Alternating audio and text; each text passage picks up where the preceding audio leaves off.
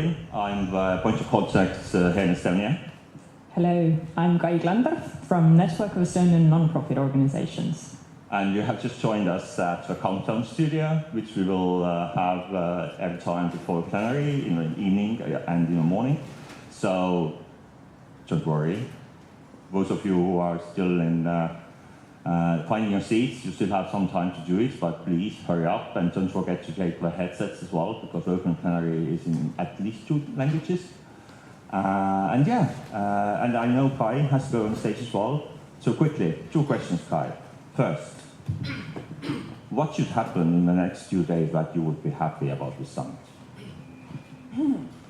Thank you for the already very thoughtful question.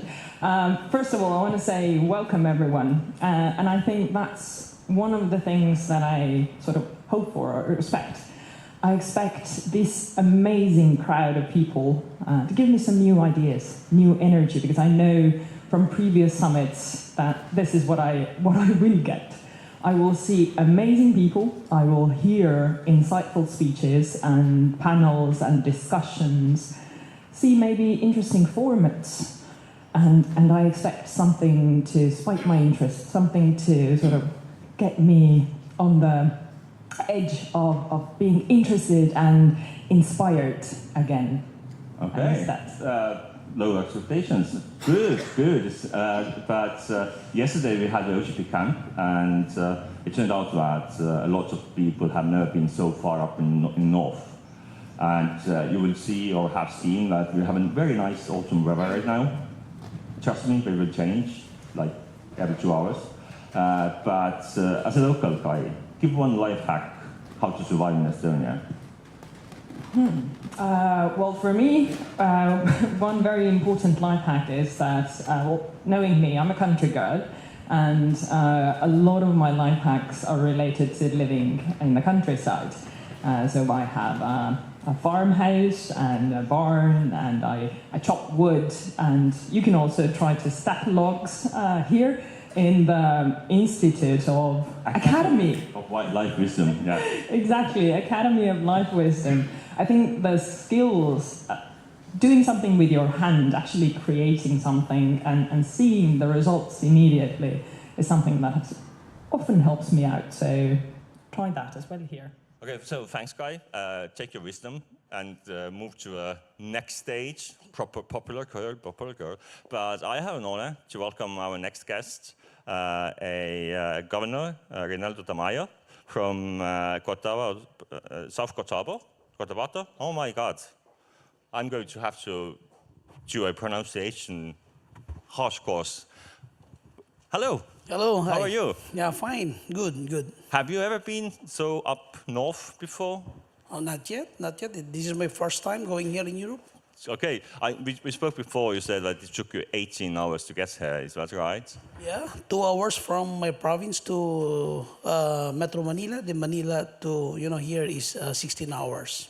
Okay, so if you could just sort of, if you had to say in few words, what have been sort of the greatest successes for you in the last couple of years in your province in open governance? What would you say? Through open government, we develop, transparency, accountability, integrity, and people's participation, citizens' participations. It actually gained people's trust. With these people's trust, it is very easy for me to do things that I really want to do to change the governance that we have in our locality, in our province. So maybe just to give an example of a recent reform you had, or is it just ongoing work day to day? It's not just one thing you do, it's just something you have to really invest into energy. In South Cotabato, after gaining people's trust, we have very good programs there. We have free education from primary, secondary to tertiary education. We have also, free hospitalizations there in South Cotabato. And at the same time, what is good in South Cotabato is that we organized our people from the smallest unit in the Purok level, Purok Sitio level, the smaller than the barangay level. the barangay local government units. That's the smallest government unit, the barangay. But we go down to the Purok and Sitio level. We organize them and we involve our citizens in any programs in our government. We call them co-ownership. We let our people co-own our programs and projects in our local government units. So everything we have now in our province, in Philippines, a certain person, a certain citizen can only own maximum of 5 hectares of land. So it's very difficult to to use all big machineries in order to go farming. So the cost of goods of our farms, the cost of goods is very high. So that's the reason why the price is very high also. So with these people's participation in our government, what we did, we consolidate all small farms into one big farms. Then, after that, we maximize the big machineries, reduce the production cost of our, of our products, and then it really, increase the income of our farmers, reduce the price of our products. So that's the result or outcome of people's participations. And we can only, and through that, we can gain, people's trust. Okay, let's do this, let's do that. Let's consolidate everything. Then let's work as one. Let's work as a corporate approach. Then that's it. The outcome is very good, very nice. Thank you. I mean, I just understood how narrow-minded I am. I never thought you can use co-creation in agriculture. So thank you for sharing that. So we have local governments now, parts of OGP, more than 100 local governments. And today actually was the first local assembly where local governments come together and share their ideas and thoughts, which I think is really important.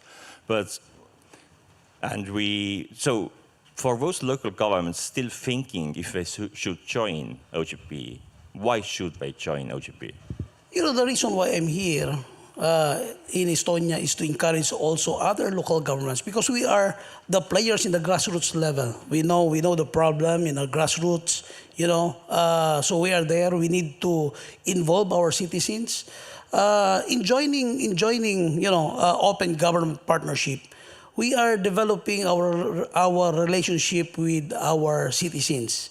And, as I mentioned earlier, the result of that, the integrity of our government, the citizens' participations, accountability, and the transparency. Through this, we can say to our constituents or citizens that, you are part of this government. You are part of this government. You co-own the programs. You co-own the projects that we have in this government. So that is really important in every local government to engage citizens in developing our locality. So it's very important to local government units to really engage in citizens' participations, because we are the front line of the whole government system in our country. The front line is in the local government units. So we need to have openness to our citizens. We need to have this open government and in every citizens in our community.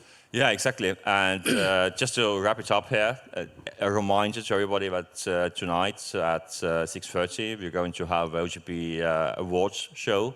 And those awards celebrate both reforms on the national and the local level, because it is important. Thank you, Governor, for this interview. You so much. I hope you enjoy the summit, and I hope the same for everybody.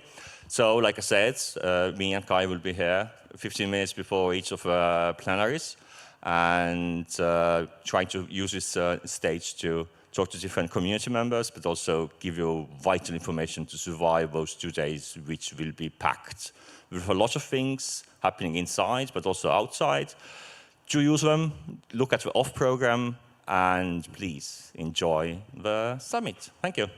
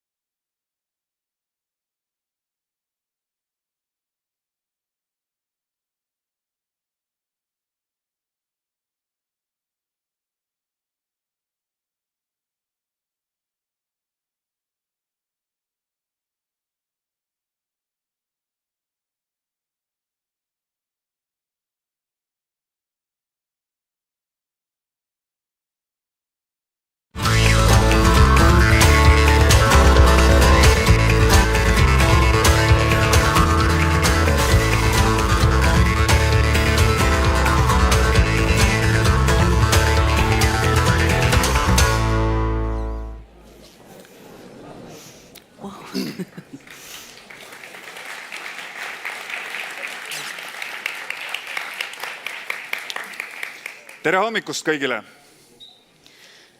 Buenos días a todas, a todos. Good morning, everyone, and welcome to the beautiful Tallinn, to the OGP Global Summit. We've been working with Annabel as lead co-chairs for the past year. And what a year it has been. We have a new OGP strategy. It's the most difficult word in English. And there's an in-person meeting happening for, I don't know, after so many years. So we are very happy to have you here. And muchas gracias, Annabel, for taking me along for this ride. Thank you, Taimar. Tänan teid väga.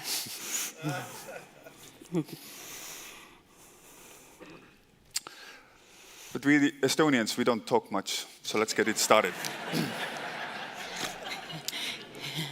25 decisions in 25 seconds? What's that? Yes, the record of government session, I yesterday talked about it, is 23 seconds that the Estonian... So thank you so much, Tarmo. And it's my honor and privilege to welcome on stage our first speaker, Prime Minister of Estonia, Kaja Kallas. Please, Prime Minister.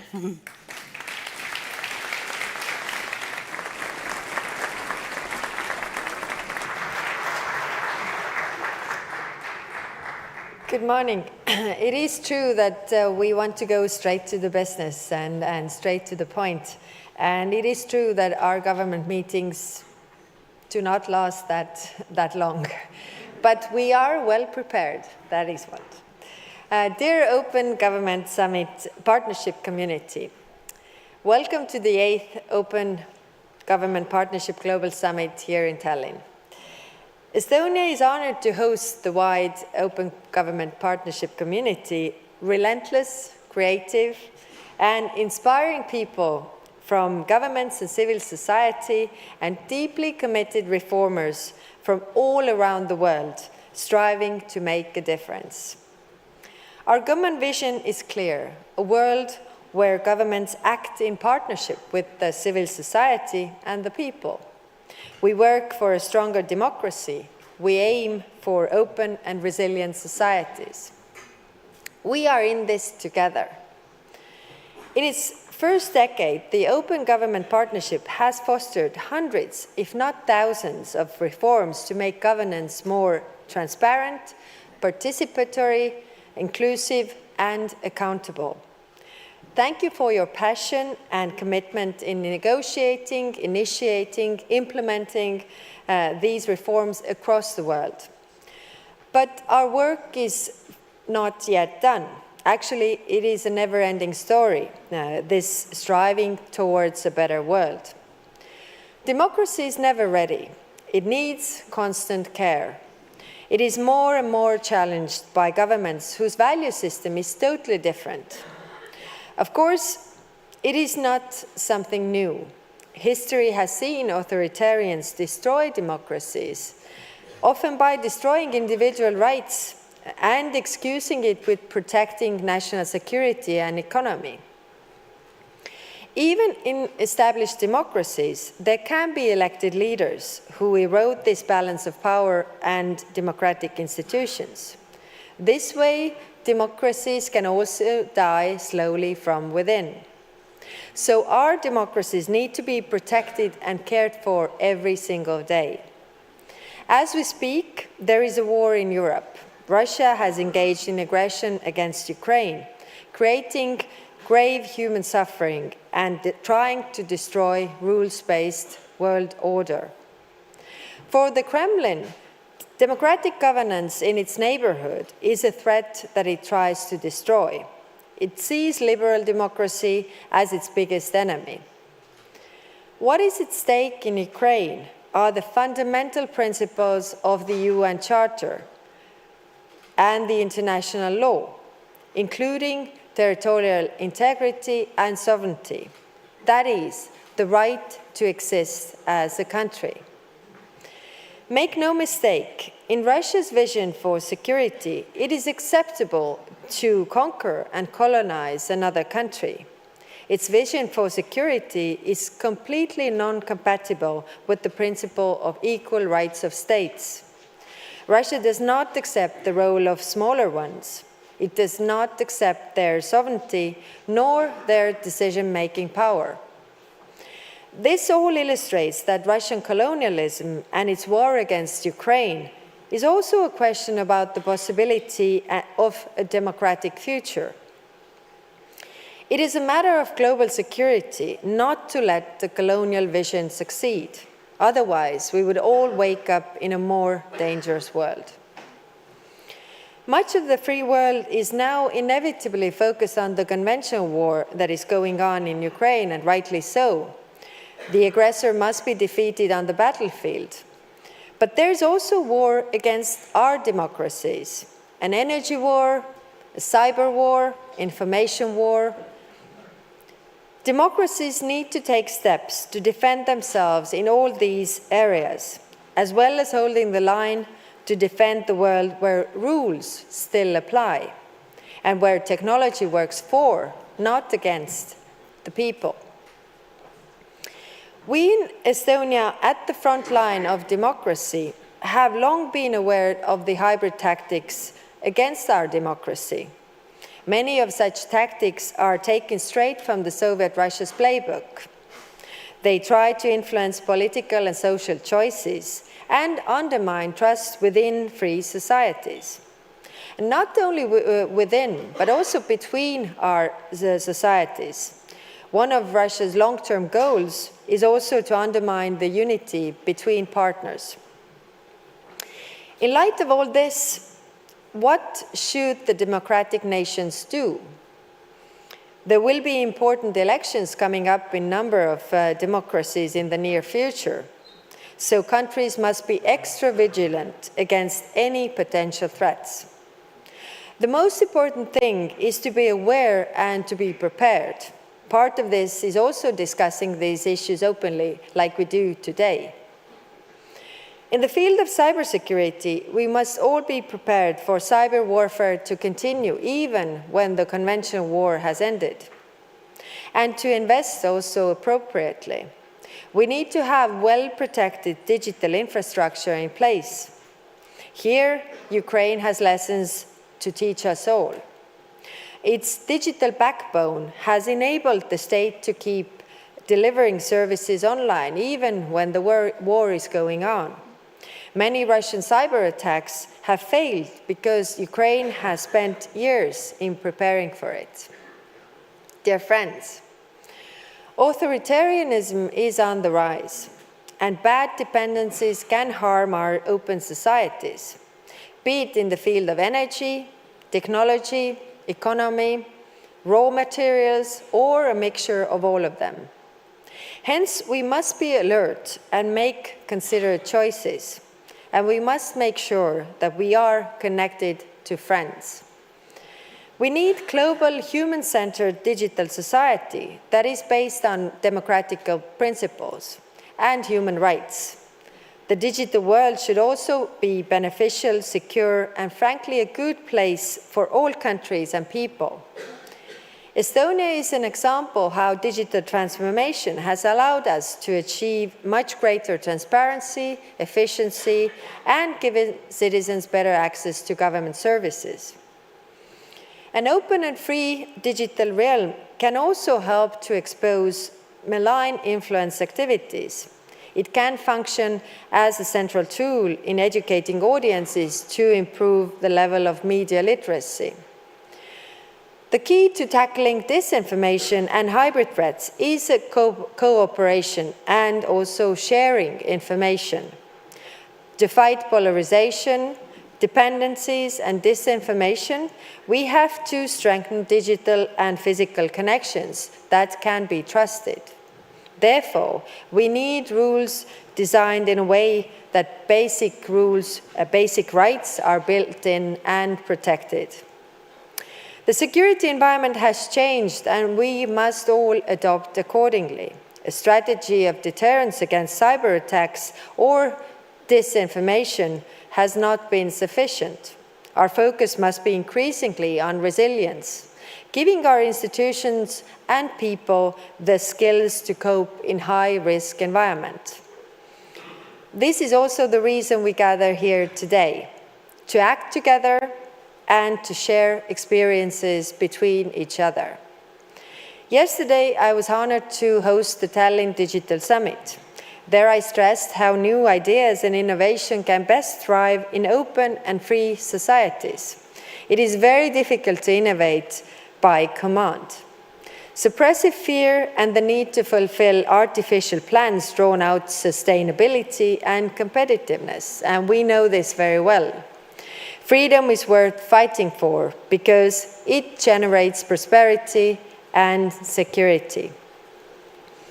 Dear Open Government Partnership community, we have chosen Kaheksakand, the 8-sided star, as the symbol of this year's Open Government Partnership Summit, as it signifies protection, hope, and faith, and is known across geographies and cultures. As a symbol of the North Star, it points in all 8 directions of the world and welcomes the Open Government Partnership current and also the future members. As a morning star, Kaheksakand symbolizes good luck and new beginnings. And this is my wish to you all as well. Do not be afraid of new beginnings when customary solutions no longer work. Let's use this global summit as a platform to ask each other what have we done right and what must be done next. Allow me to leave you with these 2 questions to address. What is the state of democracy, and how can we make sure that openness is understood as strength and not as a weakness? And how should we act within our own societies as well as in international cooperation to secure the future of open democracy and with the well-being of all our citizens and the world we live in? So I wish you all inspiring conversations, discussions in this thought-provoking global summit. Thank you.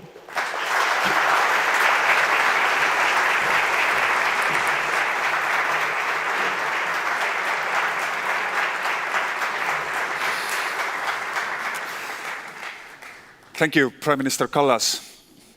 Our next speaker understands very well what is at stake for all of us.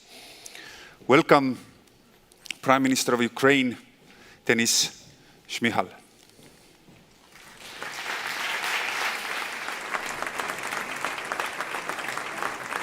Prime Minister Kallas, distinguished guests, dear friends, first and foremost, I want to express my gratitude to you, dear Kaya, for the opportunity to address the Open Government Partnership family, which today unites 75 countries, 104 local governments, more than 2 billion people, and thousands of civil society organizations. This unique community is bound by shared values: transparency, active participation in government processes, inclusivity, and accountability in governance. It is these very values that a free, independent, and democratic Ukraine shares. It is for these values that Ukrainian soldiers are currently fighting in trenches near Bakhmut, along Zaporizhia and Kherson. Together with our allies, we truly understand why Ukraine must win. We understand that long-lasting peace is impossible without Ukraine liberating all of our territories. We share dreams and plans for the future. Ukrainian victory will be forged on the battlefield by the armed forces of Ukraine and on the international platforms based on the President Zelensky peace formula. If you dream of lasting and just peace in Europe, there is no alternative than to support the Ukrainian army and diplomacy in achieving these goals. Provide us with modern fighter jets, long-range missiles, more tanks and artillery. Help us drive out the aggressor and achieve peace on our terms. This will create a strong foundation for the flourishing of democracy in Ukraine and consequently for advancing the values of the open government partnership on the European continent. Our plans also include joining the European Union and NATO. It is a challenging path, but we are very committed. We implement comprehensive democratic reforms even in the conditions of a full-scale war. History knows no examples of a state simultaneously fighting an overwhelming external enemy and transforming at the same time. Ukraine is changing today. We are on the path to fully implement 7 European Commission's recommendations that we received when Ukraine was granted EU candidate status last June. It is about changing our institutions. I can tell you that all these reforms are either fully implemented or in their final stages. They must be assessed strictly but fairly by the European Commission and EU member states. I am confident that the progress achieved is sufficient to initiate EU accession negotiations by the end of this year. Membership in the EU and NATO is an important institutional framework that will pave the way for the reconstruction and recovery of Ukraine. We intend to create a favorable investment climate and attractive business opportunities. Efficient IT solutions already being implemented in the Ukrainian government's work will be the key to success reducing corruption risks. The reconstruction of Ukraine after the war will be the largest infrastructure project of the 21st century, and we want members of the Open Government Partnership family to be part of it. In conclusion, I hope that one of the future OGP summits will take place in Ukraine after our full and final victory in this war. We await you in hospitable Kyiv. Thank you for your support. Together we will prevail. Slava Ukraini!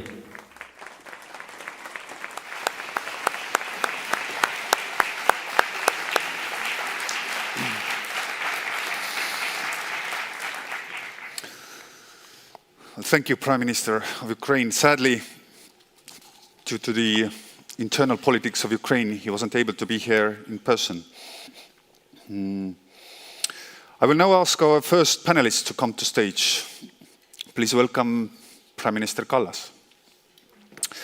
Pedro Lopez, Secretary of State of Digital Economy from Cabo Verde. Diana Tajerv from Foundation Corona. Kai Glandorf, CEO of the Network of Estonian non-profit organizations. And the moderator is Azim Azar. Please have a seat.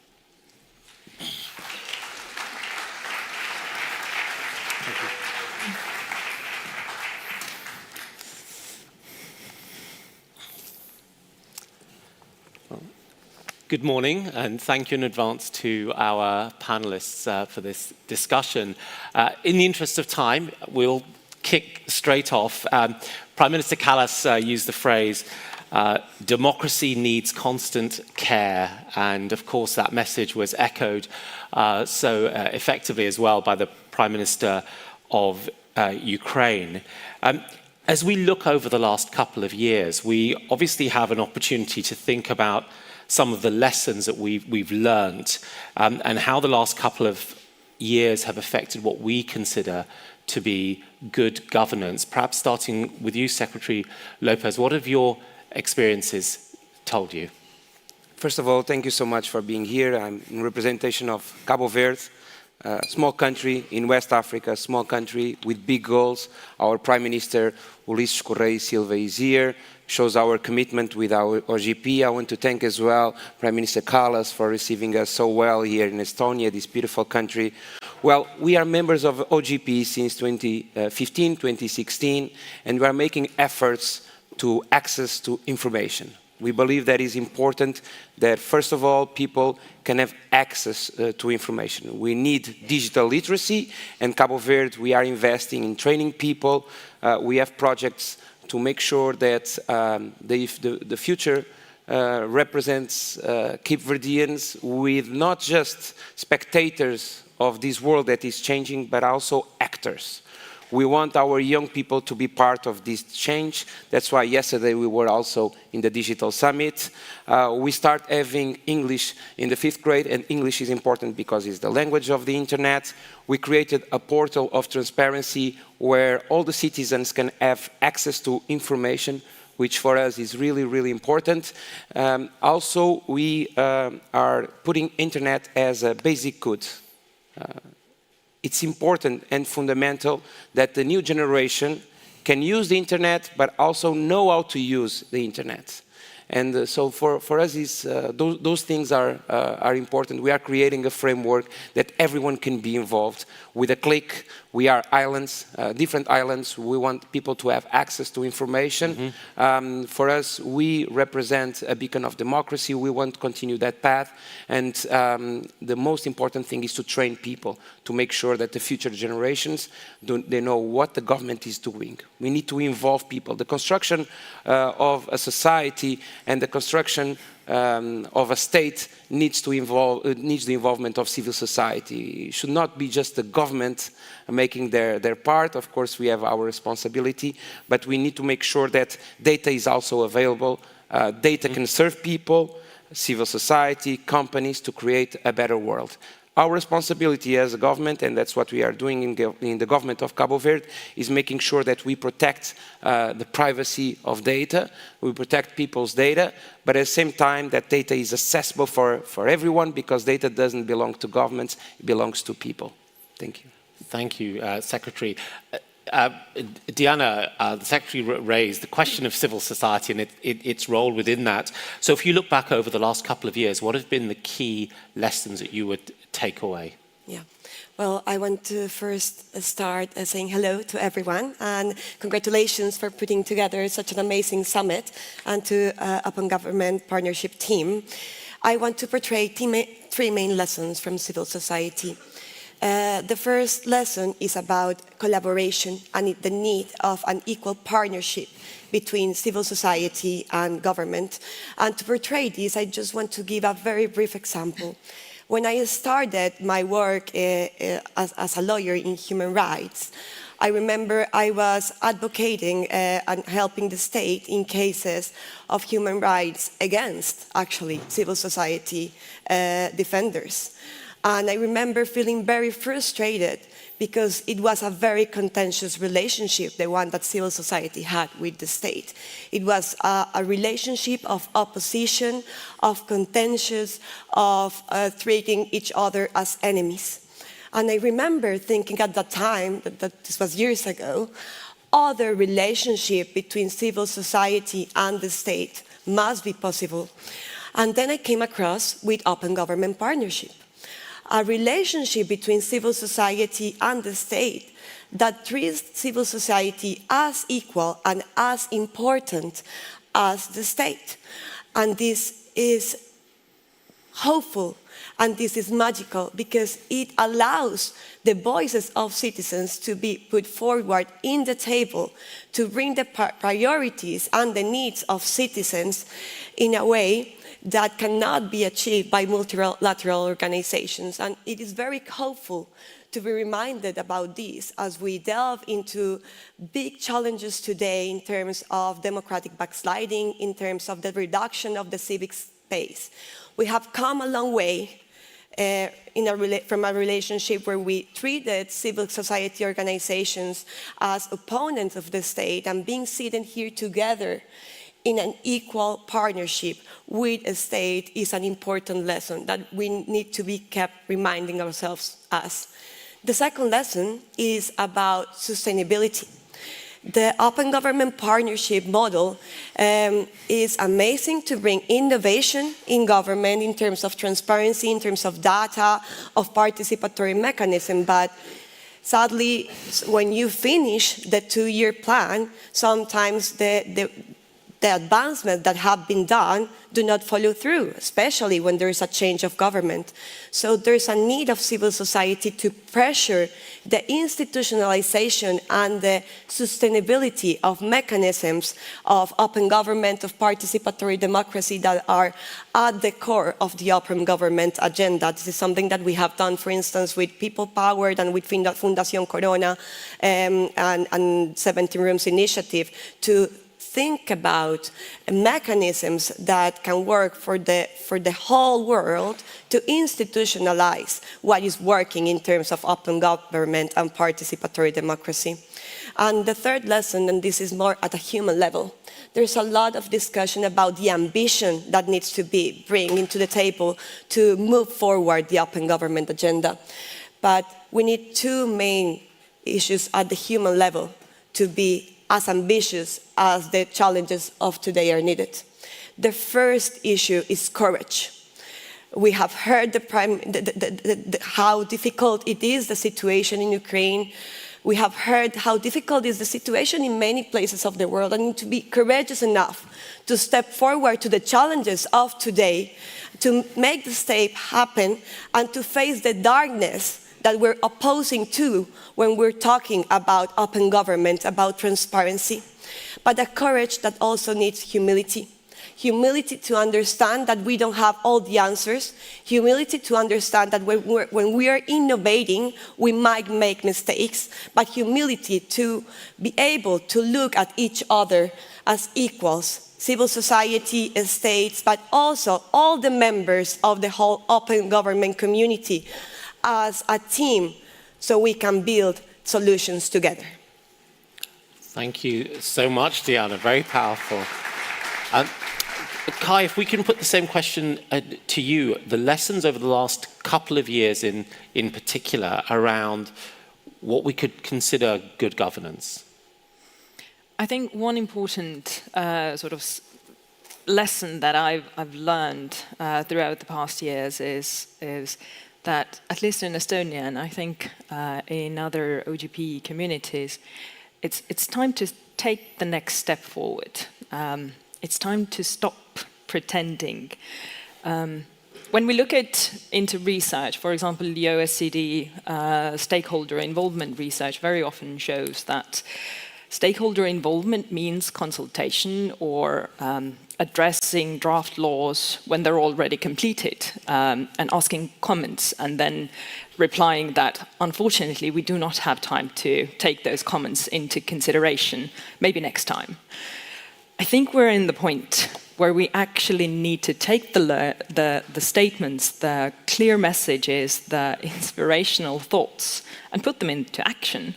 I think it's time to actually addressing those challenges that we face, that also our Prime Minister mentioned in her speech. No one has the answers to these challenges, and co-creation can only be the process we find those with. In Estonia, we're very strong believers of efficiency. We are a small country. We try to be very efficient, very quick. As already mentioned, our government meetings are very efficient. And that's a good thing.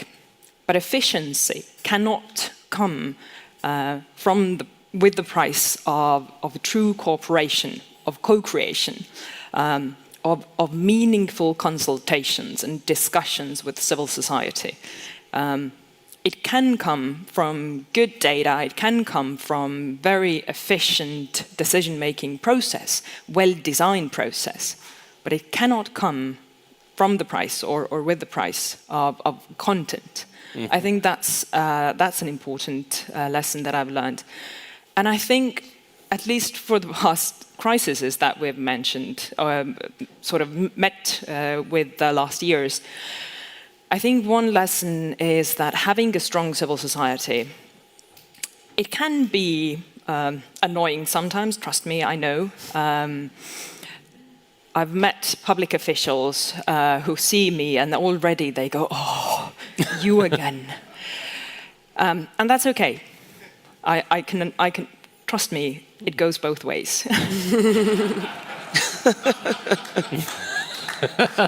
At the same time, I think we don't necessarily need to be bosom buddies or friends, but we need to get along well enough to cooperate. And I think one thing that we need to sort of try out is a good quality debate and actually working together different sides. And none of us need to be know-of-all smart ones with all the solutions, but we need to work together towards those solutions. And I think that's a process that needs strong civil society organizations for, and having those strong civil society organizations means we need to invest in them. Mm-hmm. And that means that, as already mentioned, solutions that we work out need to be sustainable, they need to be established. And in a situation where I've been on a similar stage representing Estonia and talking about our sort of star projects, civic initiative portal, Rahvaalgatus, for example, is one of them. It's a platform that we use to collect citizen votes. I may bring you to a close. Yes, I'm about to stop. Yeah. Trust me. The efficiency of the Estonian. Yes. Yeah. I'm the exemption. But yes, my main point is that we have these tools, we use them. Unfortunately, one of those tools today is already facing financial challenges. So we need to build them from the get-go as sustainable as possible and make them tools that we can use over time without having to sort of pretend or protect them while we go along the way.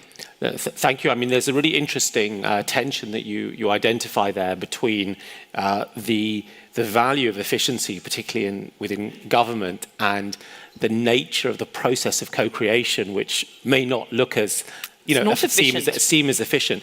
I'd like to turn just a question to Prime Minister Kallas, back to this idea that democracy needs constant care, and what, over the last couple of years in particular, have you started to think about the role of civil society as part of the caretaker, caregiver of democracy, and how do you think it plays that role?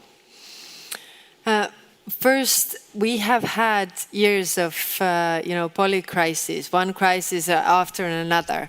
And in crisis, people need to see or want to see that, somebody decides, somebody does, and somebody does everything very fast. So if to make this comparison with the race, then, in democracies we discuss. So if it would be a race, then it seems like it goes start, and then the authoritarian regime goes like, woof, they go. But democracies start to decide, should we start with the right leg or the left leg, and which tempo we should take, and we discuss. And it's like, no, the authoritarians are already there with their decisions. But then when we get it right, when we have those discussions, okay, we start with the right leg, and then we put the left one, and then we have this tempo, then we actually go further. And I think that is also the lesson from the crisis. But it's hard because on one side you have the public pressure to do things fast. And on the other hand, you want to have the open government discussions and really bring on board what the civil society does. And now you have, politicians that can't make any mistakes because you're crucified if you admit that, okay, that went wrong.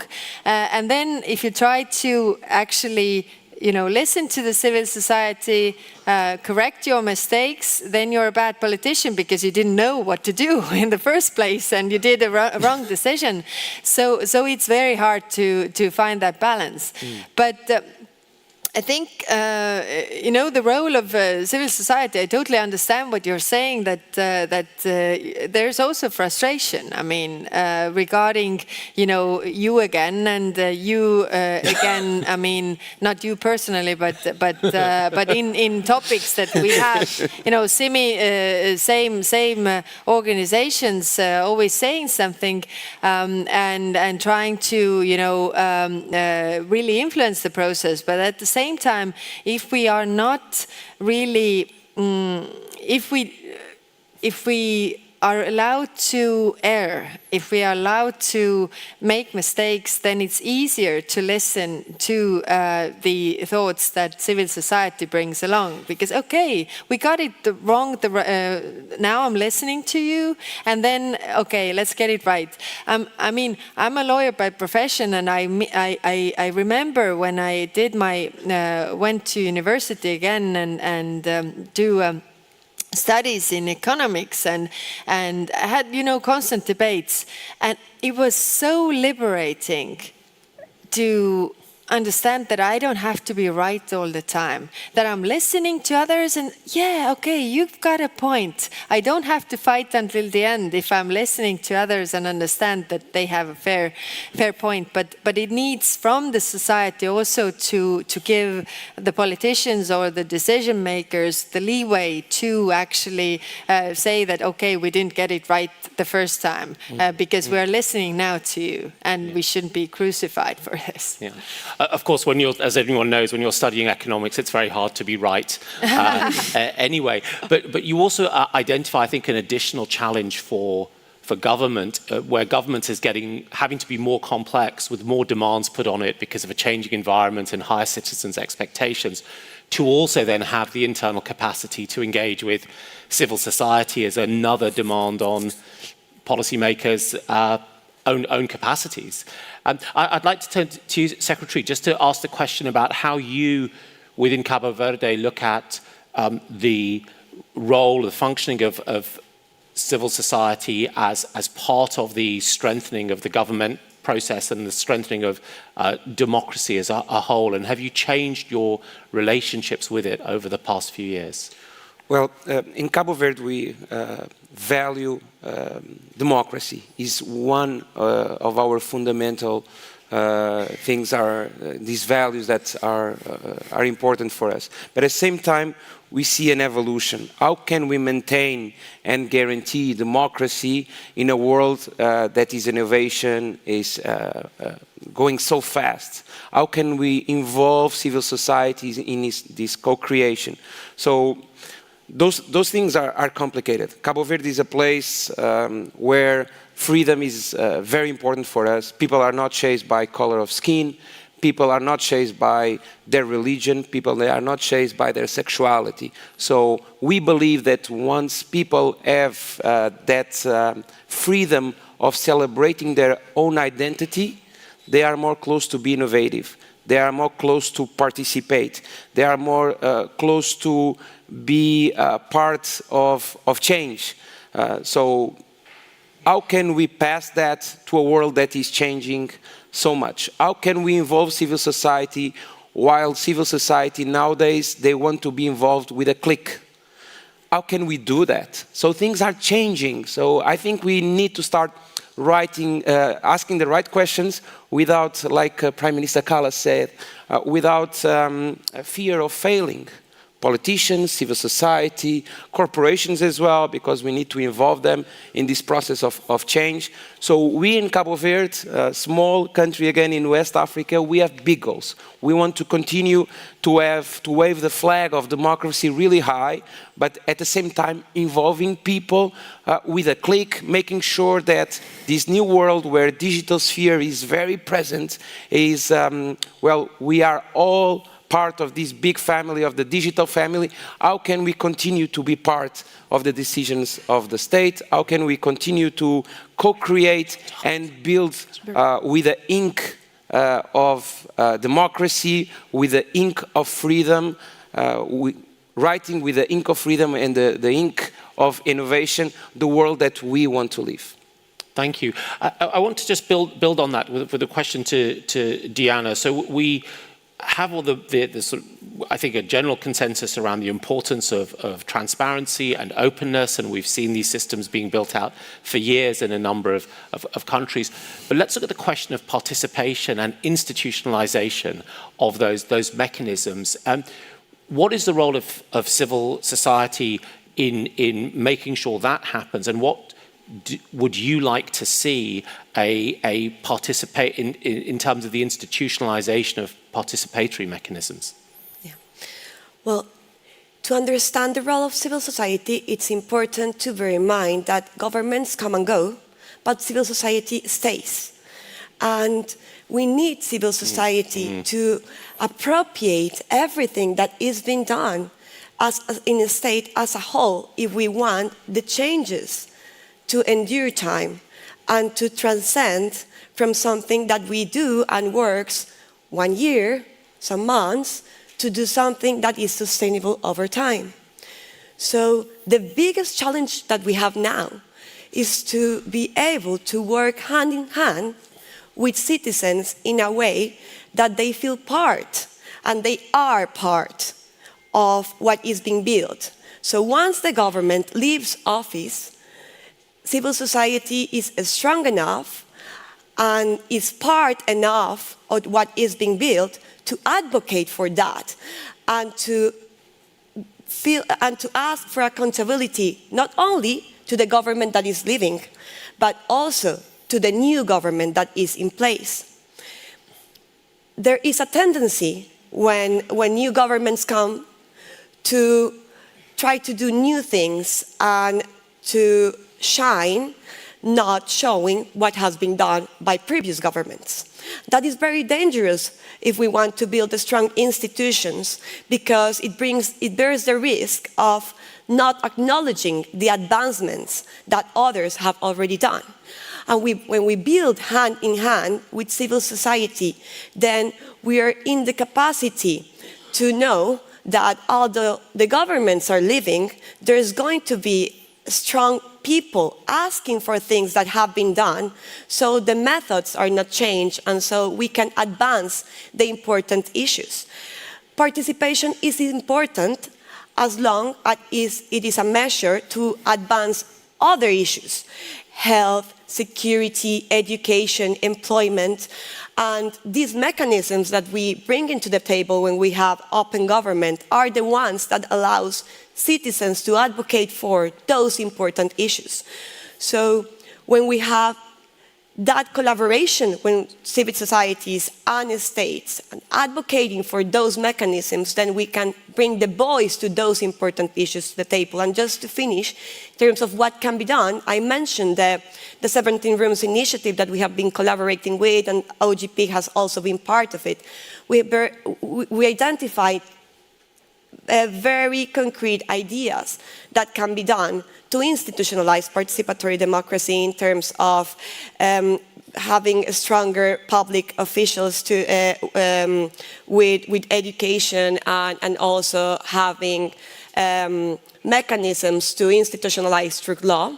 Also in terms of educating and working hard with the funding community, so they fund these measures, and also creating bigger networks to allow these efforts to happen. And we can tell you more about that later. Just to finish, that's a very important example of how to institutionalize better. Thank you for institutionalization. Kai, I'm so sorry, you're going to have to be Estonian in your efficiency in the remaining 30 seconds, just to perhaps wrap your thoughts on, mechanisms for institutionalizing participation. You're taking my time. Yeah. Go. Just two thoughts. I very much agree. I think stability is something that civil society brings to the table. I think that is a virtue that should be more used. And I think testing out, we do not necessarily need to implement everything in a large scale immediately. I think civil society can be a partner in testing different solutions. Let's try to focus on that a bit more.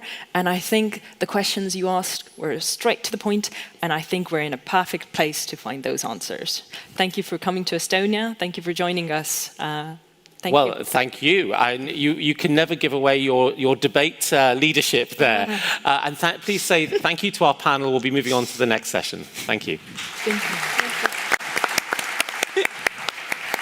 You forgot who was the moderator for a second. Sorry.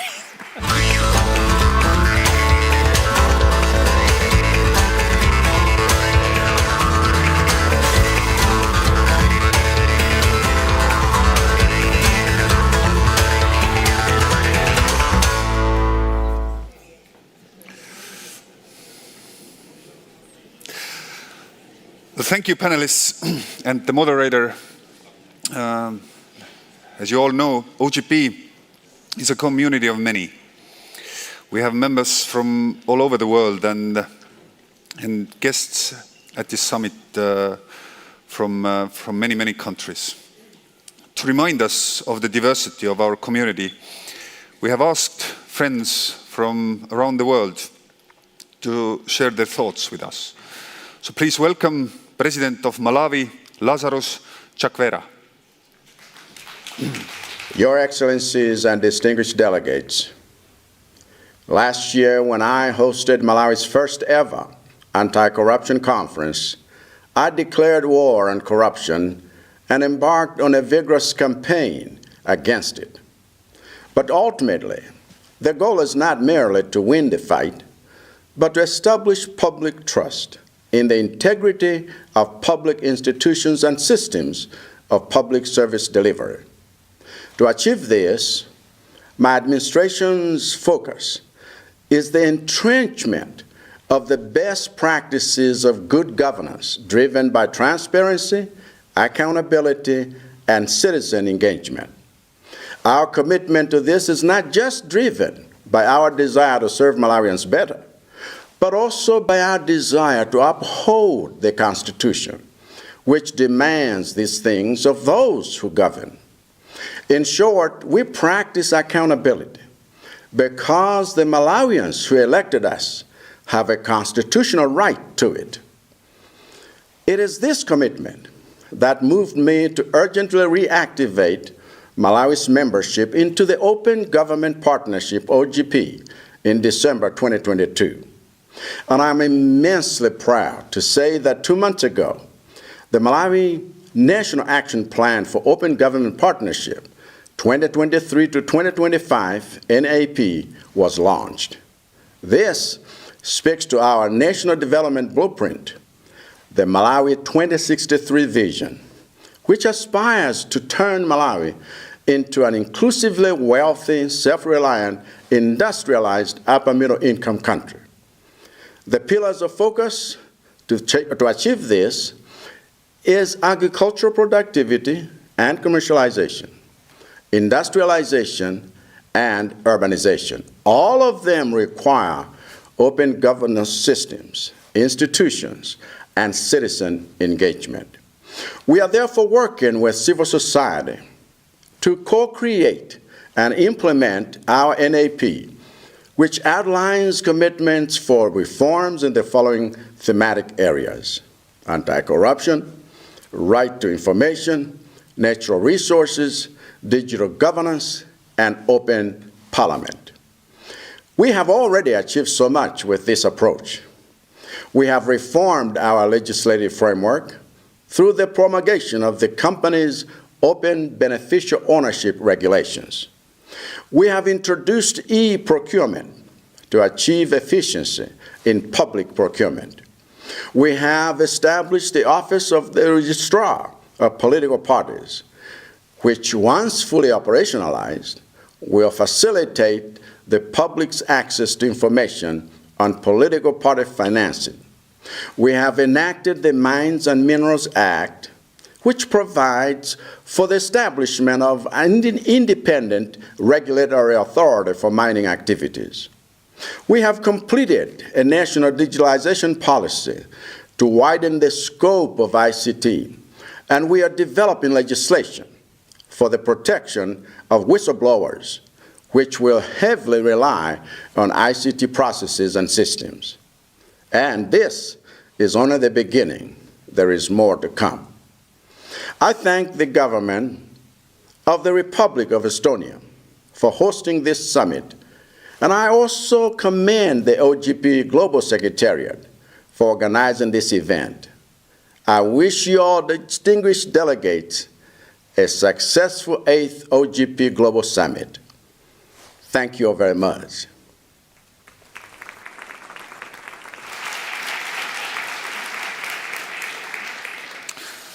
Well, we will now travel 13,000 kilometers to United States.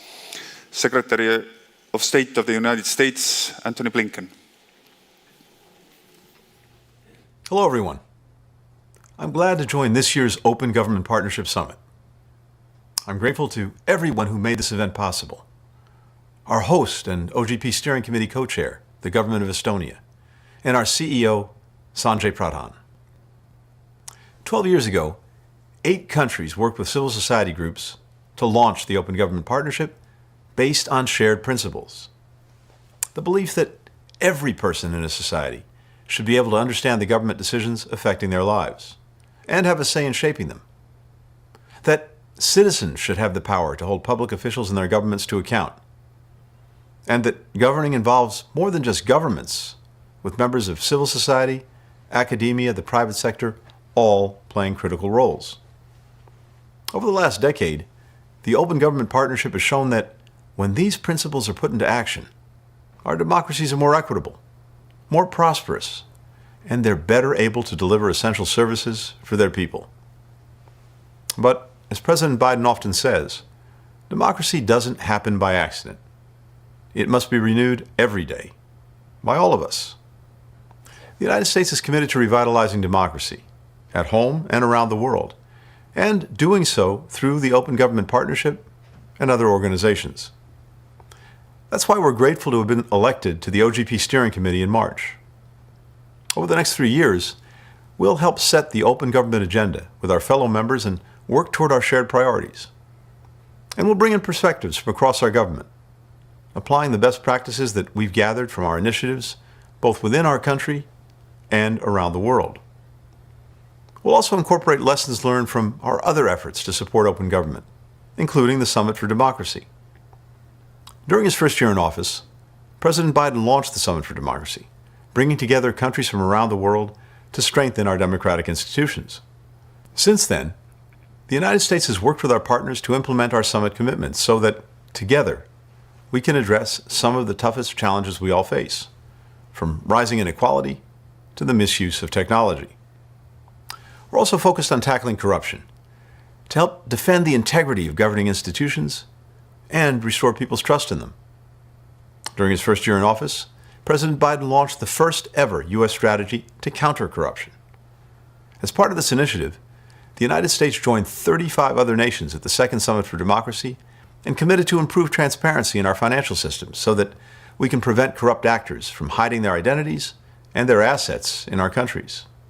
And this December, in Atlanta, Georgia, the United States will continue those efforts by hosting the largest biennial UN conference on anti-corruption.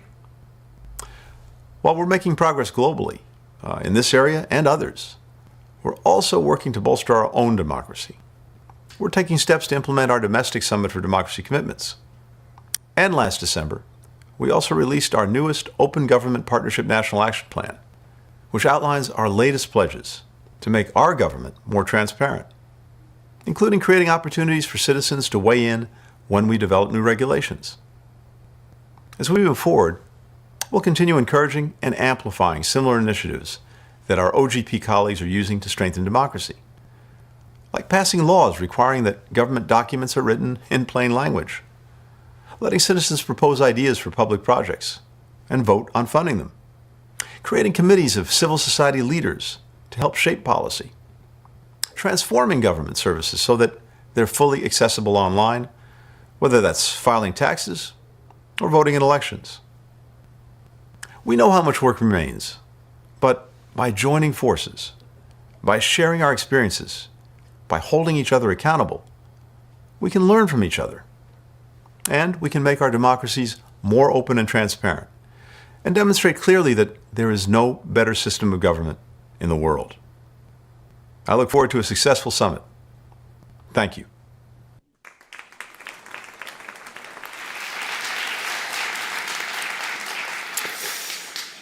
And now we will get closer to home, to Uruguay. It is my great pleasure to invite to the stage my wonderful co-chair, Annabelle.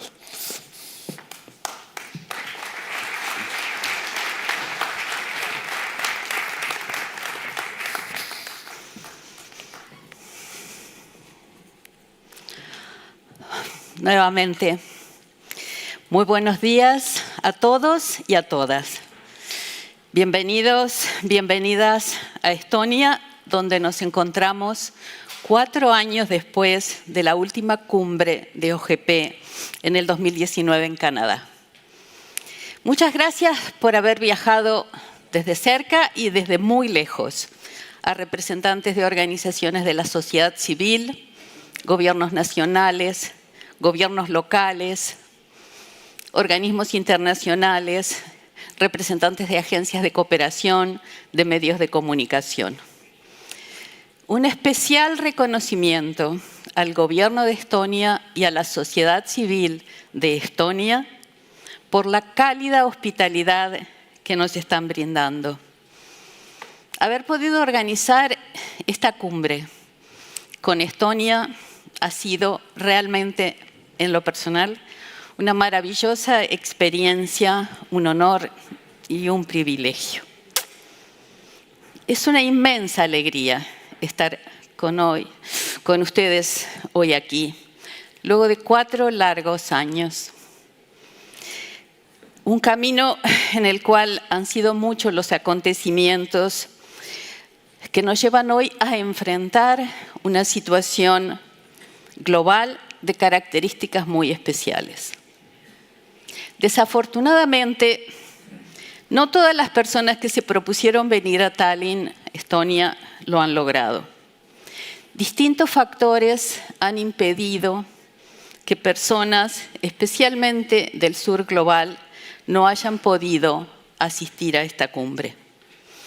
La participación inclusiva y diversa es uno de los principales objetivos de nuestra Alianza para el Gobierno Abierto y seguiremos trabajando para que ello se haga realidad en todas las acciones venideras. Desde que se constituyó OGP hace ya 12 años, la alianza ha crecido y se ha fortalecido. Hoy, 76 países miembros, 104 gobiernos locales y miles de organizaciones de la sociedad civil trabajan activamente en el afianzamiento de los principios del gobierno abierto a distintos niveles. Ser partícipes de OGP y haber trabajado juntas y juntos nos ha hecho mejores. Y ser parte de la Alianza para el Gobierno Abierto ha sido un factor para mejorar las condiciones y la democracia en muchos países. OGP ha creado espacios, los compromisos en los planes nacionales han protegido y han posibilitado la expansión del espacio cívico y han sido reales canales de participación para la sociedad civil. Sin lugar a dudas, OGP se ha propuesto fortalecer los pilares mismos de la democracia y la vinculación de ciudadanas y ciudadanos con el Estado. Dicho todo esto, de todas formas debemos resaltar que queda mucho por hacer y que tenemos importantes desafíos pendientes.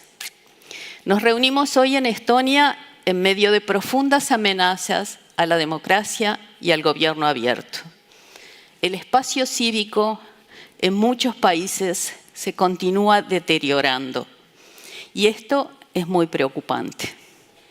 El Civicus Monitor, que califica el espacio cívico en todo el mundo, entiende que entre los 76 países que integran OGP, muy pocos tienen un espacio cívico enteramente abierto, que la mayoría tiene un espacio reducido o obstruido y en algunos casos considerado decididamente represivo.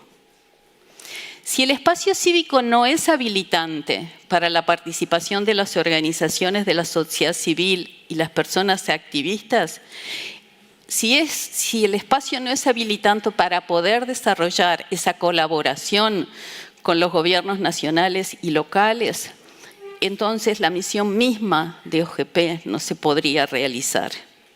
La visión de OGP es la de gobiernos abiertos, trabajando en colaboración con la sociedad civil y con la gente para fortalecer la democracia y generar mayores beneficios para la sociedad. Así, el espacio cívico es la base fundamental para el gobierno abierto y para que OGP pueda cumplir su misión.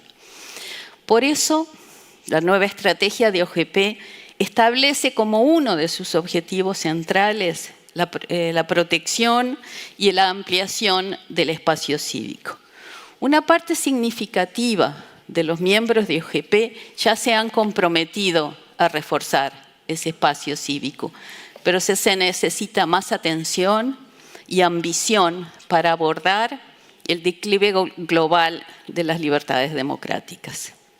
En este marco, y para hacer frente a este momento, OGP lanza en esta cumbre mundial el desafío de gobierno abierto, para retarnos a todos los miembros de la alianza a mostrar liderazgo en al menos una de 10 áreas temáticas centrales para el gobierno abierto y mostrar resultados tangibles en el periodo de 5 años de la estrategia.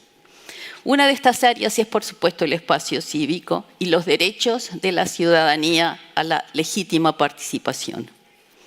2 de los desafíos de gobierno abierto lanzados en esta cumbre abordan directamente temas de espacio cívico.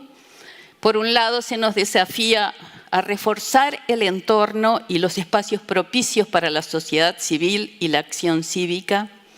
Por otro lado, a desarrollar y reforzar los marcos jurídicos que protegen los derechos de las y los periodistas y los medios de comunicación independientes. Tenemos por delante 2 días de trabajo intensos, de debate, que seguramente nos darán pistas y nos revelarán acuerdos para trabajar en el fortalecimiento del gobierno abierto en nuestras comunidades y de nuestra querida Alianza Global. Muchísimas gracias.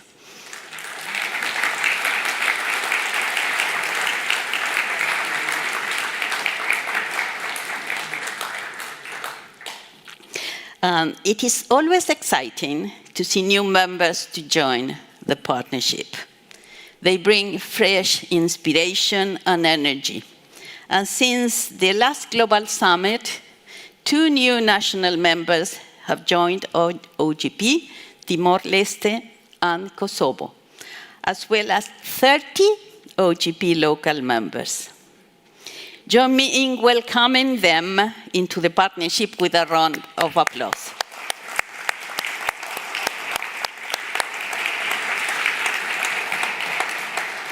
Kosovo is joining OGP as a non-voting member, and I'm looking forward, really, to witnessing their journey in OGP.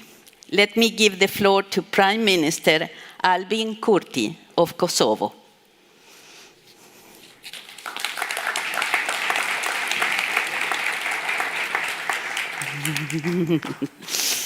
Thank you so much.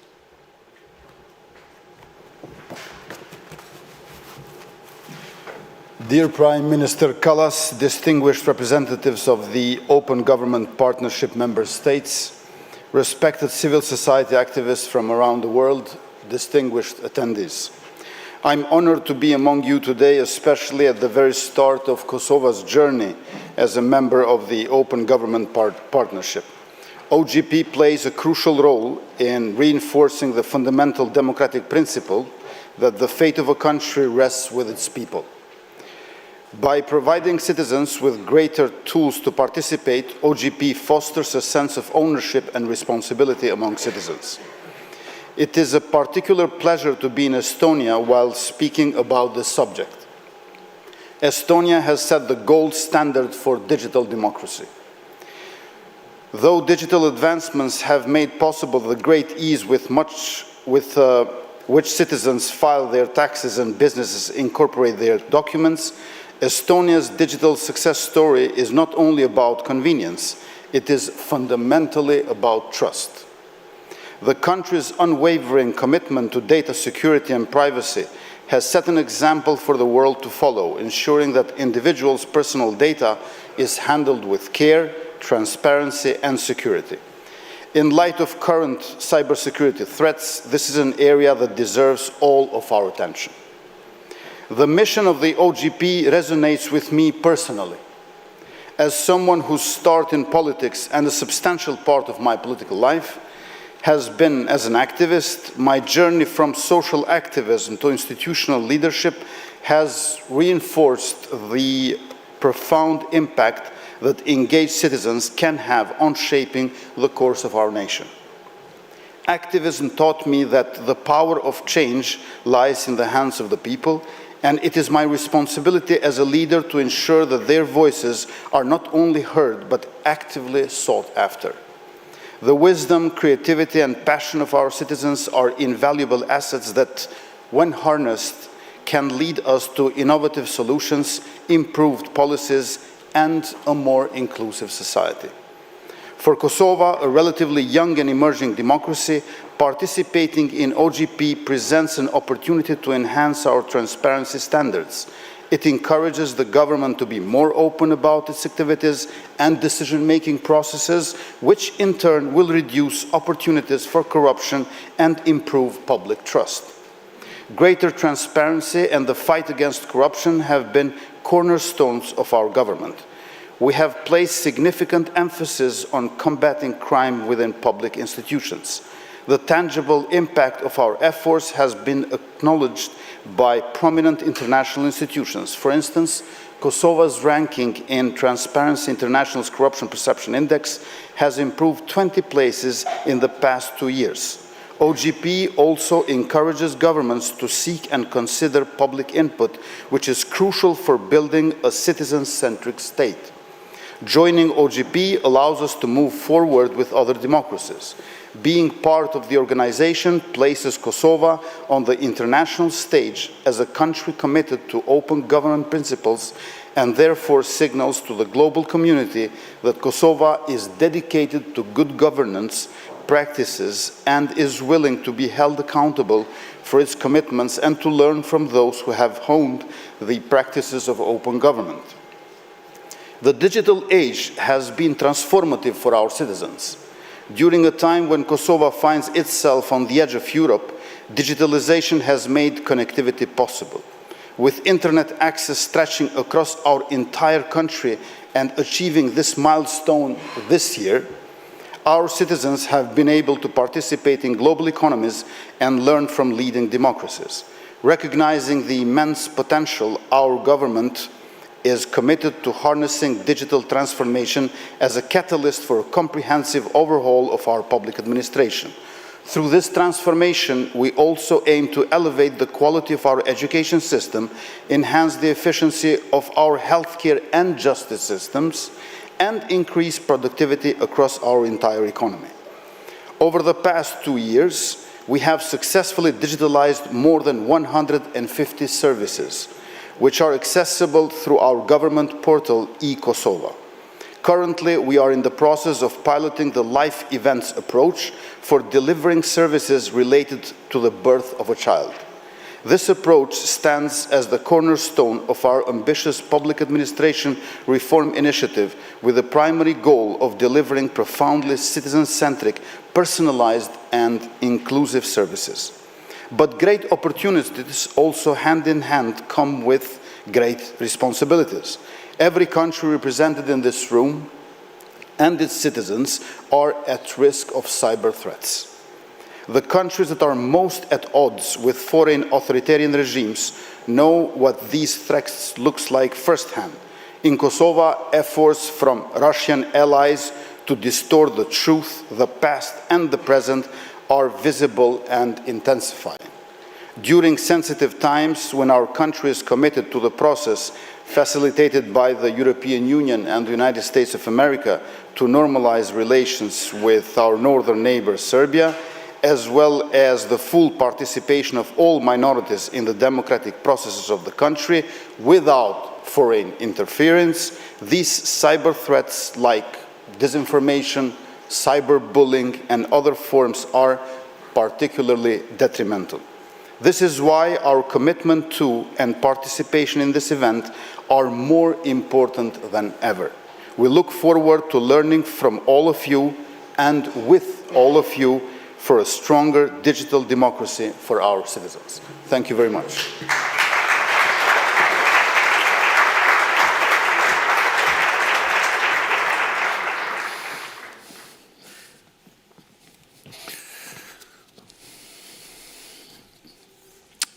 Thank you, Prime Minister Kurti. Let's travel some more. 9,000 kilometers this time. Please welcome President of the Dominican Republic, Luis Abinader. Es un honor para mí ser la voz de la República Dominicana ante la 8ª Cumbre Global de la Alianza para el Gobierno Abierto. Un foro que nos permite poner de relieve la importancia de un gobierno dirigido a la gente, transparente, participativo y eficaz. Un gobierno abierto que es mucho más que transparencia, porque la información que se transparente debe ser útil, reutilizable y oportuna para realmente mejorar los servicios públicos y por tanto la calidad de vida de los ciudadanos.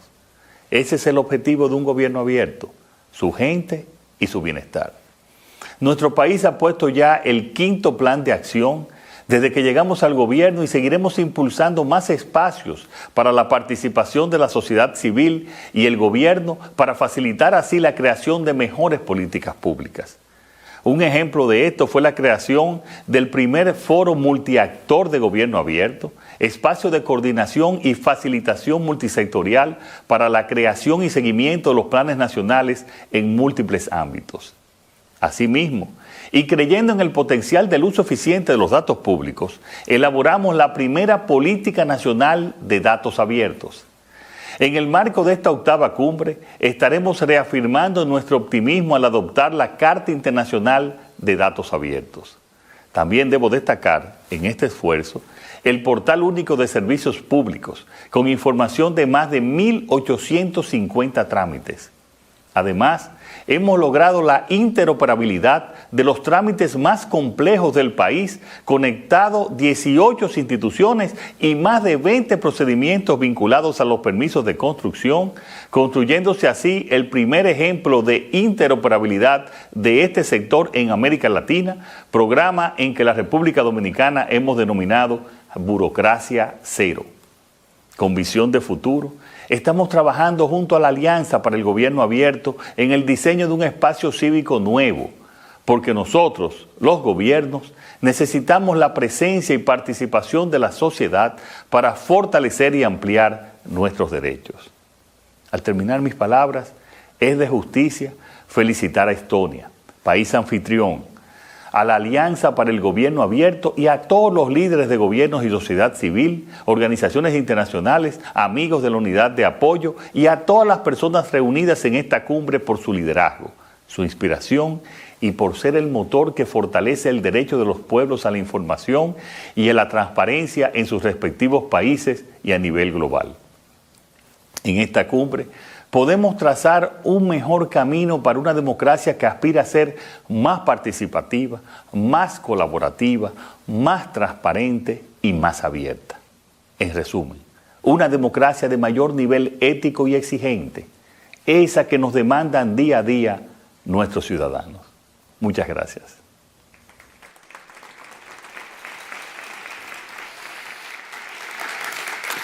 Thank you, President Abinader. Well, we now heard from the civil society, heard from the heads of states about the importance of OGP. But as you all know, every international organization doesn't only need member states and organizations, but also needs an inspirational leader. OGP is happy to have an excellent on that. So please welcome the CEO of the OGP, Sanjay Pradhan.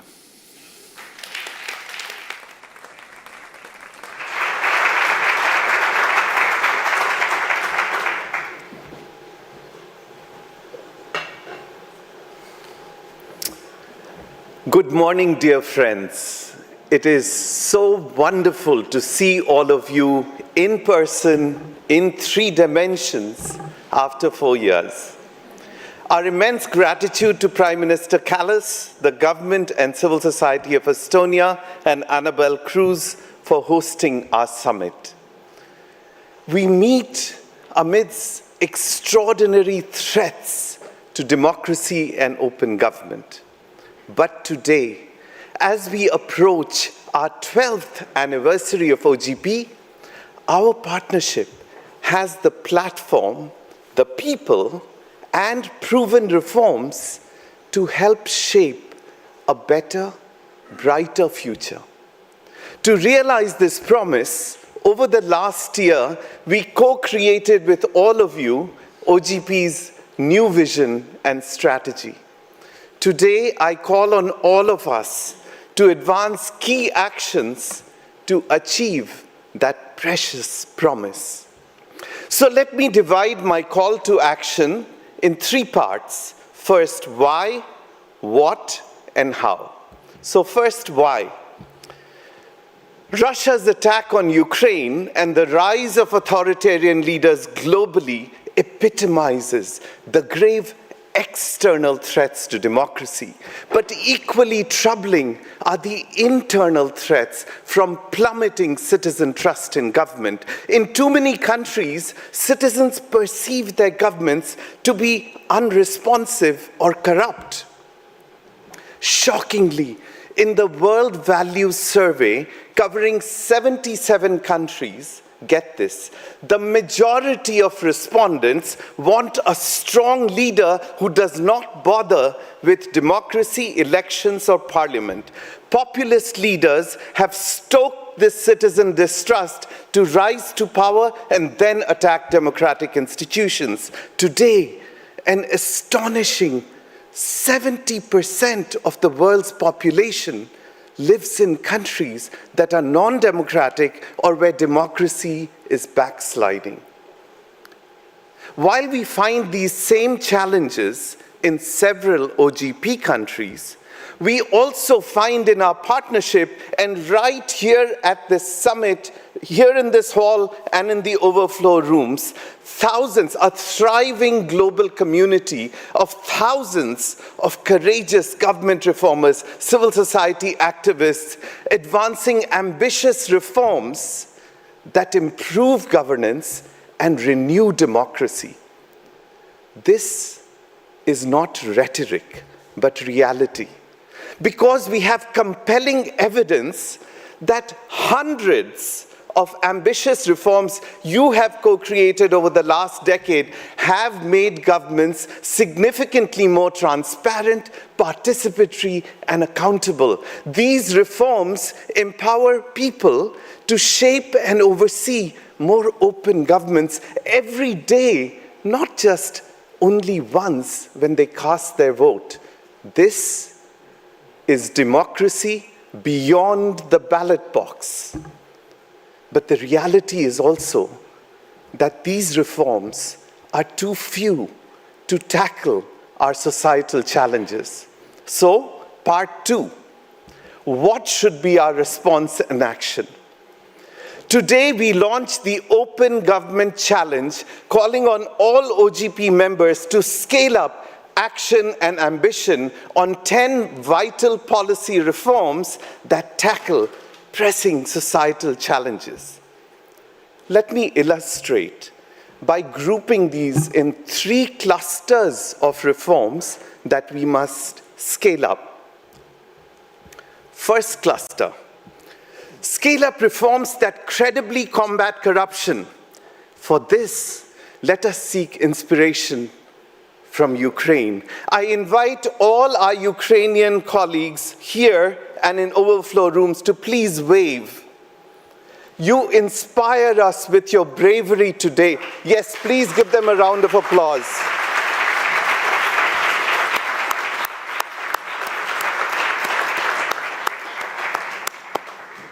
You inspire us with your bravery today. But you have also inspired us over the years with many award-winning reforms in open government that measurably reduced corruption, such as opening opaque contracts through ProZorro DoZorro, or launching the world's first beneficial ownership register. Amazingly, even amidst war, Ukraine is delivering its latest OGP action plan, integrating open contracting and beneficial ownership transparency in a new platform called DREAM to ensure accountability in post-war reconstruction that the Prime Minister talked about. Today, 40 OGP countries such as Nigeria, Slovakia, and the UK are advancing beneficial ownership transparency, and 70 OGP members are advancing open contracting, rapidly making these the new global norms. Let us similarly tackle political corruption, such as 20 OGP members, like Chile and Madrid, advancing lobbying transparency. So now, second cluster of reforms that we must scale up. Let us multiply reforms that empower people, including the marginalized, to access justice and shape policies that impact their lives, especially at the local level, such as Nandi County, Kenya's toll-free call center, which empowers remote rural residents to provide service delivery feedback for government action, or Estonia's citizen initiative platform, enabling people to crowdsource and vote on policy proposals and policies for parliament. I call on us to lift the voices of women and the marginalized, such as Bogota, Colombia's 50-50 route to gender parity, or Indonesia's platform covering, get this, 145 million welfare recipients, which vulnerable groups can verify and appeal to receive their benefits. For all this, we must protect civic space and media freedoms, which are our very foundation, but have come under pervasive attacks, including in OGP countries.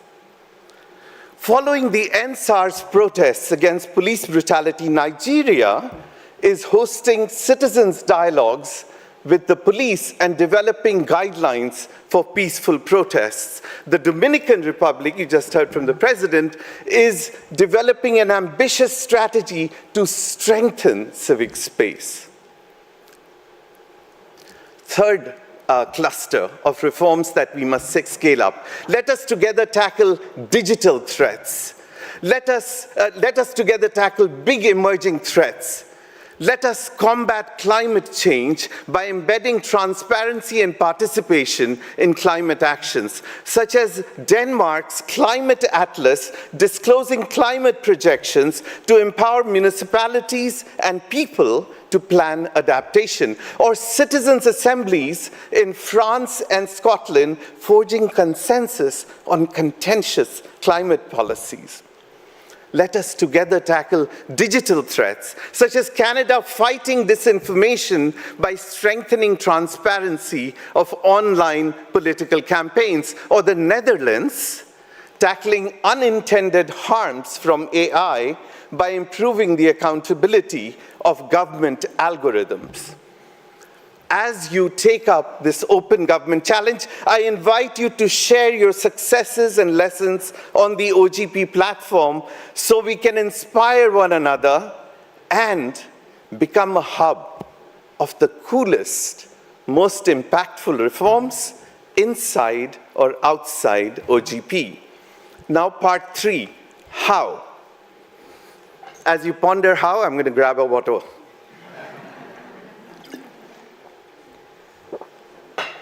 So how? To scale up these ambitious reforms, we must mobilize stronger leadership inside our partnership and broaden our champions outside our partnership. So first, stronger leadership within.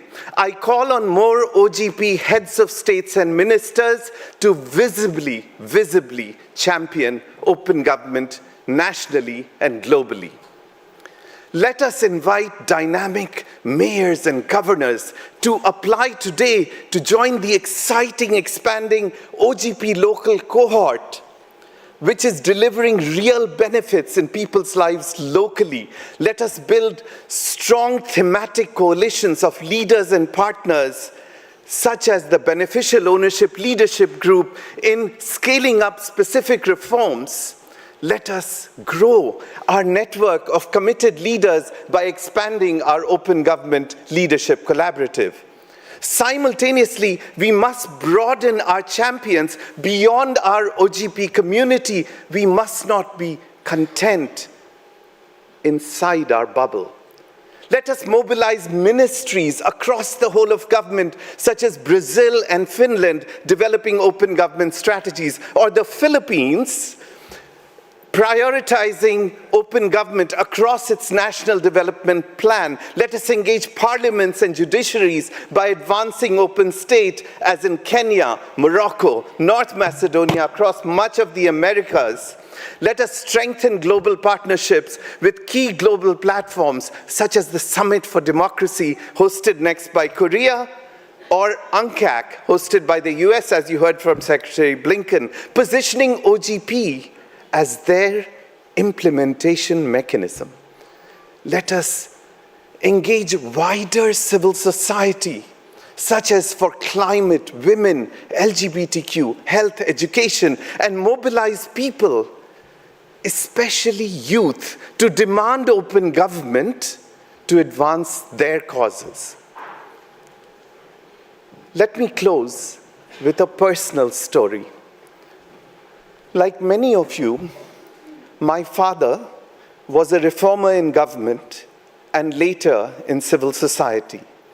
He fought against corruption in India's poorest state till literally the day he fell and he died. But he was a lonely warrior fighting alone. Look around you.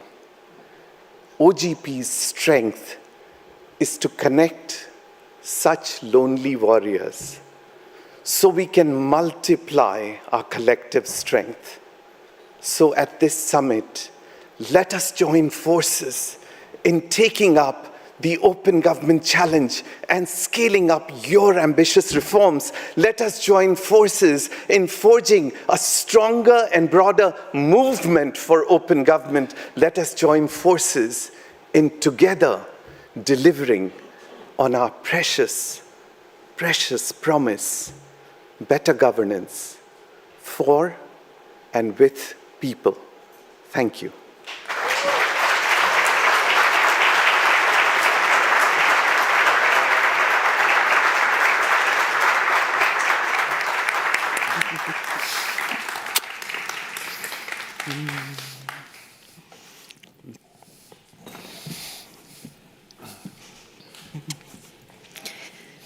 Thank you, Sanjay, for your always inspiring words and for saying what many of us, or all of us, think.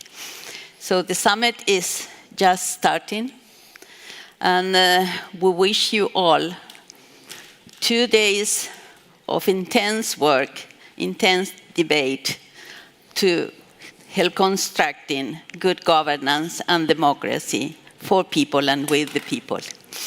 And I really urge you to ask those difficult questions from yourself, from each other. And keep in mind that if you don't ask those questions here, somebody else might later, and they might not be so well connected to the OGP or feeling connected to the OGP than we are. So please, ilusat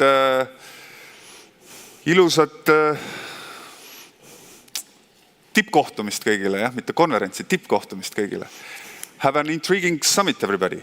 Muy buenas discusiones para todos, para todas, y muy buenos 2 días de trabajo que nos esperan. Muchas gracias.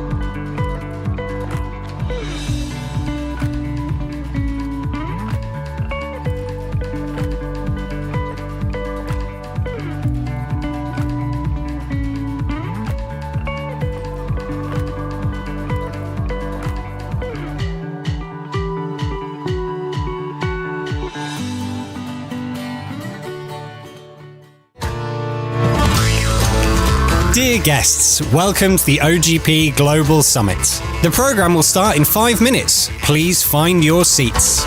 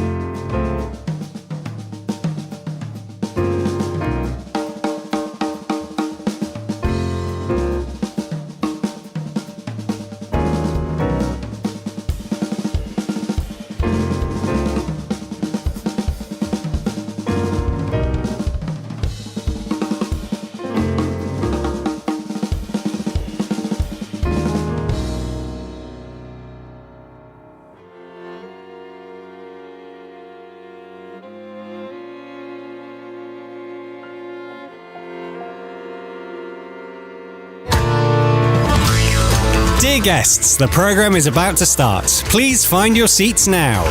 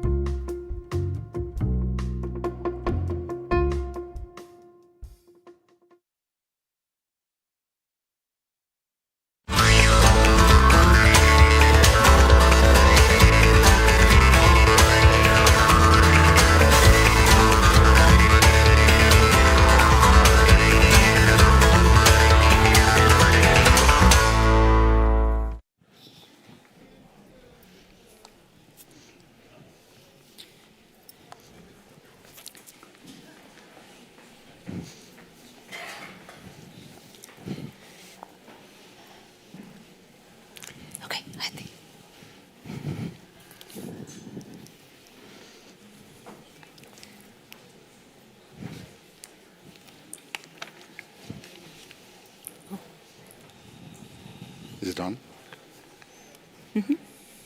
Good morning, everyone. Morning. Let's try one more time. I know that this is a panel about digital, but we are face to face, so you can respond to me, okay? So good morning, everyone. Good morning. That's great. The level of energy is getting better. My name is Robi Senderovic. I'm a manager at the World Bank, dealing with issues of good governance, open government, digitalization, and other things. But this panel is not about me. This panel is about digital governance, the way forward towards trust and openness. So if you wanted to be in this discussion, you are in the nice and perfect room. If you wanted to be discussing something else, you may want to go to another place. But I think that this is the right place to be at this point. We have a wonderful panel with us today. We are going to go very quickly to a discussion, but just I wanted to make a quick introduction about this topic, which is very important today. As we heard in the morning, we are witnessing today nothing short of a crisis in public trust in public institutions. This is something that we witness across all countries in the world. We see this in the global south. We see it in the north, developing countries, developed countries, where governments need to build more and stronger legitimacy about everything they do, and civil society, citizens, firms, the private sectors start to trust less public institutions in many of the countries that we see. This has, in a way, contributed to the erosion of democratic institutions. This has contributed also to the emergence of new types of leaderships, sometimes more messianic leaderships that are predicated on basically divisive politics in countries as well. So the issue of trust in public institutions and how the digital solutions of GovTech can contribute to the solution becomes very important, and in the context of the open government and transparency initiatives, even more. Because the assumption is that openness and transparency help create trust in society. But we'll see if my fellow panelists agree with this today. To start the discussion, I would like to invite Nele Leosk, who is the digital ambassador of Estonia, to set up the scene for this discussion, and then we'll go to the next part of the panel. So, Nele? Thank you. Yes, please.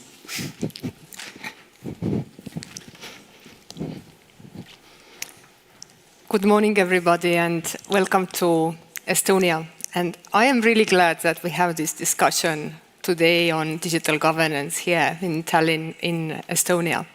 And not only because Estonia has been and still is one of the most digital nations in the world, but because of the importance to remember and to be reminded of that digital technologies can actually bring good, that we can put digital technologies for our use, for our benefit, and serve the aims that we would like these technologies to fulfill.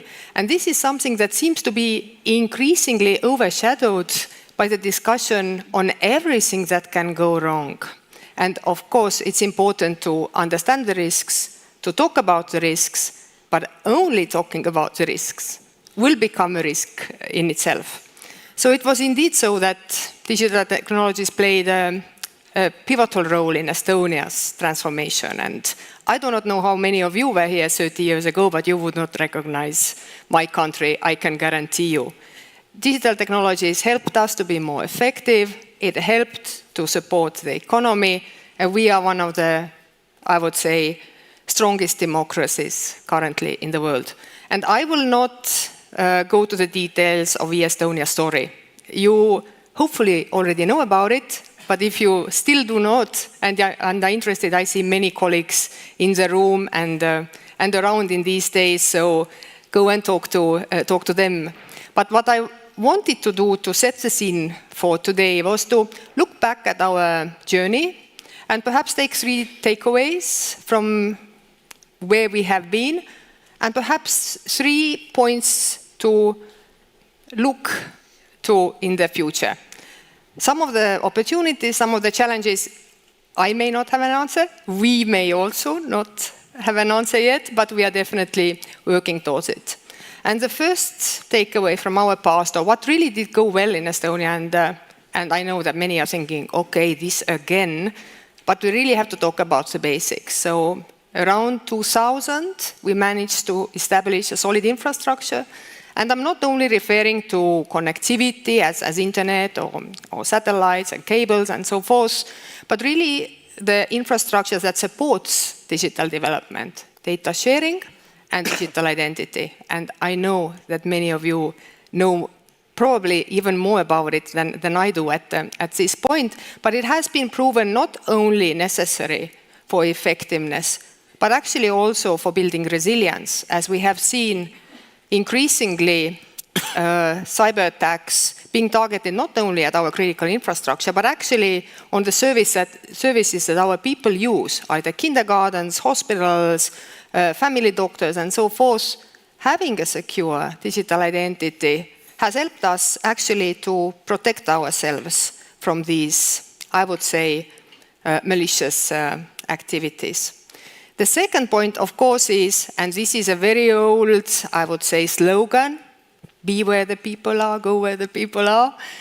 And it's indeed so that Estonian government managed to provide constantly people services that they needed were easy to use, but also to use tools for citizen participation.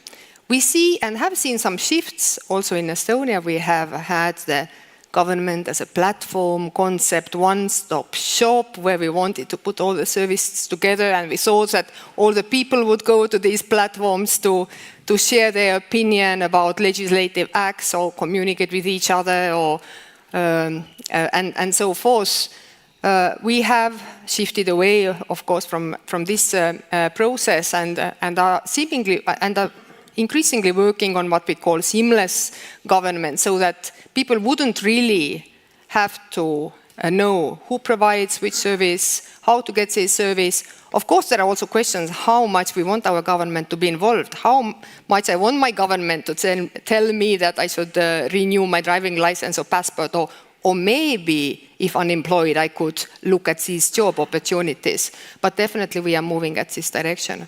And the third point I wanted to make about the past that I believe went well and is very, I would say, much talked about today. Yesterday at the Tallinn Digital Summit, the Commissioner Thierry Breton was giving an overview of European digitalization that heavily focused on regulation. And I'm sure that we will be discussing it in these 2 days, how to make sure that we direct the technological developments in the way we want. And in Estonia, we managed to set important principles at the end of 90s, 2000s. We didn't wait with privacy and data regulations and principles that would be suitable for the virtual age. We did it, but definitely this was not enough. Trust needs to be earned. So we can really look at the GDPR, for example, in the European Union and wonder whether it increased public trust towards digitalization and institutions, let's say in Germany. I do not know, but we can talk about it. I would say that we need also practice, because I can, as with human relations, I can claim I'm a nice person, but you wouldn't know until you hang around with me for this next days and you will come to this conclusion. The same is with digital. It's a relationship that you have to build through practice. And I don't want to take a lot of time. I will make 3 points for the future. And the first one actually concerns the same service delivery and public participation. We are not here where we were 20 years ago. When 20 years, yes, our people would perhaps open a browser and look for information and maybe send an email. They are not doing this anymore.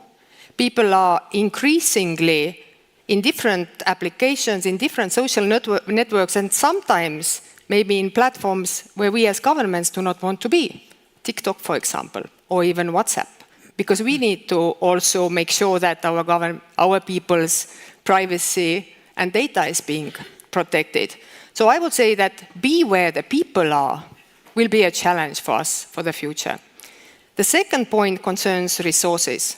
Of course, one can say there is always money, the other says there is never enough money. Truth is somewhere in between. But what is evident is that it's increasingly difficult to make sure that our people in the public, in private sector, in government, have the necessary skills to implement these technological changes. We are all struggling with it. And we talk so much about sharing, reuses, pooling resources. But when we look at reality, then yes, we may change our open source solutions. We have repositories we can all use. But in reality, we have a rather little pooling of resources. There are some examples that maybe I will introduce later in the discussion, but this is definitely one way. And I don't mean here only across sectors, but also across governments. And the third is related, unfortunately, to all the risks. We heard this morning, technology is part of the warfare. Not everybody wants to use digital technologies for good. And even if these technological developments are intended for a good cause, for example, cure a disease, they may actually be used against us. And this has, of course, I would say, intensified even with the development of a generative AI that perhaps indeed some right can also turn against us as a humanity. But it's also clear that this is not a matter of one nation state, especially in this new situation where private sector is a lot more powerful in many aspects than nation states are. They have the knowledge, they have the skills, they know what to do. And we as governments may not necessarily have that knowledge and resource. So in this new, I would say, setting, we have to also look for new governance models. I, as a tech ambassador, I am involved in this in every day. It has intensified over the past years, and I would see that there is no other way. There is an agreement, a global agreement, that we need to find common principles. It's not enough if one follows, the other doesn't. It's not enough if one regulates, the other doesn't. We have to find a global way to do it. I know it's going to be difficult. It's increasingly difficult to find the balance between good and the bad. But what we cannot do, we cannot be afraid of technological development. We cannot stop it, but we have to use it for our benefit. We are going to hear today a lot, I am sure, how we can do it. And I am looking forward to chatting with you over the next 2 days. Thank you and welcome to Estonia. Thank you.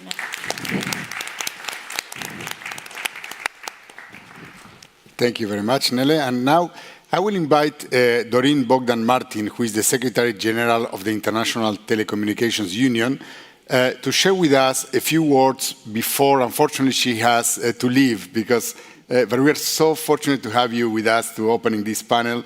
And after that, then we are going to open up a real conversation with the panelists here as well. So, Doreen, thank you very much for joining us today. Thank you so much, Rory, and good morning, ladies and gentlemen. I was slightly afraid when I came into the room that you were going to seat me in the yellow chair. So thank you for not doing that.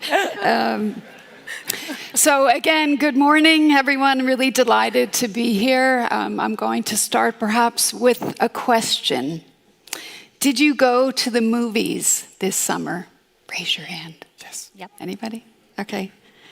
How many of you saw Oppenheimer? Many. Of course, Oppenheimer was one of the biggest box office successes of all time. And I bring this up because the real Oppenheimer once said, the answer to fear cannot always lie in the dissipation of the causes of fear. Sometimes it lies in courage. And that's what I wanted to share with you this morning. I want to talk about courage, and this picks up on some of Nelly's points. And it's about the courage to face our fear, about the risks that are caused by emerging technologies like artificial intelligence and others. The courage to strike the right balance between fostering innovation and ensuring these technologies serve the greater good. And the courage to do this by working together. We heard from so many speakers this morning about the need to co-create, co-design. So it's about working together on a global scale. All of this depends on our ability to build a strong digital governance response and, of course, trust in these technologies, which is the topic of this session. So first, there is a fast-growing concern that our global inability to come up with appropriate guardrails is leading to unchecked developments, impeding progress, and jeopardizing human interests. From job displacement to bias, we're facing technical, ethical, social, political, and economic challenges. And of course, they're all equally important. But two stand out. The rapid pace of technology versus the relatively low speed to develop regulatory frameworks. And the unequal distribution of tech power. That's a message that I think resonates with the ongoing global governance discussions under the Global Digital Compact that's being discussed in the UN, the recent G20 discussions in the digital economy ministerial, and also the World Summit on the Information Society process as well. I think, ladies and gentlemen, this is an important moment for governments, for all of us to think big and to act boldly, because I truly believe that they really hold the key to our collective destiny. But we need to ensure that it's not just a few technologically advanced countries, as is the case now, that are dominating the landscape. Not only does this cause developing countries to play catch up, but it also deprives our global community of the diverse perspectives that we need to be able to innovate to our fullest potential. Our studies show us that national approaches differ based on national priorities, resources, societal context. That has led to variations in policy emphasis, in economic sectors of focus, research investments, regulatory approaches, international engagement, and much, much more. And these differences underscore the importance of that contextual understanding that's so important when we look at different national strategies. And this takes me to my second point, which is about striking the right balance between that need to foster innovation and to ensure that these technologies, as Nelly mentioned, serve the greater good. Because these technologies are global by nature, they do require international harmonized technical standards. That's interoperability, something core to the work of the ITU. From AI to quantum to 5G, our technical standards are fostering trust and helping to navigate what is a constantly shifting digital landscape. And finally, on the need to work together, collaboration, as the Prime Minister has reminded us this morning and yesterday, the UN Secretary General has said, we cannot afford a world with diverging strategies on technology, including, of course, AI.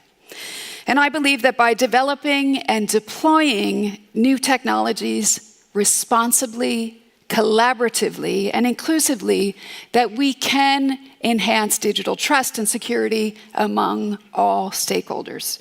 That was one of the big takeaways of ITU's recent AI for Good Summit. And of course, that's what we're doing here today at this Open Government Partnership Global Summit. Several efforts are underway, including the UNSG's newly announced multi-stakeholder advisory body on artificial intelligence, and the ITU, of course, is very much engaged, working to facilitate impactful and sustainable partnerships. Ladies and gentlemen, we do meet at a time, as I said, that requires courage. It requires collective thinking, and it requires collective action. And as we look ahead, I would urge you to remember that the true potential of digital technologies lies in the ability to empower everyone, everywhere. Let's remember that the lack of trust in tech stifles digital economic growth, and it also impedes universal connectivity at a time when a third of humanity is still not connected. Let's also remember to put human values first. And if we do this, we will build a digital future where digital technologies live up to their promise, where digital technologies help us to tackle some of the world's greatest challenges, pressing challenges. And it will also help us to achieve the UN Sustainable Development Goals without leaving anyone behind. I believe that the future is within reach and that we can build it together now. Thank you very much. Thank you. Thank you. Thank you, Doreen. Thank you for joining us, and thank you all of us and the panel, this high-level panel, to start now the discussion. It's an interesting panel. You will see that we have very different perspectives about this topic. We have Julia Glidden, who is joining us from the UK. She comes from a long trajectory in the private sector. Now she leads a company in London dealing with data, the management of data, data analytics, and artificial intelligence. We also have Natalia Carfi, who is from Argentina, as I am from Argentina myself, and she's the executive director of the Open Data Charter, and also she serves in the executive committee of the OGP. On my left, we also have Ivan Bartosz, who is the deputy prime minister of the Czech Republic. Among a number of things in his portfolio, he also has the topics of digitalization and GovTech. So, and welcome to the panel. We have also Abdul Munin Issa, who is a mayor in Ghana. So he deals on the day-to-day issues of digitalization and interaction with citizens where the rubber hits the road, because for many citizens, the interaction they have with their authorities, with the government, is at the local levels. Thank you very much for joining the panel at this point. So maybe let me ask Natalia, starting with you. You know, the discussion we are having today is not just about technology. It's about technology and how technology and digitalization and the governance of this can help us build more effective, more inclusive, more accountable institutions. Where do you think we are on this? That's a great question, and thanks for the invitation to this panel. We've been talking, like, I come from the Open Data Charter, so open data is kind of my thing. And we've been talking about open data for over 12 years now, 15 probably. Of course, it has to do with the digitalization of governments, that we wouldn't be able to talk about open data if we weren't there. But unfortunately, there's still a lot to be done in this perspective. We've been seeing how governments have first started to create open data portals for the sake of it. So it was just like clicking and ticking on a type of policy, and without having any perspective on which public problem they were trying to address while creating these open data portals. And so actually nobody downloaded that data because the demand side of data wasn't being taken into account. A couple of years ago, I think collectively, the open data community started to do an internal reflection on why the data wasn't being used, like the government saying that they're not using my data, and it was like, have you asked anybody which data should be published? And we started to work towards a perspective that it's now known as a publish with a purpose, so open data being a means towards another end and not an end within itself. Actually understanding the demand side of data before putting in the effort of publishing data, because it's not easy, it's not cheap to publish data, we know so. So let's make the effort to actually meet the demand side of data. But we also went through another big reflection, and I can say from probably the civil society perspective, that's a huge one, that we weren't being too connected with the privacy community. The open data community was working siloed. We were asking governments not to work in silos, and we were probably doing the same thing that we were asking governments not to do. And so we're now working in a perspective of striking the rights balance, the access to information right, and the access for private personal data not to be published, and we're working together. I think co-creation and collaboration is a key cornerstone outside of the technical bit of digitalization. From the civil society perspective, we also had to, as governments were becoming more and more digitized and are becoming more and more digitized, we also needed to kind of renew our strategies and become more digital ourselves also. So the connection between, I would say, the old school civil society organizations and the more new generation civil society organizations is also very important. Collaboration is still part of the cornerstone of open government, and within the open government framework, we've been able to collaborate and have these conversations.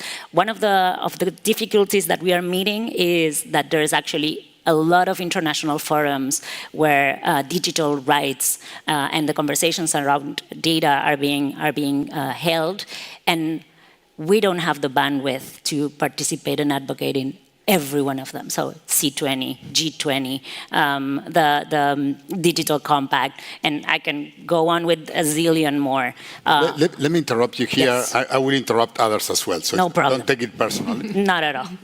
You mentioned when you started your intervention that civil society has been fighting for opening this data for many years, actually, right? And to make it all digital, because I remember when we started working, for example, on open budgets, okay, governments will publish everything on paper, so nobody can actually utilize it, right? So lots of progress. So if I was sitting in Ivan's seat here, I would say, you've been asking for all the data to make it, to be made open. We've done it. Now you're saying that nobody's using it. That's not my fault. You've done, right? Ivan, is this a good characterization? I wouldn't agree totally with that. If I react, may I react? Perfect. Importance of an open access and need for citizens to have an access to the data brought me 15 years ago to the politics as a pirate.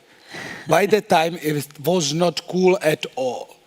Aaron Schwartz died because he was publishing scientific data owned by the universities, copyrighted. Now everybody's talking open access, open science, right? So it took us a while to get to the point, which happened historically with the environmental politics, right? When Greens approached 40 years ago, they called them communists, crazy guys, not ready to do politics. Each country right now, and even the smallest party, has at least an environmental part of their policies presented, what they want to. I'm happy, and I have to admit that, then these days, even though it's much longer, this is like the relevant aspect of the governance, right? We don't have good data as a government. We don't have a master data management like banks do have. So you publish data, you can actually cause a damage because you publish the data that is wrong, right? There are so many aspects that we have to work on, but my time is already over in the specific activist mode. because information society, it's over its peak, because data and information lies everywhere, we don't know how to use it. And it's a paradigm of information science, turning data into information, which stands alone but doesn't say how to do things, and then turn it into knowledge. Make the public data to be used on good purposes. And I believe this is the key in the governance, in the society, to actually learn how to use the data to turn it into knowledge, to make valid decisions, to make governments, and it's hard for me to say as a politician, to do data-driven decisions, right? You know, you ask people what they like to do it, it's kind of cool. Is it good? No, data says it's not a good approach, but I still do it because there is next election. So what I believe is important, that's why I appreciate my invitation here, is when we the word of activists, NGOs, semi-politics, activists, business, we understand what we expect from the digital governance of the open data, open access, evidence-based policies, cost and benefit analysis based on the data. Now we can cooperate, control each other, and you know, discuss about the demands.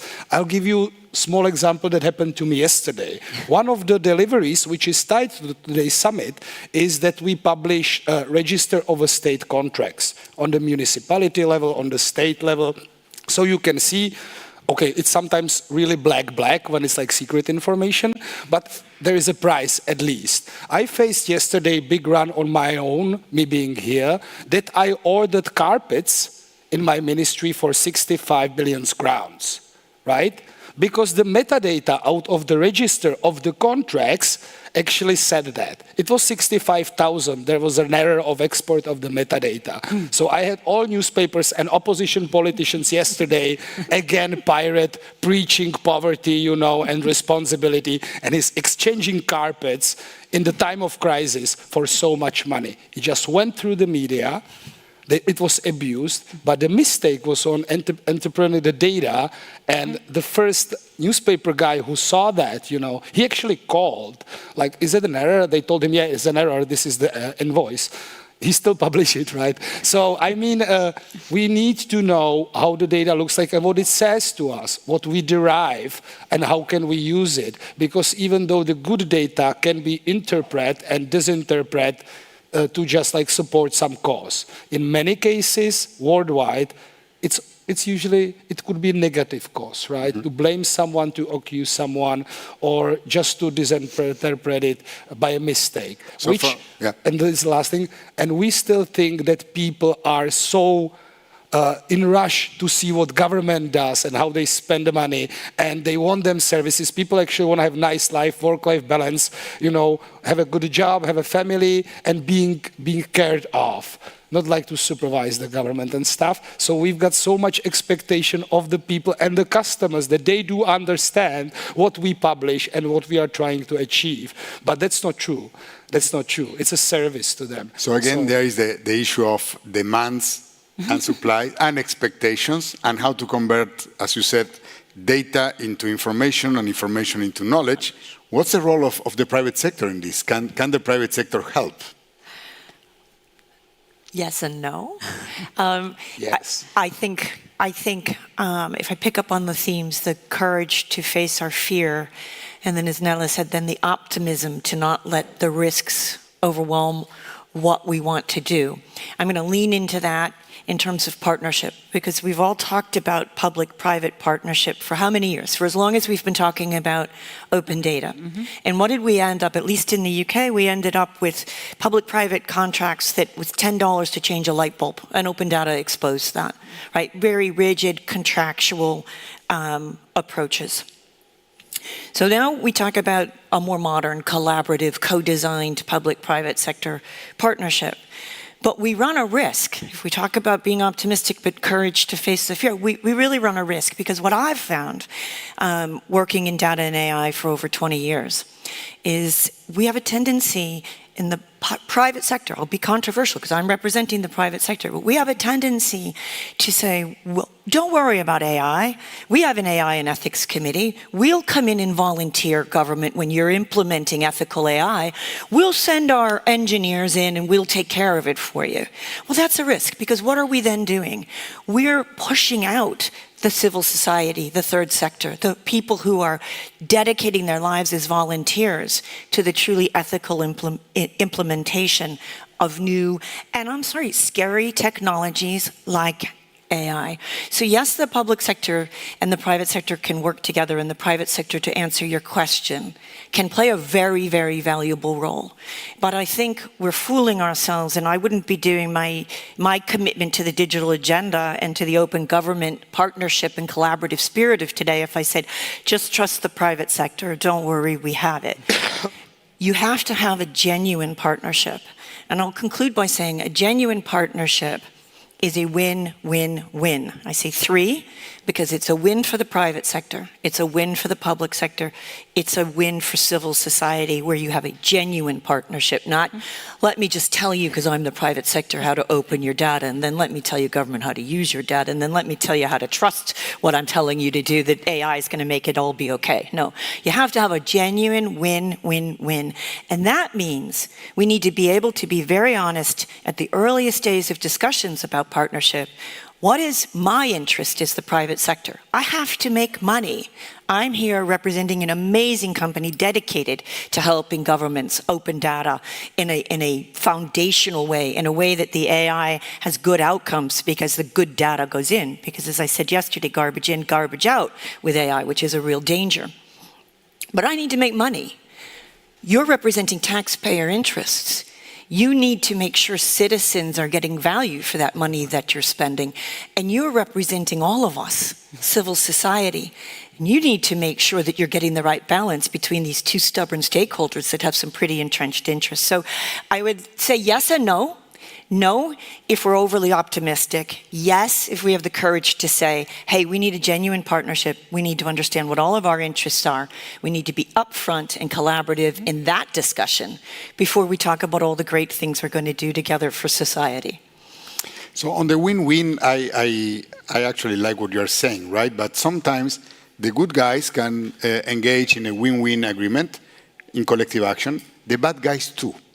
So we do have governments across the world that want to control their citizens, who want to abuse the access to data and information, and there are private sector companies who make money by facilitating that. That's a win-win as well. So I wanted to ask you, Abdul, do you see in your interaction with your citizens the risk of abusing technology by the government? Because this is a fear that exists in society. Well, let me start by saying these things do occur. For instance, we're having a contract with a company which is building a new market for my city. And recently, we realized the presentation they did for the municipality is quite different from the presentation which they did for the Ministry of Finance to have their way. Like she was saying, from the private sector, you can get some bad guys from the private sector, which they can manipulate the system and have their way. So recently, we discovered that this is exactly what has happened. And therefore, there's going to be a reassessment of the job they have done. Then we reevaluate it to see whether it is value for money or not. I'm talking from the perspective of the local government. In fact, digitalization is the way to go. But sometimes it becomes a problem when the citizenry cannot use the information technology to their benefit. Why am I saying so? We have in the last 14, 15 years, we established 2 types of technologies where we wanted to do our revenue collection. But the issue we faced was, it's not all the citizenry who can use ICT, and therefore it becomes a problem, even as of today. Why they cannot use it? Education, lack of education in the ICT sector. You know, in Africa, in Ghana, where I come from, we have a lot of people who are not very well versed in ICT. And this becomes a problem when you want to utilize a digital platform. But then, we cannot say that because there are these challenges, we will not move on with the digital technology. What we are trying to do is now we are co-creating a new platform with a civil society organization, with the traditional leaders, with the vulnerable in the society, with the youth, and then also with the private sector. So these, we believe, when the education goes, or the interaction between the municipality and the communities get enhanced, then we can get them to understand the system better. Even if you cannot do it, your son or your child can do it on your behalf. Now, what we're doing is we're collecting property rate and business operating permit. But we are trying to avoid a human interface in this, because where there's human interface, that is where corruption breeds. Talking about trust. That is where corruption breeds. And the trust between the citizenry and the municipality is that probably the bureaucratic system makes it a bit difficult for the citizenry to really understand what is happening. So that is why we are going to the digital way by, when you submit your building permit, you can monitor it through the system when it will be ready for collection and all that. Okay. Then you pay whatever you need to pay through the platform so that we avoid this human interface. Thank you. Nele, people are concerned about the abuse of technology, right? Or the abuse of...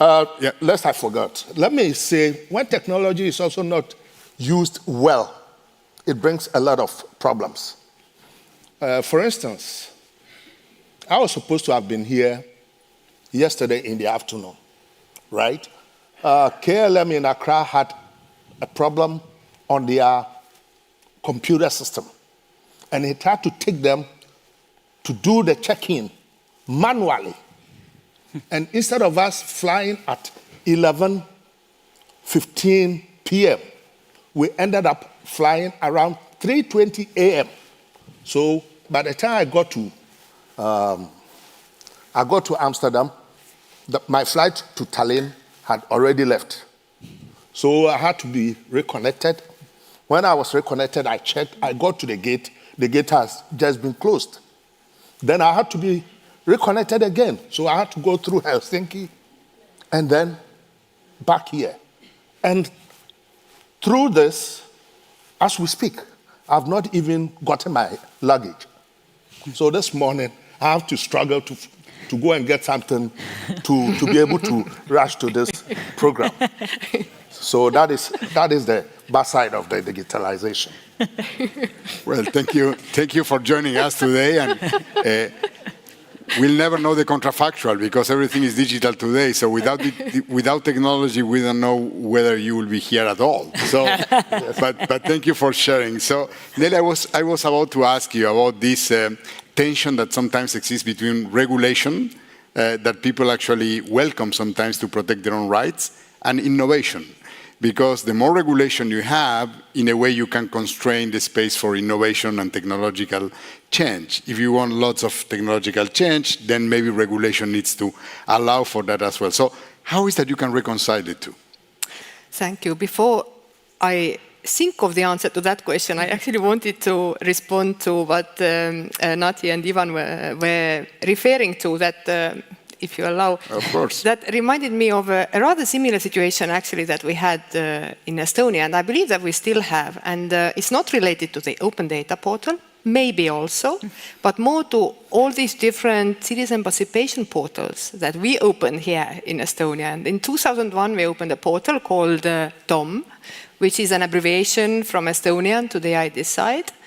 And it was a big success in 2001. It took us very high in different indices.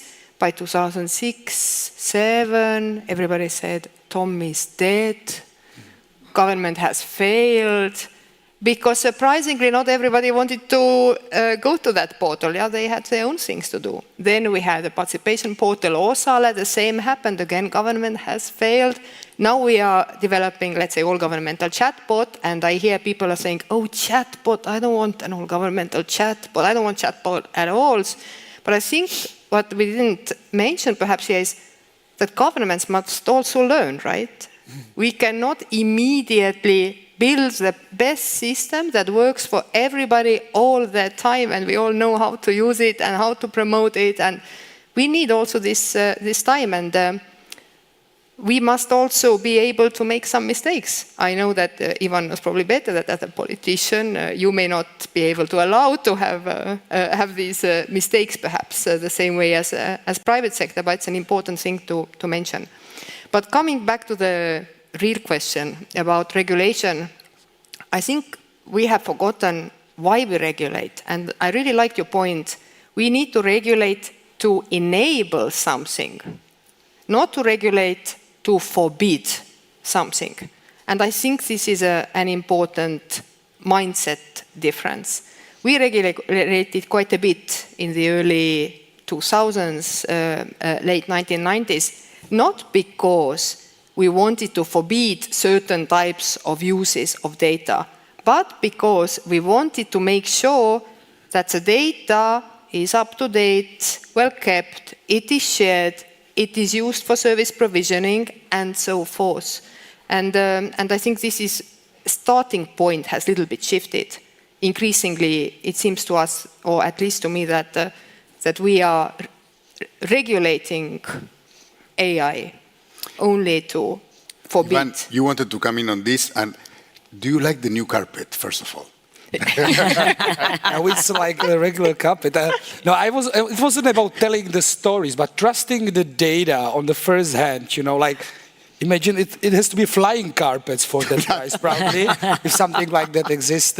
But I wanna combine those two answers, because I had that recent experience of Czech presidency and closing many digital files as a big picture, and AI was one of them, right, on the 27 countries. But many of you is carrying this sustainability. Sorry, the 27 countries you refer to the European Union. Yeah. Many of you are wearing here this sustainability circle, right? And I believe, and this is very important, that we all, you know, facing whatever issue it is, it could be, I don't know, harvesting, agriculture, digital. And if we clearly understand each interest that goes into the problem, which was AI, right? Take strong role of US with little regulation, demand on US ecosystem for AI development, universities, then industry, and the less regulations means we're gonna speed up. Human rights organization, politicians, right? And in the very end, everybody was mad, you know. I was getting like the letter from Association of the Industry, you know, from TCC, from our Chamber of Commerce, then from many worldwide human rights organization, United Nations, and then you have to make that commitment or like close the file somehow to like make it somehow balance. And why I talk about sustainability, I have to make, and each of you who's got some responsibility, you are managers, you commit 40 decisions a day on various types of decisions, right? And it's not always fair to everyone. You make your employees mad, the products goes wrong, marketing is not satisfied with the campaign. But if you are a company, you want to have this growth and make more earnings, spread worldwide and everything. And in politics is the same. So I believe We cannot have a balanced decision all the time, the legislation that everybody is happy with equally, but in the long term, we should try to keep it balanced. Understanding the business wants to prosper, but would business prosper in the less democratic world? No. So we need to cooperate, because if we won't do that step as a government in order to protect the customer rights in this specific matter, we won't be re-elected again, somebody else will be, and maybe that will be bad for the business. So stability long term and this sustainable growth as the new challenges or risks are approaching, which is AI, which is quantum, and I totally agree with you.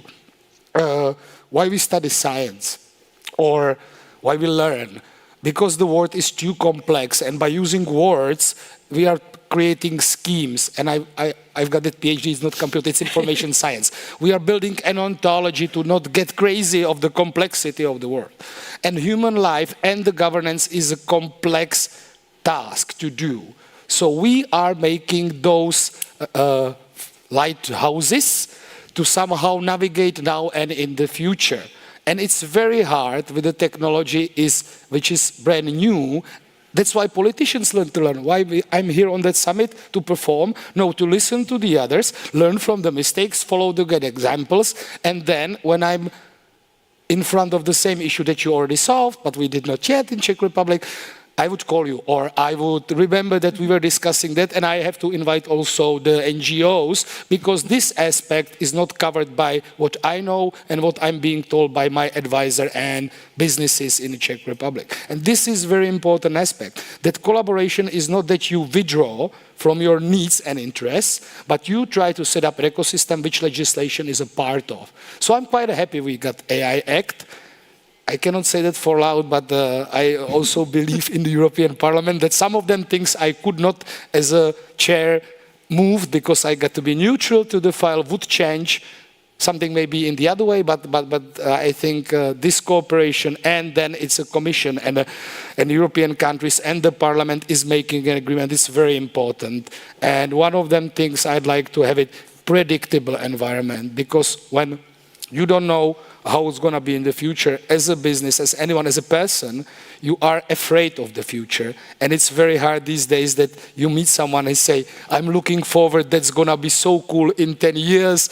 I won't have to work because AI would do my job. Everybody's like, I lost my job because of AI and we're going to bankrupt. And so that bright future is done by, looking forward, predict, and have a legislation that gives you stable environment rather than something that's not mapped and we are just afraid to make that step. So this will stay within the six of us. We are not going to share any of this because you said you wanted to keep it quiet. Okay? So don't worry about it. That's of course businesses always have the more loud than the civic society. So Ivan mentions, Nati, a couple of things. He says that for the private sector, as you said before, Julia, one of the incentives is to actually have financial gains. So basically you build political... It's a lot of the... you build financial capital, right? For politicians, maybe you build political capital that you can use for other things as well when you deliver to society, your firms as well. What's in there for civil society? We're trying to make sure that public good is on the center of all these negotiations and regulations. So you are not after the money and you are not after the political capital. So what's... No, the thing is, we're trying to make sure that rights are part of the conversation, that our voice is heard in these conversations, and that's why I think we're here right now at the OGP Summit. The methodology, the co-creation methodology that OGP has been kind of leading for 10 years is actually trying to put that in action, to bring all the actors together to try to find a collective objective that we can work on and then drill down the activities that will ultimately be made towards achieving this commitment. So I do think, and most of OGP members are actually now having digital commitments, if you will, in their national action plans or in their action plans, because this topic in particular needs to have everybody as part of the conversation for sure. We've we've been struggling a little bit with regulations on this, and as I said, I started saying, and actually Doreen said that, there's a lot of international forums where regulations on digital rights are being discussed, not necessarily combining the discussions.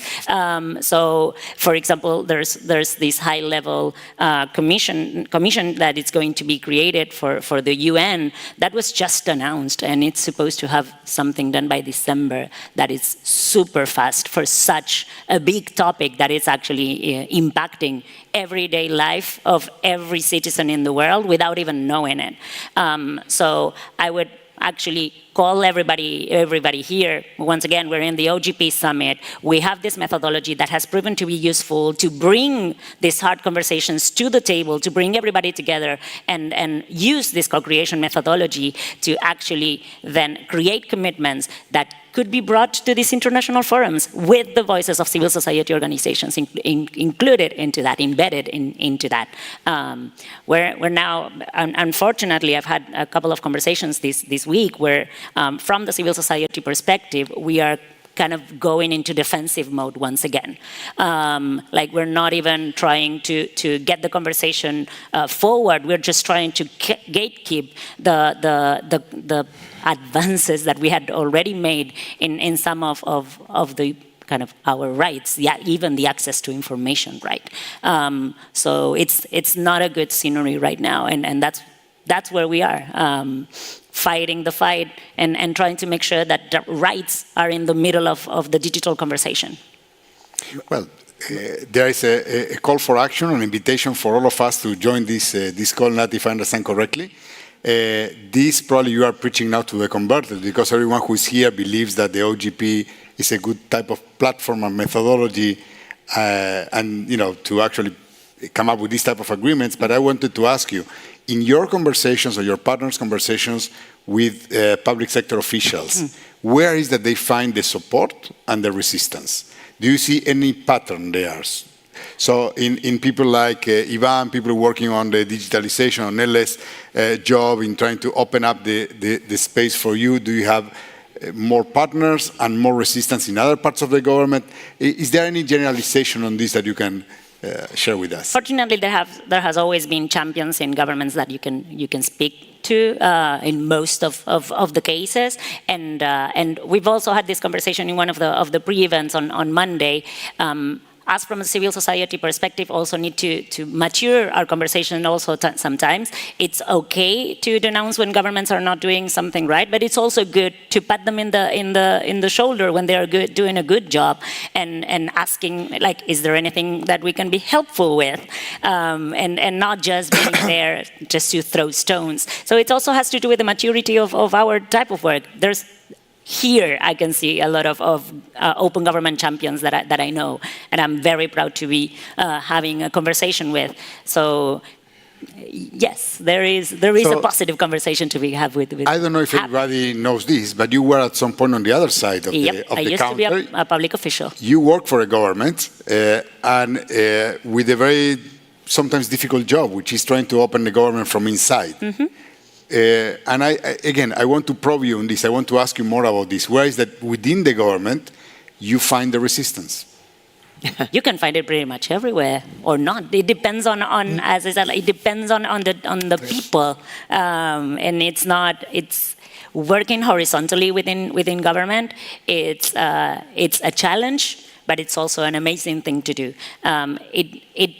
It became if you drill it down, it became part of the personal connection, the conversations, the type of ideas that people in other ministries also had. And fortunately, I was able to find people like-minded that understood what openness meant for government, that were on to the idea that government needed to work more horizontally, more openly. But of course, there was ministries that weren't that keen on opening up data or or their processes. But that's where we need to still do a lot on open government. It is not a state policy pretty much everywhere. So when we see shifts in administration, you might see an open government policy rollback, because it's still not a given. And we need to work towards, and that's something that everybody here needs to work together towards to make this the way in which government actually works. Very good. So we have about 10 minutes left, so we're going to entertain a few more questions. Julia? I just want to jump in. There was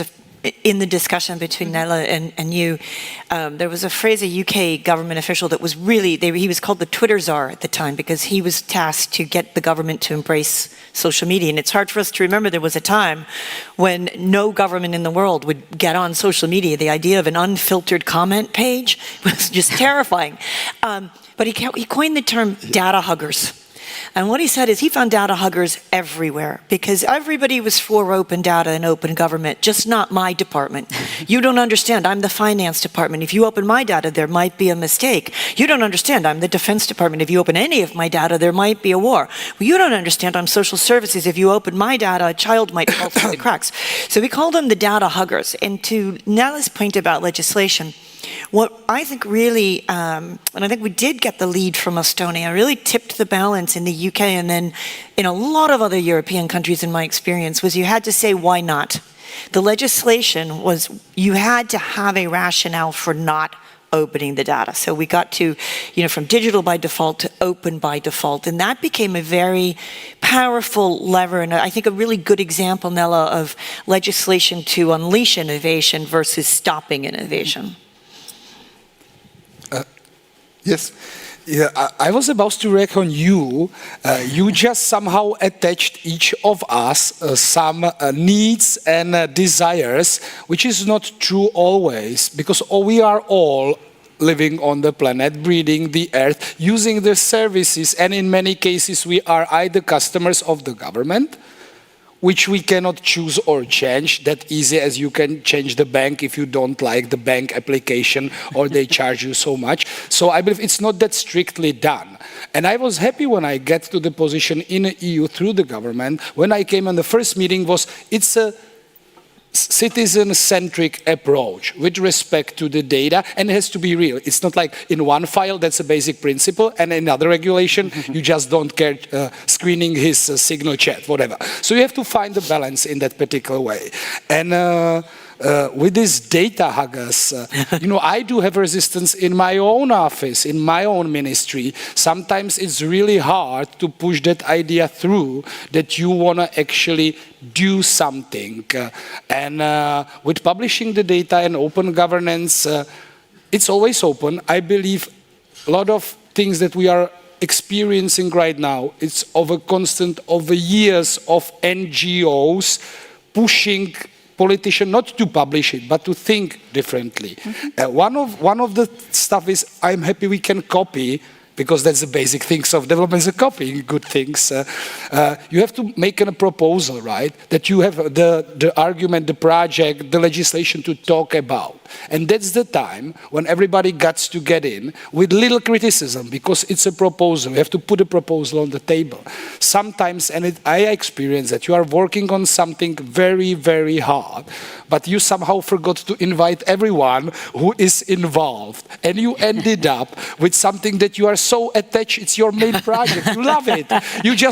And then, the NGO appears, or other politician appears, say, it's kind of cool, but this year we won't have money at all to do it, and that makes you angry. And I experience that all the time, right? I got to something, I've got so cool ideas, I'm curious why it's not implemented in that way, but they work on it for 1 year, and I didn't even have time to care.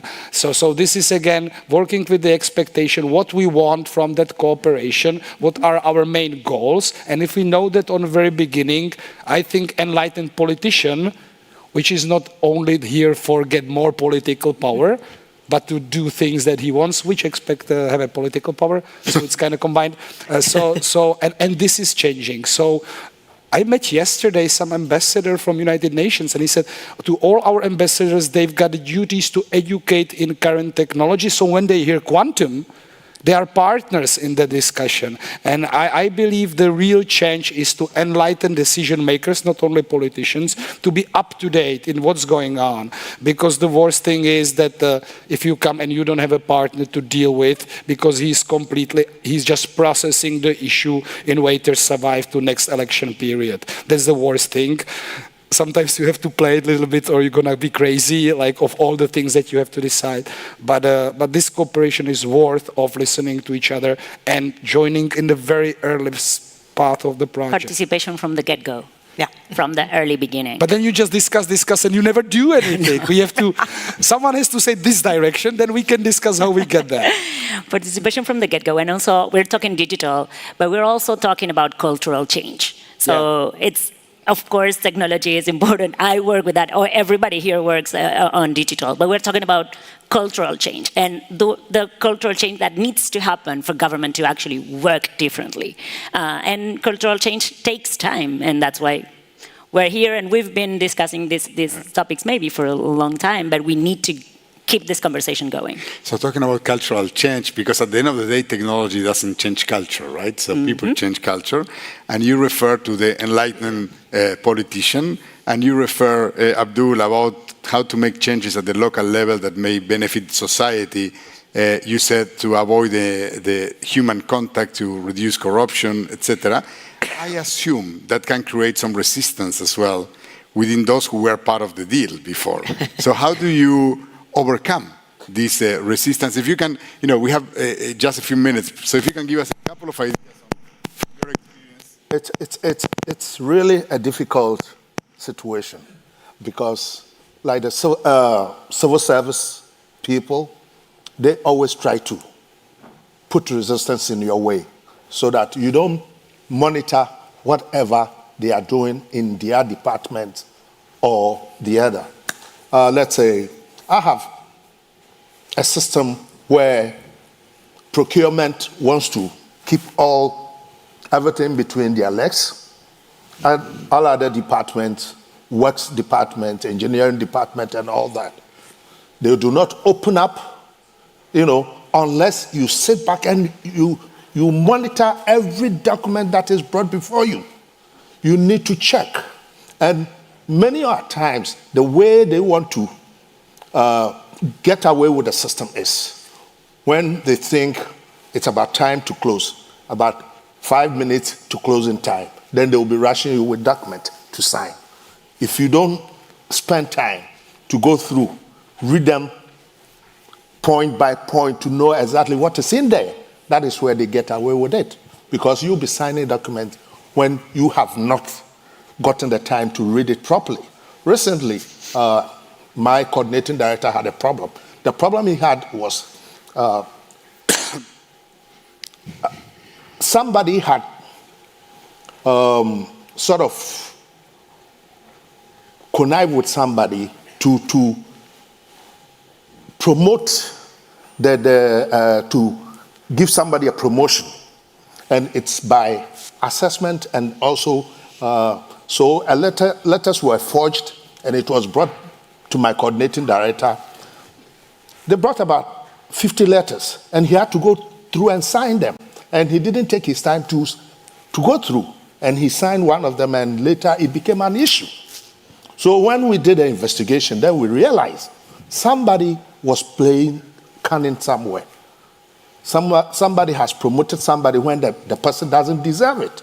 So for me, as a local government person, my advice is we should take time to monitor and put in place systems that will check the civil servants from what they're doing, because they know government will go, another government will come. And that is where they get away with their corrupt act. Thank you, Abdul. So unfortunately, we are running out of time. I think that this panel has been extremely rich for me. We are learning a lot, so much from the different perspectives we have here. The conversation needs to continue.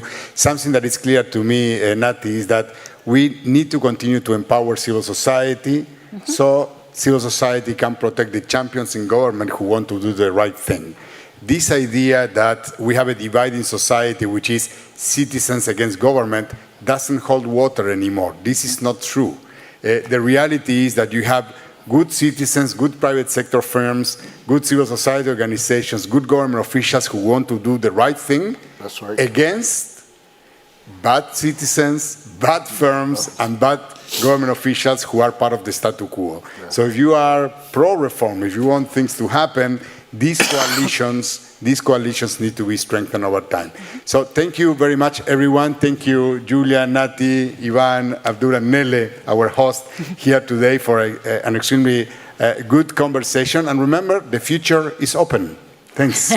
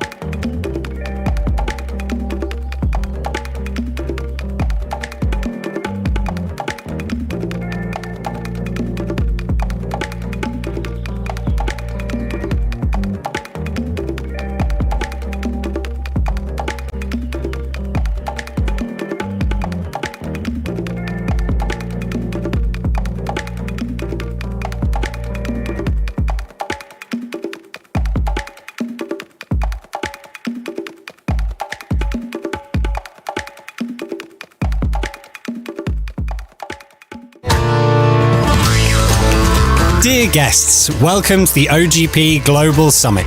The program will start in 5 minutes. Please find your seats.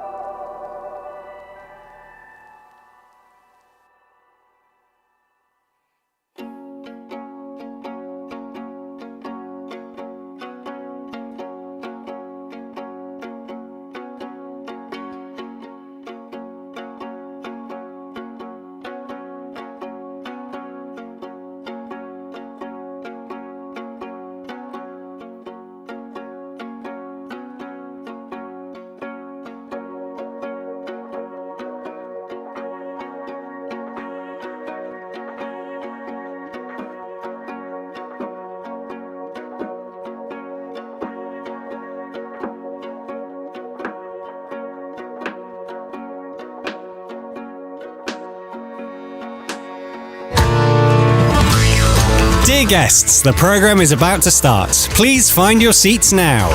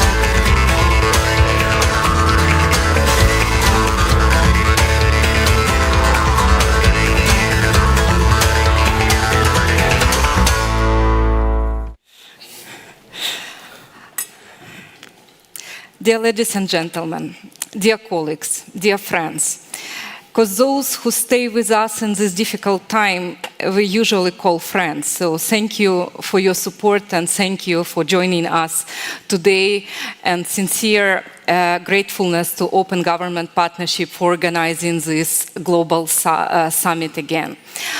We at International IDEA and Institute for Analytics and Advocacy are thrilled to have this next session that is devoted to the role of open government partnership for successful reconstruction of Ukraine and democratic resilience.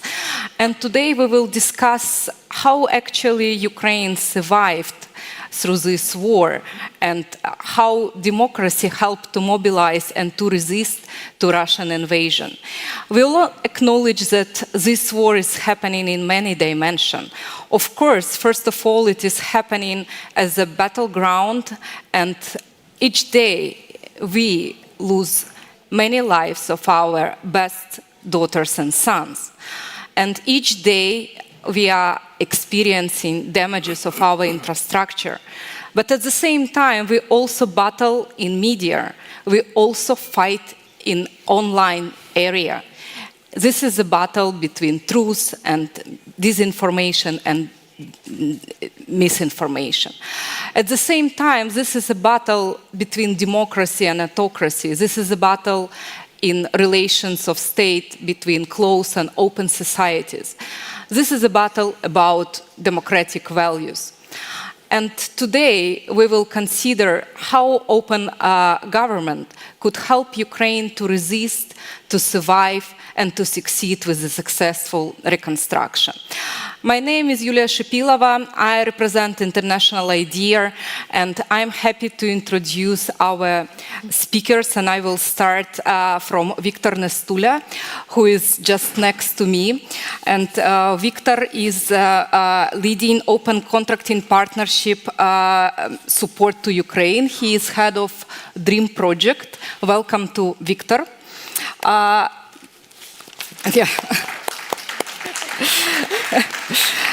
I would like to welcome Alexander Yarema, State Secretary of the Cabinet of Ministers of Ukraine, who is also co-chairman of the Coordinating Council for Implementation of Open Government Partnership in Ukraine.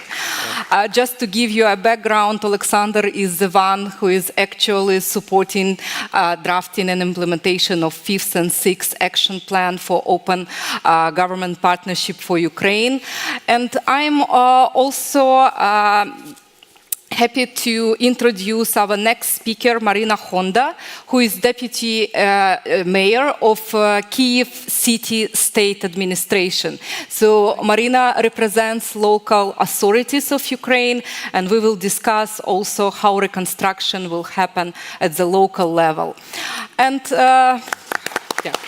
welcome to... And Yuri Romashko. Yuri represents Civil Society of Ukraine, Vibrant Civil Society of Ukraine, and he is Chief Executive Officer of the Institute of Analytics and Advocacy, and also he is a member of RISE Coalition. And to begin our discussion, I will start my first question to Alexander Yarema. Alexander, could you please give us a little bit of background? What are government's priorities for the reconstruction, and how open government, what role open government will play in this process?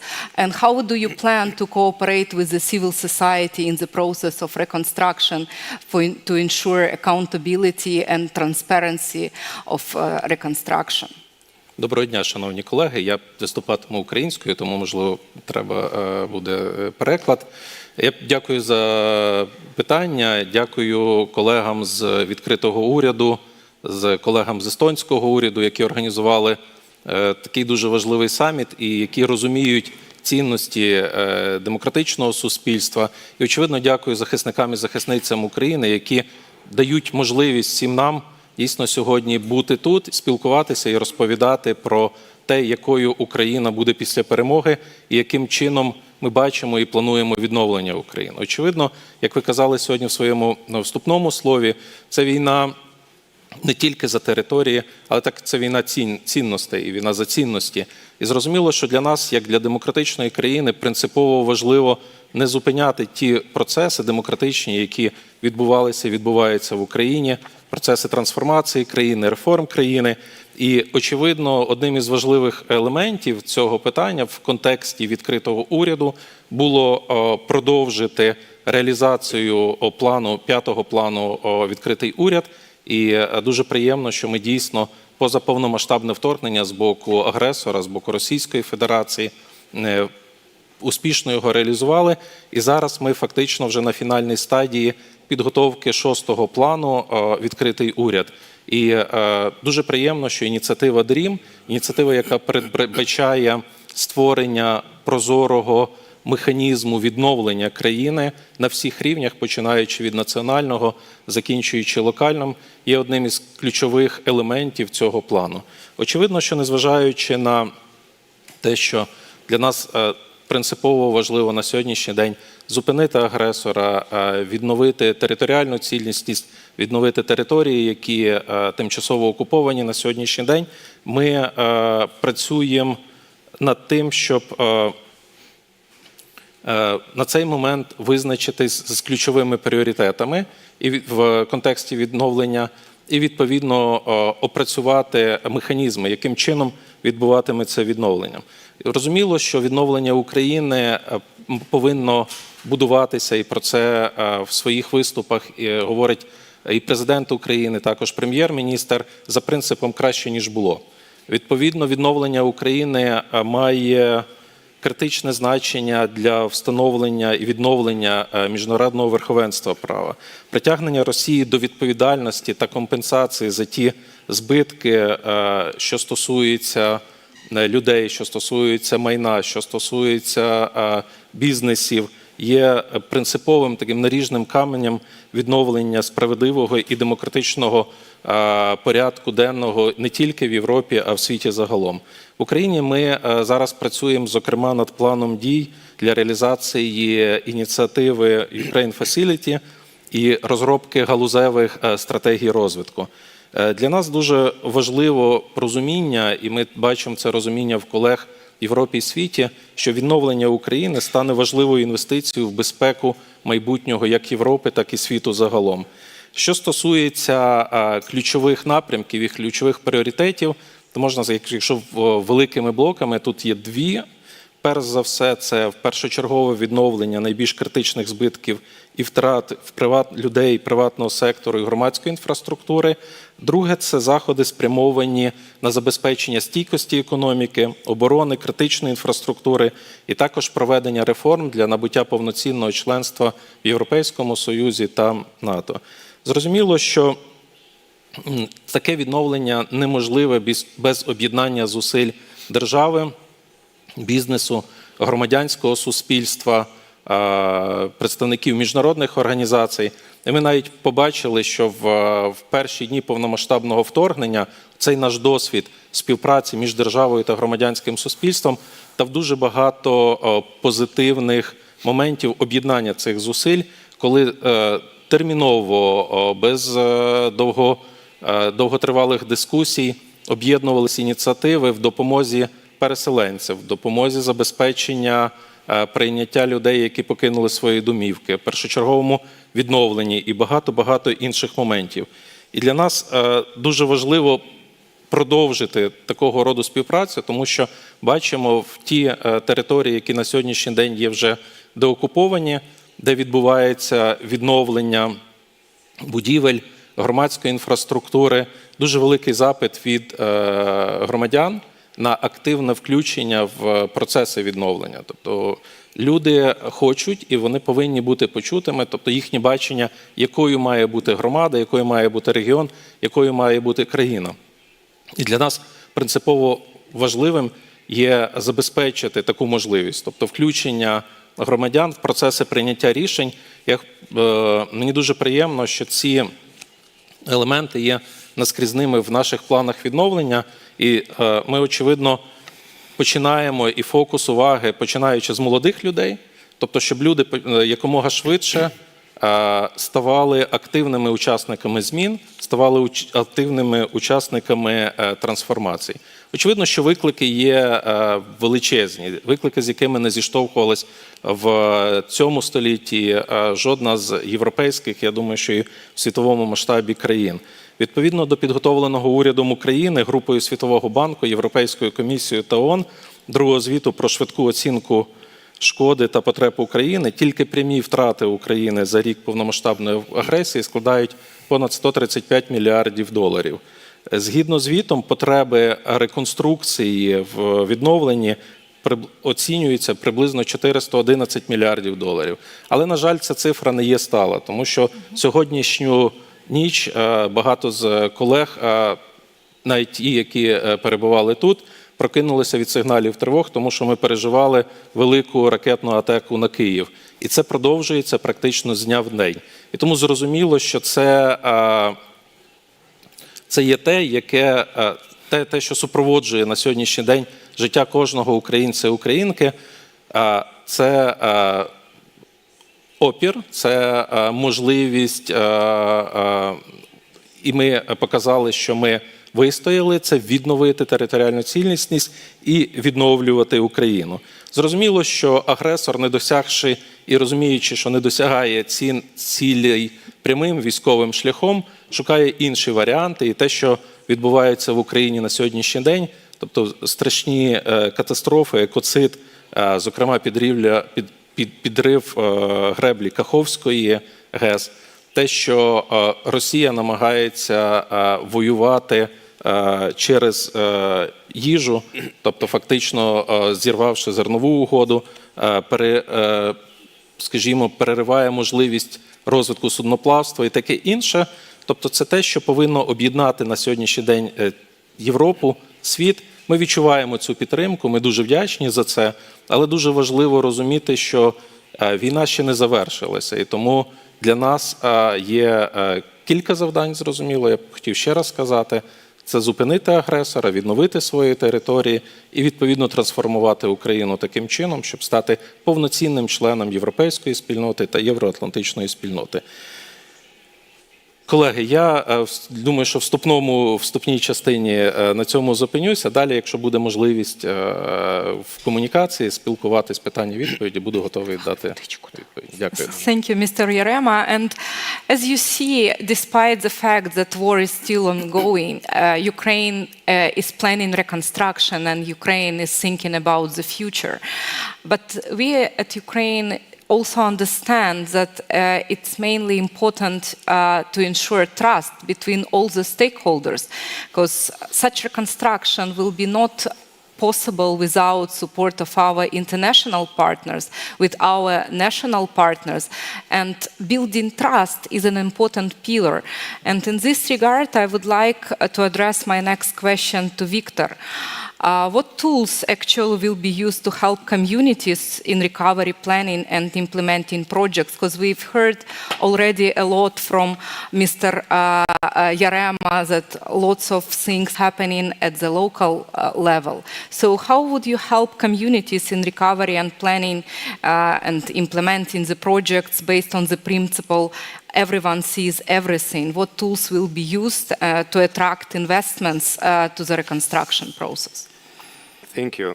So first of all, why we're speaking about the reconstruction today while we're still focusing on priority number one, which is victory, obviously, that's a dream for every Ukrainian now. After winning the war, we will have to win the peace, right? And we have to be ready for that challenge. It won't be easy because Alexander mentioned that tonight Russia launched 8 missiles and 25 drones. Unfortunately, not all of them were intercepted, and Russians hit shopping mall and several houses, right? So that's another object counted for future recovery. And as of today, the scale is huge. Just imagine that 200,000 physical infrastructure objects are either completely destroyed or damaged as of now. And every day, number is increasing. And there are some cities that are completely leveled to the ground, like Mariupol or Bakhmut or other names that unfortunately became famous during this period. So we have to be ready for that challenge. And construction overall is very hard, right? I'm sure you know every infrastructure project in your country that was failed or that faced challenges, in considering citizens' priorities, in considering price or duration. So my favorite case is Berlin Airport, right? That was launched 9 years after the schedule, and officially there was reported 120,000 issues, and it took 9 years for them to fix that. And now again, imagine 200,000 physical objects that have to be planned properly, designed properly, and implemented. And Alexander also mentioned $411 billion. This is a need to rebuild this infrastructure, twice as Ukrainian GDP before the full-scale invasion. So we have to build the infrastructure when and where is needed, and to ensure that it's considered citizens' priorities, is developed in the most efficient way, without corruption, and so on. And it's impossible to manage such a challenge in modern world without digital infrastructure. So last year, together with the government of Ukraine, with the civil society, with help of international community, and we are proud at Open Contracting Partnership to be leading on this initiative, we launched DREAM initiative. DREAM, on one hand, it's a dream of our future Ukraine, but it's also a digital restoration ecosystem for accountable management. It's an end-to-end digital environment that covers every step of reconstruction, planning, projects development, prioritization, funding allocation, donors coordination, implementation, procurement, and commissioning. So with DREAM ecosystem, we'll be able to deliver and to properly respond to that challenge. DREAM is an ecosystem, right? And it interconnects, first of all, 9 different IT tools. And luckily, Ukraine is famous for its digitalization, but also capable people who are working on the ground, especially on local level, who knows how to use digital tools for most efficient way to govern their cities. So nine IT tools like Registry for Damaged and Destroyed Infrastructure, Geoinformation System for Regional Development, that by itself is already a very complicated tool that collects data on migration, taxation, air pollution, of course, destructions, to help municipalities to make proper decisions. Because, when we are speaking about the reconstruction, for us, challenge is not the fact that physical object is destroyed or damaged. The problem that we are dealing is let's say 100 children don't have access to education. And to make sure that we are making the right investment, we have to make data-driven decisions. But after we develop these plans, we have to properly design projects that followed international best practices. We have to properly procure those projects. We have to properly assign funding. And you can imagine that raising $400 billion from dozens of donors, that all of them have different reporting procedures, different procurement procedures, it's another huge challenge. But also we want to track that every part of the construction follows schedule, follows scope, follows quality standards. It's another, let's say, stage that is covered by DREAM. And finally, after commissioning, we will have the whole picture of every infrastructure project, from how it was damaged or destroyed, how it was planned for the reconstruction, who pays for it, how it was procured, how construction was ongoing, and eventually how it was commissioned. And last remark, it's very important to make sure that all this reconstruction is inclusive and participatory. There are millions of Ukrainians who are now, unfortunately, are displaced, either abroad, or in different cities from where they lived before the full-scale invasion. Like my daughter, 6 years old, she's not in Ukraine for the last 18 months. And we have to make sure that all these people can contribute to the reconstruction, that can help to prioritize infrastructure. Now, like my daughter dreams about coming back to Ukraine, and we're thinking how to repair her room. We did the last repair 5 years ago when she was 1, so she wasn't participating that much, right? But now she already says, "Oh, Daddy, you know, of course I want like to have walls with rainbows, and I want to have a bed as a unicorn." She already participates and makes her own decision. We have millions of Ukrainians who were lucky, who we can consider this, to see great infrastructure in many European cities.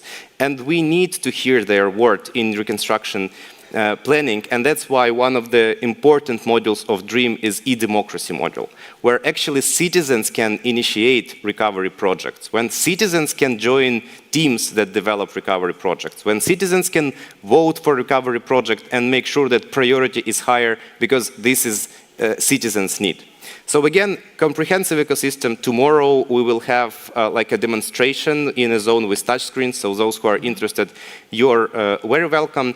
But we are sure that with DREAM, Ukraine will become yet another time a real open contracting and open government champion that will inspire the rest of the world. Thanks. Thank you, Victor. And just to give a little bit of background to our international guests who are present here, at the beginning of Russian invasion on this barbarian war, Russia destroyed Ukrainian biggest plane that was called Mriya, which is dream in English. And today, thanks to Victor and his team, we are rebuilding another Mriya, our dream, in another way. But of course, after the victory, we will rebuild our biggest plane again.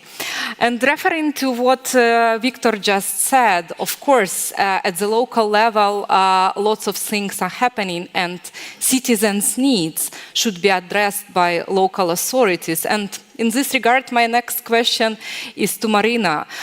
Could you please describe us a little bit how capital reacts to citizen needs and how this model was adjusted during the time of war, and how you approach open government in this communication with citizens?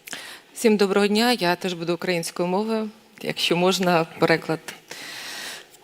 По-перше, хочу подякувати за те, що проводиться ця зустріч і взагалі ця панель, і є можливість говорити про міста, бо будь-яка мрія, яка є, вона реалізується людьми. Людьми, які проживають в містах і селах, і мені здається, основним завданням всіх в Україні є довіра людей до влади, яка приймає рішення. І от ця довіра, ця можливість вірити в правильність рішень, впливати на ці рішення, і є якраз результатом успіху, який ми можемо досягти. Але хочу сказати відверто, що війна змінила взагалі систему комунікації влади і громади. Вона змінила її максимально в інший бік, і ми вимушені були шукати нові механізми донесення інформації. В чому основна проблема? Ми не просто маємо доносити інформацію, комунікувати, ми маємо кризово реагувати на кризові ситуації. І перше, що є найбільш проблемним і забирає багато часу на локальному рівні, це інформація пов'язана, звичайно, з російською агресією. Як вже згадували, сьогодні знову була величезна атака на Київ. Перше, що роблять всі наші люди, які проживають в Києві, чи немає пошкоджень шкіл і садочків, бо треба вести дітей до школи і до садочків. Це перша інформація, яка має бути 100% для того, щоб людина розуміла, що робити. Це інформація про бомбосховища, це інформація про пункти незламності, якщо немає світла. Тобто питання зараз комунікації і інформації на місцевому рівні – це питання виживання людини, це питання її безпеки, що ставить під відповідальність взагалі будь-яке слово чи фразу, яка сказана будь-якою владою. Тобто ми не маємо права помилитися ні в чому, інакше це може мати серйозні наслідки. Це перший момент. Ми живемо в кризовій комунікації. Друге – це велика кількість дезінформації, яка є. Найбільше зараз дезінформація, яка відбувається в Києві, це кожен день мінування шкіл і мінування торгівельних центрів. Коли 300 шкіл і батьки всіх шкіл розуміють, що йде інформація про мінування, питання реакції і заспокоєння взагалі суспільства, як відреагувати на таку інформацію. Тобто кризова, мені здається, що наші структури і служби настільки вже відпрацювали механізми кризових коментарів, да, що ми будемо готові після перемоги навіть ділитися тим, що ми вже навчилися.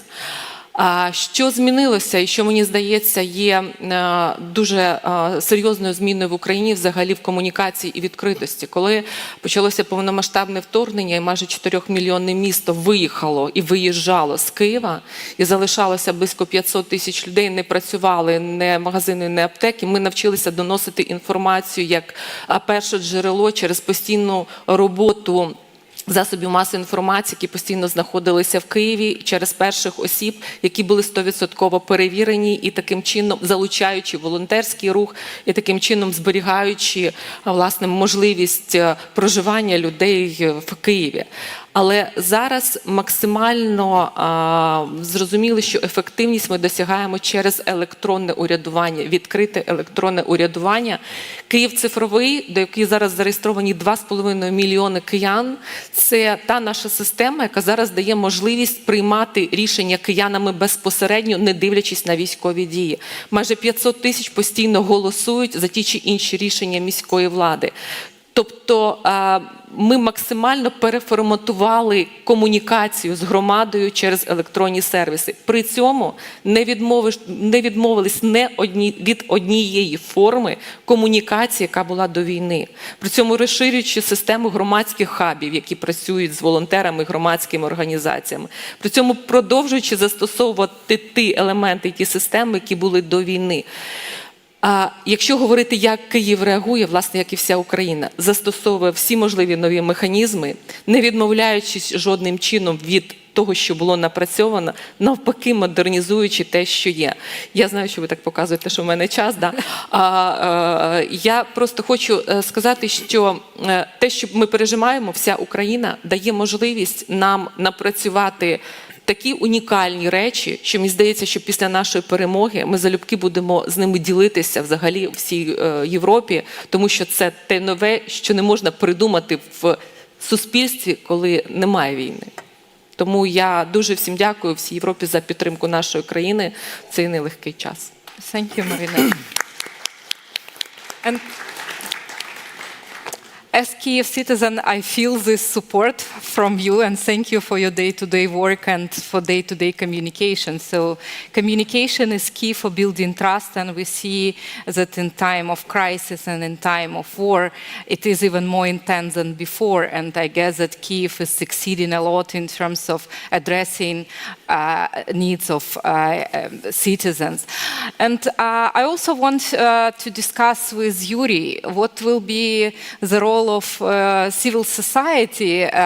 We have in Ukraine vocal and vibrant civil society that proved its effectiveness during many periods of Ukrainian history.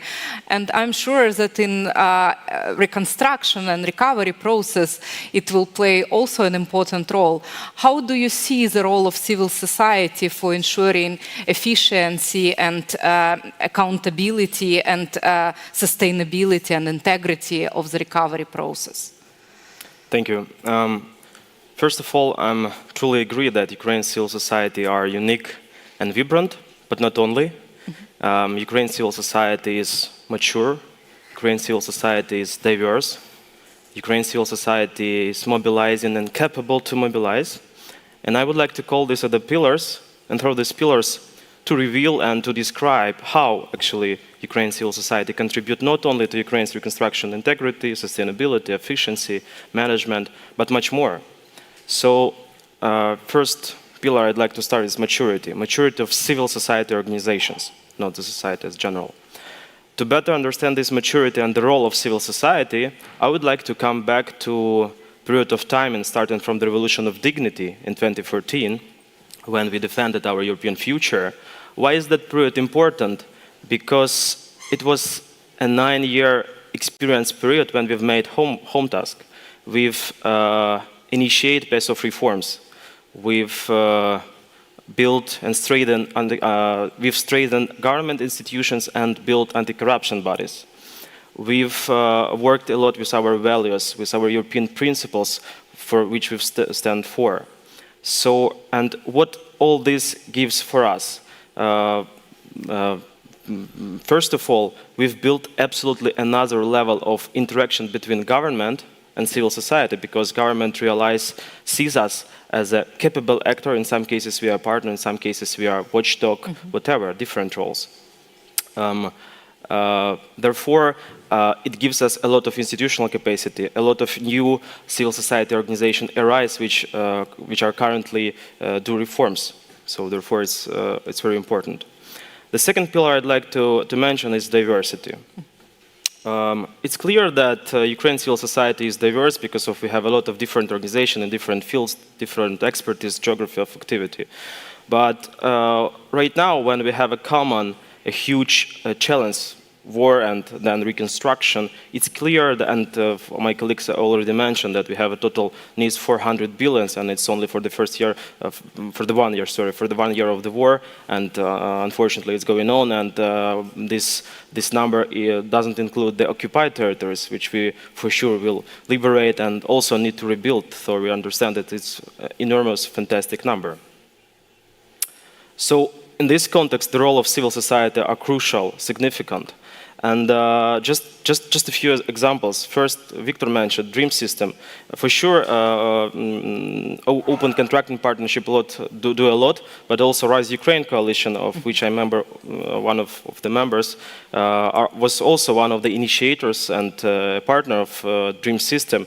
So it's a coalition of more than 50 organizations working on reconstruction integrity, efficiency, sustainability. Or another example, methodology of prioritizing the reconstruction projects for rational, transparent, fair use of finances and process of selection of the projects.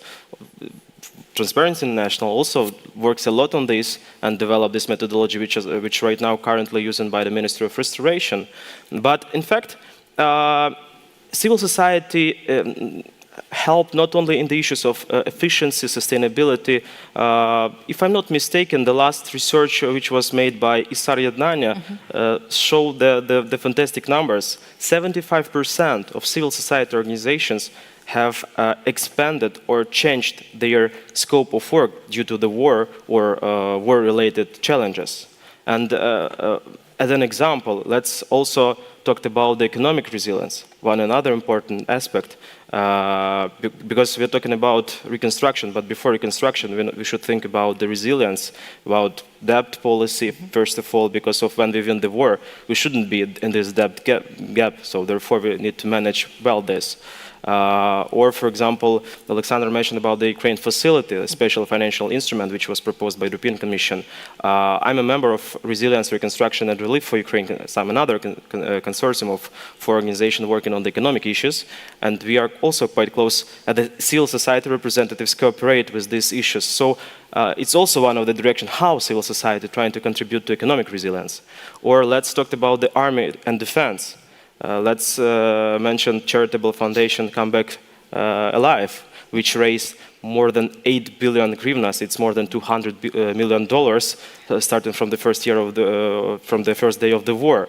I don't remember another cases in the world like this. It's also civil society. Or let's talk about the media and investigative journalism. Ukrainian Pravda, or let's mention Vox Ukraine, Ukraine World Project, a lot of different actors trying to interact, trying to fight with Russia propaganda, with Russian narratives.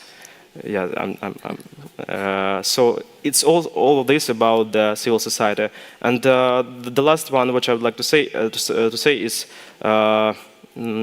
ability to mobilize and to unite. Of course, we faced with a challenge we've never seen before, and a challenge to which it's impossible to be ready, for sure. And for this, it's inside country and outside the country, we need to unite, build bridges, interact, and to share this. And as I mentioned, we've built in Ukraine Rise Coalition and some other coalitions, and we are quite open to interact because we need your experience of different solutions from all over the world, which was used before in different natural situations or conflicts or wars as well. It's also important for us. And right now we are at the position when we need to build this institutional architecture of reconstruction, how to plan, how to manage, how to control, who should be responsible for what business processes should be. It's a lot of issues which are currently on the table. And for this, we are the civil society representative realize our role and realize how international audience can contribute to this, and we are open and ready to interact. Thank you so much. And on this positive note that we are ready to interact, I actually want to invite you to ask the questions to our panelists, because as we described just now, communication is key, and now it's time for the questions from audience. I have 2 volunteers with microphones. Please raise your hand. I see the first hand. First come, first serve. We will have around 15 minutes, so we will answer all the questions that we can afford within this. Please identify yourself and please identify the speaker or speakers to whom you address your question. Please. Hello, my name is Jackie Fisher. I'm from Ireland, and I'm really privileged to sit in this room and listen to you today. My question is to Alexander, I think it's Victor, about young people being very involved in helping in the resilience and reconstruction. I know this is a mad question, but were young people involved before? And if so, how did you get them involved? And do you, 3 questions, really cheeky. And how do you think you will be able to keep young people involved in the system, or is it just a reaction to the crisis? In other words, the day-to-day running of the country, please God, when you overcome Russia. Thank you. I guess question to Victor or Alexander, or to both of you. I actually think that this question is, for Alexander, because he is one of the leader of young people movements. But generally, quick response, and if you want to contribute to that. Of course, Ukrainians and especially young people were very much engaged to generally life of Ukraine, development of Ukraine, especially after the Revolution of Dignity. The revolution itself in 2014, the first people who came to protest were students, right? And eventually it grew up to the huge movement. And in this room, there are lots of organizations who are working with young people. Isar Yednanya, for example, another organization who is strategically focused on that. So we'll be happy to introduce you if you don't know them. But generally, Alexander, do you want to contribute? Так, якщо можна. Насправді, треба трошки навіть раніше, бо перша революція була революція на граніті, це в 90-й рік, коли фактично студенти вийшли для того, щоб зламати ще там радянську систему. Тобто вийшли проти того, проти несправедливості. І насправді Україна переживала багато таких революцій, революцій гідності, тобто коли люди виходили за власну гідність. І в переважній більшості, очевидно, це були молоді люди. Для нас дуже важливо, щоб молоді люди були активними учасниками процесів змін. І те, що відбувається на сьогоднішній день, зокрема і в молодіжній політиці, коли на різних рівнях, починаючи від локального, молоді даються різні інструменти, різні можливості, починаючи від розвитку різних просторів, до створення молодіжних таких консультативних органів, де вони можуть, і не просто можуть, а рекомендують міській владі, місцевій владі, як вони бачать розвиток цих громад, і багато-багато інших інструментів. Для нас дуже важливо, щоб молоді люди відчували свою причетність і свою важливість. Тому що зрозуміло, що одним із питань, важливих, ключових питань відновлення, це те, як швидко ми зможемо повернути тих, і, зокрема, молодих людей, які через агресію змушені були залишити країну. І це один із таких надзвичайних викликів. І для нас дуже приємно, ми намагаємося тримати контакт з молодими людьми, які живуть зараз в Європі, в світі, і бачимо, що вони є активними учасниками процесу опору там, з боку України, тобто протистояння агресору, підтримують активно Україну, допомагаючи різними шляхами, починаючи від мітингів і маніфестацій в країнах проживання, до підтримки волонтерської і Збройних сил, і переселенців, і багато інших інструментів. Зараз розробляємо на різних рівнях можливість, і там, зокрема, з нас таких великих проєктів – це «Державотворець», де показує молодим людям, що вони важливі в процесах розвитку трансформації держави. Мені здається, це один із ключових таких елементів, зокрема в частині відновлення, повоєнного відновлення країни. Thank you, Alexander. Thank you, Victor. We have a question from Olga Ivazovskaya, what I see, and then next hand. Hello to everyone. My name is Olga Ivazovskaya. I'm the head of board Civil Network of a Ukrainian NGO. And we have 2 points on the topic of this plenary session. It's about democratic resilience and reconstruction. And democratic resilience is not just about participation or voting through some mobile application, how to develop your city, what the point or infrastructure object has to be the first one which will be recovered and so on and so forth. It's about whole level of participation. And now we are living on the war time. That's why my question is very easy and very short, but it's about deeper analysis, how to save democracy in Ukraine if the war will ongoing for a long time. And the second part, it's about reconstruction. Let's be honest that international partners or private money will not come to Ukraine without sustainable security guarantees. And if we try to compare 2 periods when Ukraine were under the shelling, I'm speaking about December 2022, from December till March 2023, we lost 1.8 million people, which didn't back just because of the damage for critical and energy system, critical infrastructure and energy system. But during May, when each day Russia shelled Kyiv city, we lost less people because we had already patriots.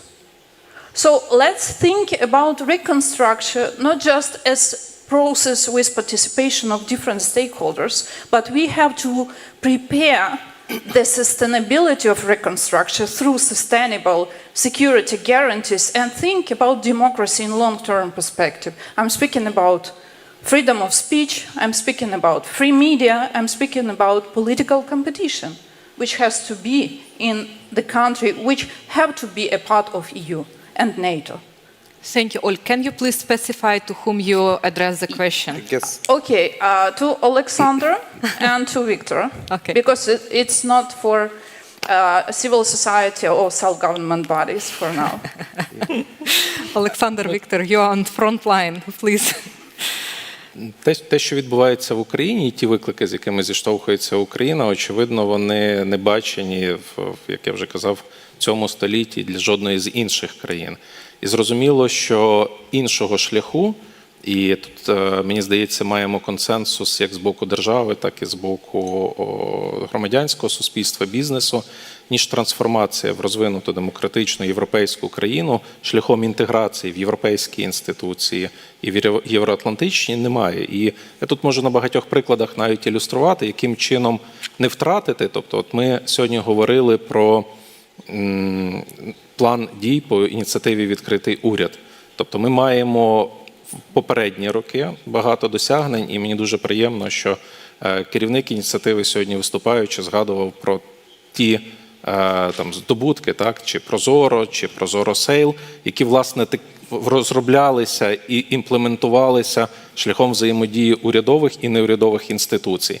Те, що відбувається зараз, ми також в такому ж форматі продовжуємо цю співпрацю. Тобто через конкретні дії, через конкретні кроки цієї співпраці, зрозуміло, що це про довіру, це про взаємодію і, власне, про формування спільного порядку денного. І тут для нас дуже важливо, щоб наскрізно в усіх політиках урядових інституцій це зберігалося. Тобто включення громадянського суспільства в процеси прийняття рішень, процеси імплементації, моніторингу тих рішень, над якими працює держава. Thank you, Alexander. Just a quick, yes, I fully agree with you, and of course there is no like simple recipe how to solve this, and it was like a separate, not even a panel, but event, lots of discussions about how to secure democracy in Ukraine and how to make sure that we have security guarantees. And that's why I said that priority number one is victory, right? But at the same time, we have to be prepared for the challenge that faces us. And of course, when we're speaking about participatory recovery, we don't mean participation only through digital tools, right? We're now working on e-democracy module in DREAM, and while preparing a methodology for that, we had dozens of consultations online and offline with all types of stakeholders, including governments, including civil society, media, young people, elderly people, and so on, to specifically design the best processes on how to make sure that they can contribute to the recovery process. But again, I believe that Ukrainian civil society here will first of all help to protect the democracy and will help to make sure that we have a voice of citizens in recovery planning and implementation. That happened many times already, and this happens even during the war, when sometimes our government, parliament makes one step forward, two step backs, or two step forward, one step back, as it happens yesterday with assets declaration. Yes, it's now renewed, but unfortunately it's not open to the public. But we hope that through cooperation between civil society, government institutions, with help of international community, we'll be able to reach our goal and build Ukraine that is a member of European Union, that has a member of NATO, that has proper security guarantees and plays an important role on global arena. Thanks. Thank you, Victor. Thank you, Alexander. And indeed, Ukraine is facing so many challenges that are caused by this unprovoked and barbarian war. And we will face even more challenges within the reconstruction. And it is clear that we need to unite our efforts and to ensure effective collaboration between the government and civil society and to secure peace after the war. I would like to have our continuous discussion further, but unfortunately we are limited on time because organizers ask us to be a little bit shorter, and we can continue after this discussion during coffee breaks and in the corridors. But at the same time, I would like to ask you to stay, because now we will have a special time for all Ukrainians who are present in this room. And I have a special honor to welcome Sanjay Pradhan as the Chief Executive Officer of Open Government Partnership. Sanjay, please, the floor is yours. And I would like to ask thanks to our speakers for this brilliant discussion. Thank you. Please.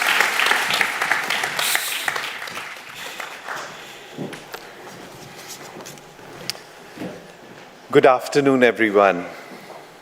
So, you know, my summit agenda is full of lots of different events, but this moment, this event is one of the most powerful, poignant, and important events for me here, this moment, to recognize Ukraine. Ukrainians are fighting an existential battle for their freedom, for their democracy, for their open government. Russia's attack on Ukraine is also an attack on democracy and openness everywhere, globally.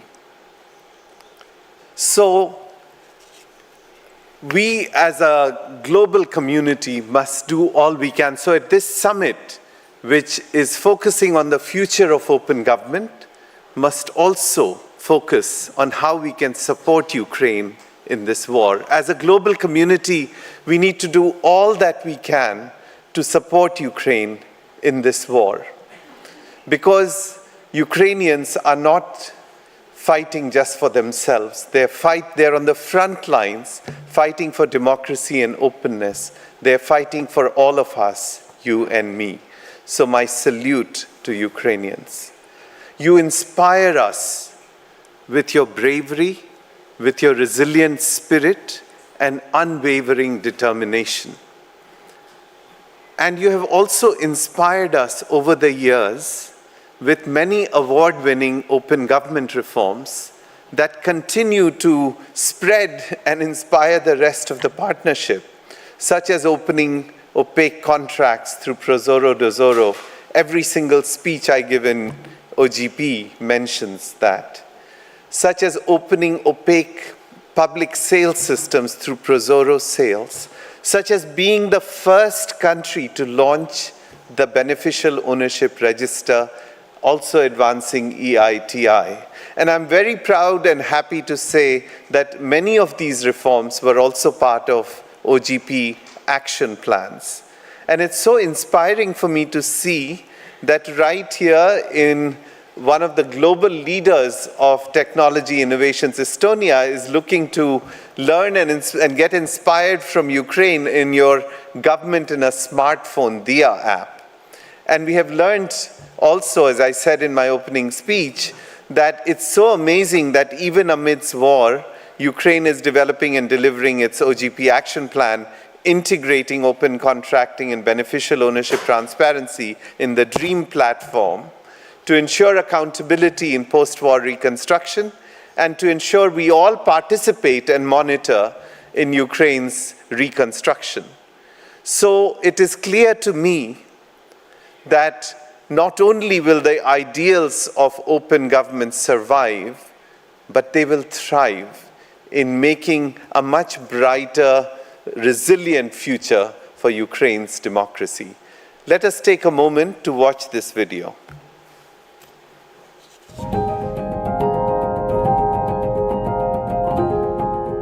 Війна в Україні триває дуже складних 9 років, і щодня це відображається на майже кожній родині.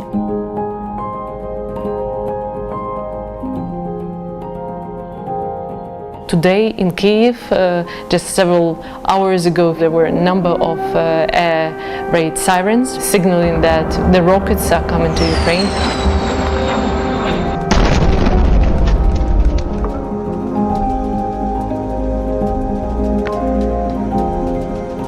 Ми боремося за ті демократичні цінності, які ми хочемо, щоб визначали наше життя. Для нас важливим є те, щоб держава не згортала ті демократичні реформи, які були початі нею у попередні роки.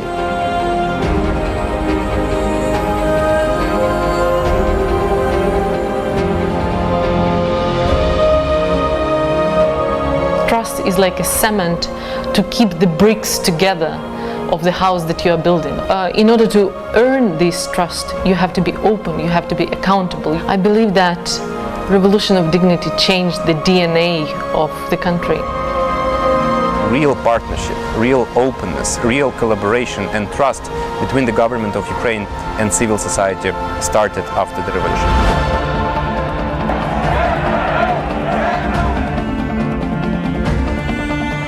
Ми зрозуміли, що треба виховувати свідомого, проактивного українця, який знає, може і вміє впливати на вирішення проблем того рівня, якого він стикається.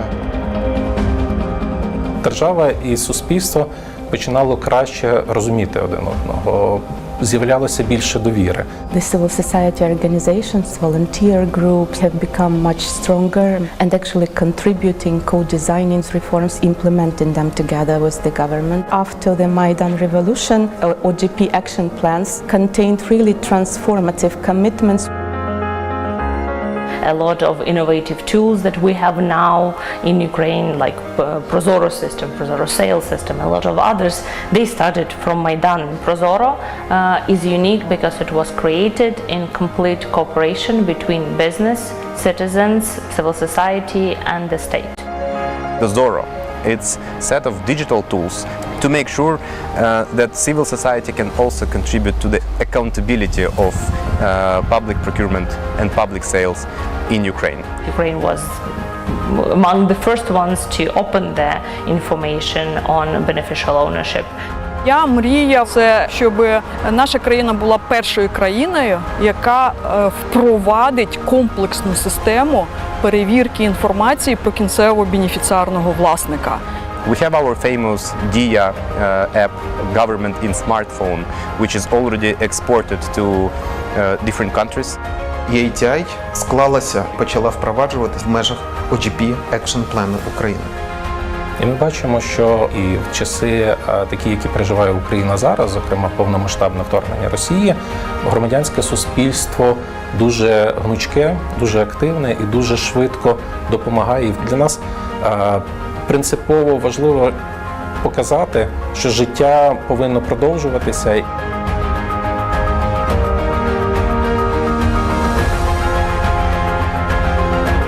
We decided to develop an end-to-end digital process that will cover the whole reconstruction life cycle. DREAM is a digital restoration ecosystem for accountable management. Every euro, dollar, hryvnia or pound invested into our country will spend efficiently, and people will be sure that any investments supports human lives. Що мені хотілося б інструмент щодо плану відновлення України, щоб він був зроблений на засадах, форматів і стандартах ініціативи партнерство «Відкритий уряд». Наше майбутнє України – повноцінній інтеграції в європейську демократичну спільноту. Я сподіваюся, що цінності відкритого урядування будуть визначальними в розвитку нашої країни. Україна точно буде демократичною країною з активними громадянами. Peaceful country that is prosperous. The future is open, and the future for Ukraine is open.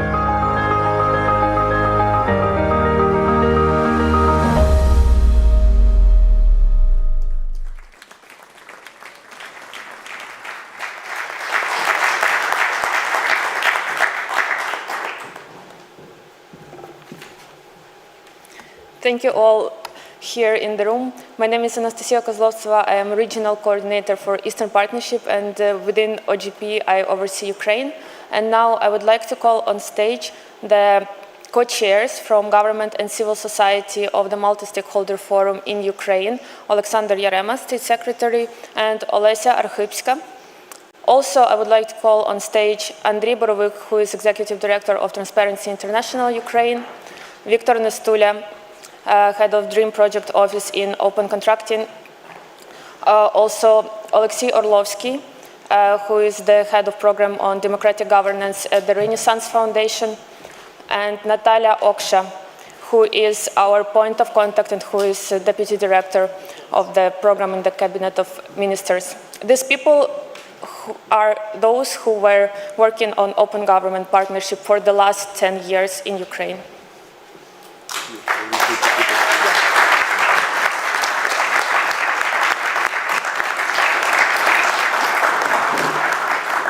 So I will be giving awarding these trophies. Let me award and then I will.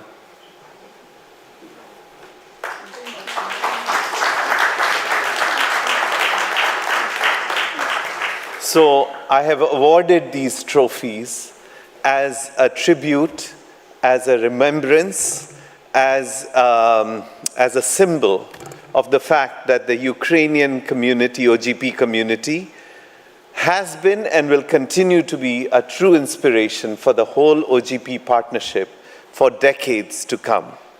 I also want to use this occasion to invite all our Ukrainian colleagues to please stand. Please stand.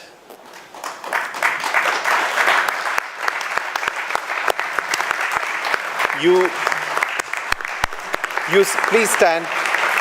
Please stand. You stand as representatives of all the Ukrainian people, and I salute you and the entire Ukrainian people and nation for your bravery, your resilience. My salute to you. Give them a huge round of applause once again.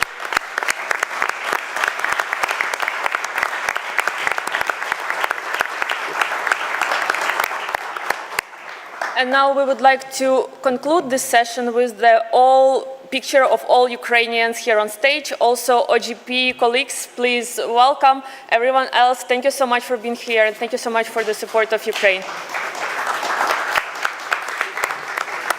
So, all Ukrainians, please come forward to have a family photo. All good? Yeah, thank you so much. Thank you.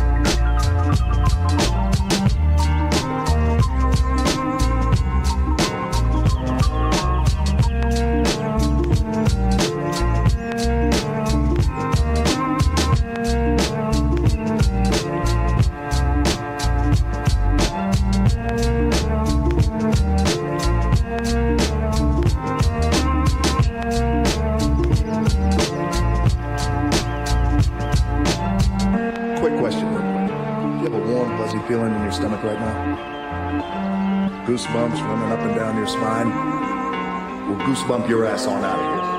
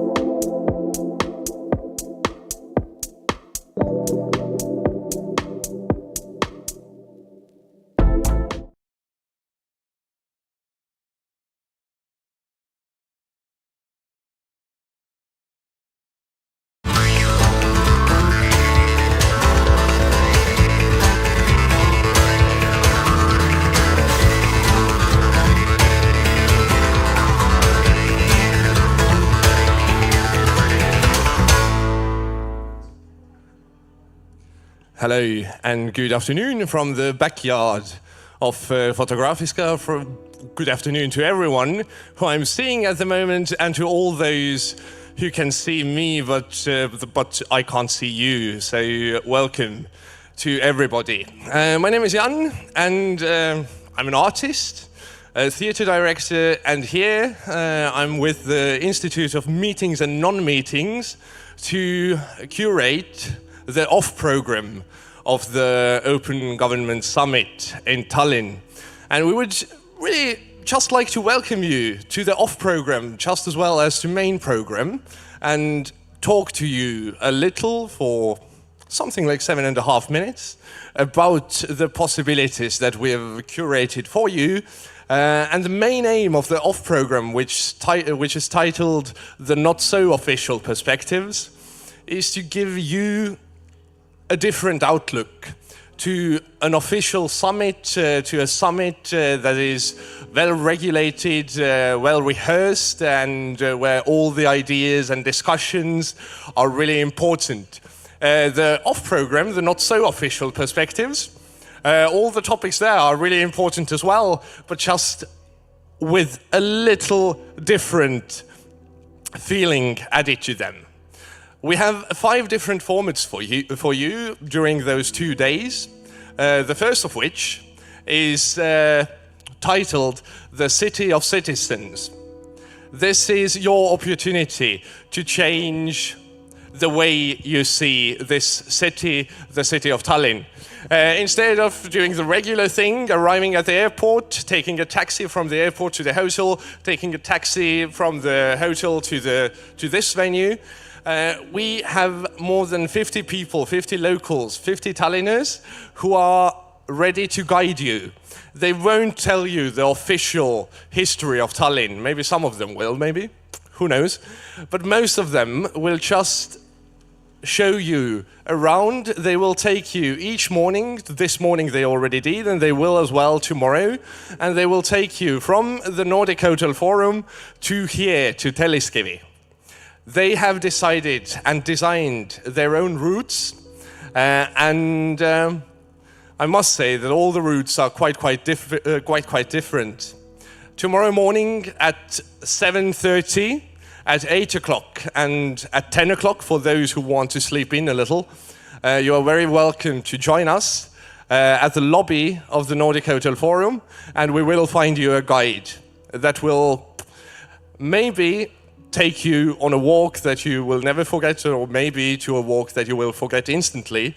Both of the options are available. The next format that we have here is the Academy of Life Wisdom. So apart from answering all the questions that need and deserve expert knowledge from universities and academies of the highest regard, we have invited some people that know life itself. So in Telliskivi, there are a few spots. There's one near the main entrance. You'll also find it from the map of the summit, where you can learn from real experts who have learned it by generations from their grandmothers and grandfathers how to stack fire logs. They will give you excellent know-how, so whenever you meet with a fireplace, you'll know exactly what to do. You know exactly how to stack the logs in a most perfect rectangle or circle, as someone has already told me. On the main square, you'll also find people who are ready to teach you how to pickle cucumbers, which is something that almost every second Estonian does every autumn. But besides the Academy of Life Wisdom, we also have the Academy of Staying Alive, where people from an NGO called Help to Protect, Aitan Kaitsta, will teach you and will involve you in making camouflage nets that will then be transported to the front line to Ukraine. So the Academy of Life Wisdom, if you want to pickle cucumbers and stack fire logs, and the Academy of Staying Alive, if you want to learn how to make camouflage nets. Apart from those, we also have what's basically also shown here on the background, the Embassy of Utopia, which will open itself tomorrow on the main square. You will be able to find us. We will be there. Just come and step near us. The aim of the Embassy of Utopia is to offer a place for positive uncertainty mostly, for bold thoughts and for imagination. We did it for the first time this spring in Tartu during the International Literary Festival Prima Vista, and then we asked people to really bring their utopias. We had 350 people share their visions for tomorrow. This time, as the main topic of the summit is tomorrow and the utopias for tomorrow, we don't want you to talk about utopias. Instead, we invite you to give a small, 5-minute talk about your failures, about the biggest failures of your life, or just about the failures that you've encountered recently and maybe that are so fresh that you haven't even managed to learn anything from them. All the failures are welcomed, and we invite you tomorrow from noon till 3 o'clock and from 7 o'clock till 9 o'clock to the main square. Just pick up the microphone and give a talk about your personal failures. Maybe they will inspire someone, even if they didn't inspire you when they happened. As well, in the information center of the summit, we have crafted for you some scripts. So if you find someone that you want to meet with, want to have really official talks, but in a business not as usual or business as unusual way, then you can just go to the information center and ask for those scripts. There are 5 different versions. Some of them will take you to an art gallery. Some of them will take you to a bus from 1960s. Some of them will just take you on a walk, and some of them might lead to some other weird but interesting perspectives on trains or on people, for example. So scripts for meetings are available in the information center of the summit. The off program will be happening today and tomorrow. So just join in and give yourself an opportunity to see the city of Tallinn, and also the summit and the people that are here, the people that have gathered, in a way that doesn't normally happen. The institution that does those is the Institute of Meetings and Non-Meetings, and our main goal is to understand what is the function or the role of arts in society. And in order to understand this, in order to study this, we are making up different formats, different performances, different actions that are taking place here and there. And all of those are inviting people to participate, and we try to understand sort of what is the border and why is there a border between the art and the rest of the world, the rest of life. Yeah, thank you so much. We hope to see you soon. We hope to see you at all the formats, and we wish you a great summit. Thank you.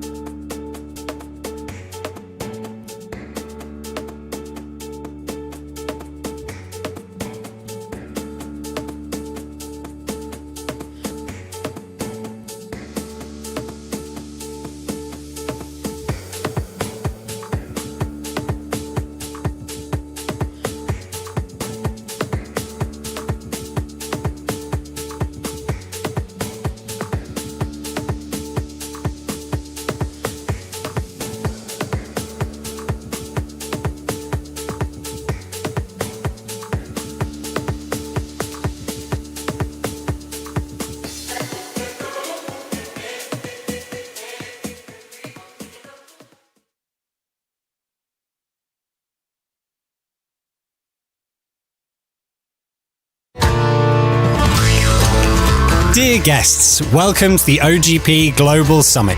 The program will start in 5 minutes. Please find your seats.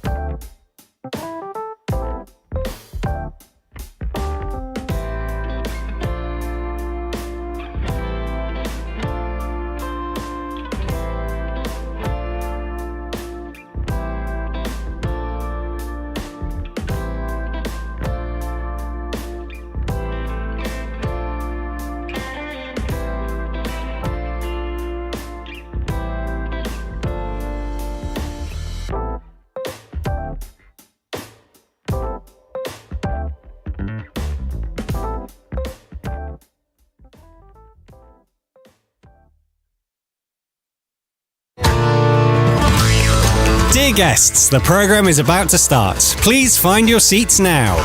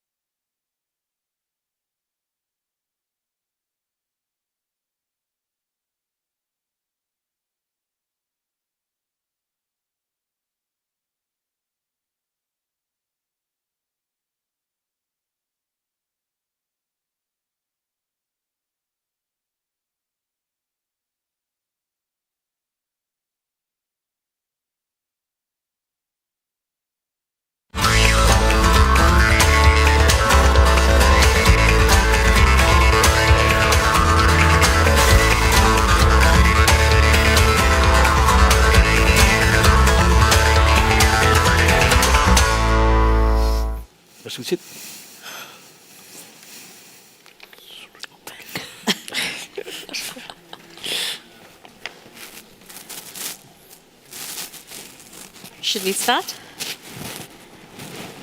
Good afternoon, everyone. A very, very warm welcome. And thank you all for joining us for this interactive panel discussion today between high-level representatives from the government, civil society, and young people, both on the panel and in the audience, to discuss strategies for moving on from commitments to action on people-centered justice and open justice. My name is Swati Mehta, and I'm the director for the Pathfinders for Justice program, which is hosted by the Center on International Cooperation at New York University. It is my pleasure to moderate this exciting discussion on people-centered justice, which has been co-organized with our partners Justice Canada and International Development Research Agency. As we all know, we are currently in the midst of intersecting crises. The cost of living is rising, as are inequalities. Climate change and its impact is right in our face, and we are facing its impacts, and they are beginning to hit us in our face across the globe. Conflicts are increasing, and multilateralism does not seem to be working very well. We are at the halfway mark of the 2030 agenda, and all SDGs seem to be off track. We need action, and we need it now. SDG 16 on peace, justice, and strong institutions is by now very well recognized as a critical enabler for sustainable development. We cannot address poverty, inequality, and conflict without ensuring equal access to justice for all. I think by now all of us are familiar with this figure of 5.1 billion people lacking meaningful access to justice. That's 2/3 of the global population. In 2019, the Task Force on Justice showed us that if we wanted to move from a system which tends to serve a few to a system which is meaningful, which provides access to justice for all, we need to change the way we work. We need to transform justice systems to put people at their center. People-centered justice requires us to be evidence-based, data-driven, and outcome-focused. It recognizes that access to justice is not just about access to courts, but it refers more broadly to the ability of people to actually prevent and resolve their problems. It is in this context today that we'll be speaking to our brilliant panel and the audience to talk about what it means to implement people-centered justice. Without much further ado, let me introduce you to our panelists, and I will go alphabetically. So let me begin with our Young Justice Leader, Agnes Moding, who's a Young Justice Leader with the Pathfinders and a former Next Generation Fellow at the United Nations Foundation. She was invited by the UN Secretary General to be a consultant for his report on the Common Agenda and our future agenda. We also have with us Honorable Justice Joseph Zergon. He's a judge of the High Court of Kenya and is a part of the National Steering Committee on implementation of Kenya's alternate justice systems policy, which brings together stakeholders drawn from judiciary, the civil society, and community-based organizations to chart the way for mainstreaming customary and traditional means of dispute resolution. Mr. Kristomo Konstantinos is Indonesia's Secretary of the National Law Development Agency of the Ministry of Law and Human Rights. We have Ms. Shannon Green. She is the USAID's Assistant to the Administrator of the Bureau for Democracy, Human Rights, and Governance. She leads USAID's efforts to invigorate democracy, enhance human rights and justice, and bolster governance that advances public interest and delivers inclusive development. Ms. Sheila Fomanto is a human rights and child rights advocate, a community organizer, and a lawyer. She's the current national coordinator of the Alternate Law Group Secretariat, which is a coalition of 19 resource NGOs in the Philippines that adhere to principles and values of development law. Thank you for joining us. In this session today, we hope not only to explore what works in delivering people-centered justice, but also to consider what are the challenges which we face when we shift from commitments to implementation. We hope having an open discourse around challenges will allow us to learn from each other and to co-create effective solutions towards making this important shift. The session is designed to stimulate action and participation, so we very much encourage inputs and feedback from you, the audience participants. Just to let you know, we will be asking the audience to respond to some questions on Slido. So please go to www.slido.com and enter scan the QR code, which should be in the screen in front of you. You will see the first discussion question, which is, if you could change one thing to stimulate equal access to justice for all in your country, what would that be?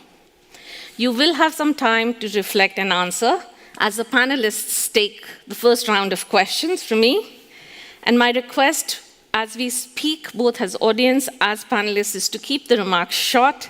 We are on a very tight schedule. I've been warned we'll be thrown out of this room at 3 sharp. So I will be very strict on time, and I apologize in advance if I cut you short. Kindly bear with me. Also, do note we are being live streamed. So what I will do is, I don't know if the question will be displayed on the screen. Okay. Let's move on now to the panelists. You all have 3 minutes for your interventions. I will be giving you 2 questions. You can choose to respond to either. The first one is on motivation. What motivates you to work on justice? Why do you feel people-centered justice, open justice is important? That's first question. And the next one is one initiative. Name one initiative that you're implementing in your context, in your country. What is your experience of implementing it? And what is the secret sauce that really makes it work? So it's over to you. Maybe again, let me start with you, Cynthia. Agnes, do you want to respond to the question? Please let me know which question, and 3 minutes begin now. Yeah, I can respond to both briefly. What motivates me to advance justice, first of all, is the oppression that is particularly towards women and children in, for example, succession matters. Because in a country where I come from, the system that is usually used is the informal justice system, which discriminates against women and children, that they are not entitled to any inheritance. So my inspiration is that kind of oppression towards them in order to advance justice, using both the informal justice system and the formal justice system, making sure that the informal justice system enhances constitutionalism and human rights so that it can serve both their needs and as well as for the women and the children. And the secret behind that is that the informal justice system is used throughout the country in over 95% of the people use the informal justice system, and this is the system that still oppresses the women and the children. So my secret is to incorporate constitutionalism and human rights observance in the informal justice system through trainings and making legal empowerment to the elders that implement the informal justice system. Yes. Great, thank you. And that's, I think, a good segue maybe to move on to Justice Sargon, because Justice Sargon, in your context, you do the judiciary, the formal justice system, in fact, does work with the informal justice system. But again, the choice is over to you. Would you want to speak on your motivation, or would you like to talk about your initiative that you're trying to pursue in your country and what makes it work? Thank you very much for having me in this session to discuss all about AJS, that's the Alternative Justice System. I will answer the two questions together. One is that what motivated me to be in this space is, one is personal. I remember a long time ago when I was in Form 2, my father had a dispute over a plot of land in my local area. Then what happened is that the elders quickly moved in and sort of resolved the question. It's settled up to now through the alternative means of dispute resolution mechanism. Then I was even motivated now to go and study law. Saying yes, we did not go to the formal justice system, but this one really worked through the informal justice system, and it is believed. The other thing which also motivated me to be in the justice sector is looking at we had as a country, did what we call the Justice Needs and Satisfaction Survey. And what turned out is that 90% of the disputes are resolved using the alternative means of dispute resolution mechanisms as opposed to the formal justice system. So it motivated me now to say, yes, why don't we look at this? And as a result, also the judiciary formed a task force which established, which went around collecting views in the whole country and set up and formed a policy framework. Now, as we speak, I was in the task force that went around and developed, a policy to implement the alternative justice system.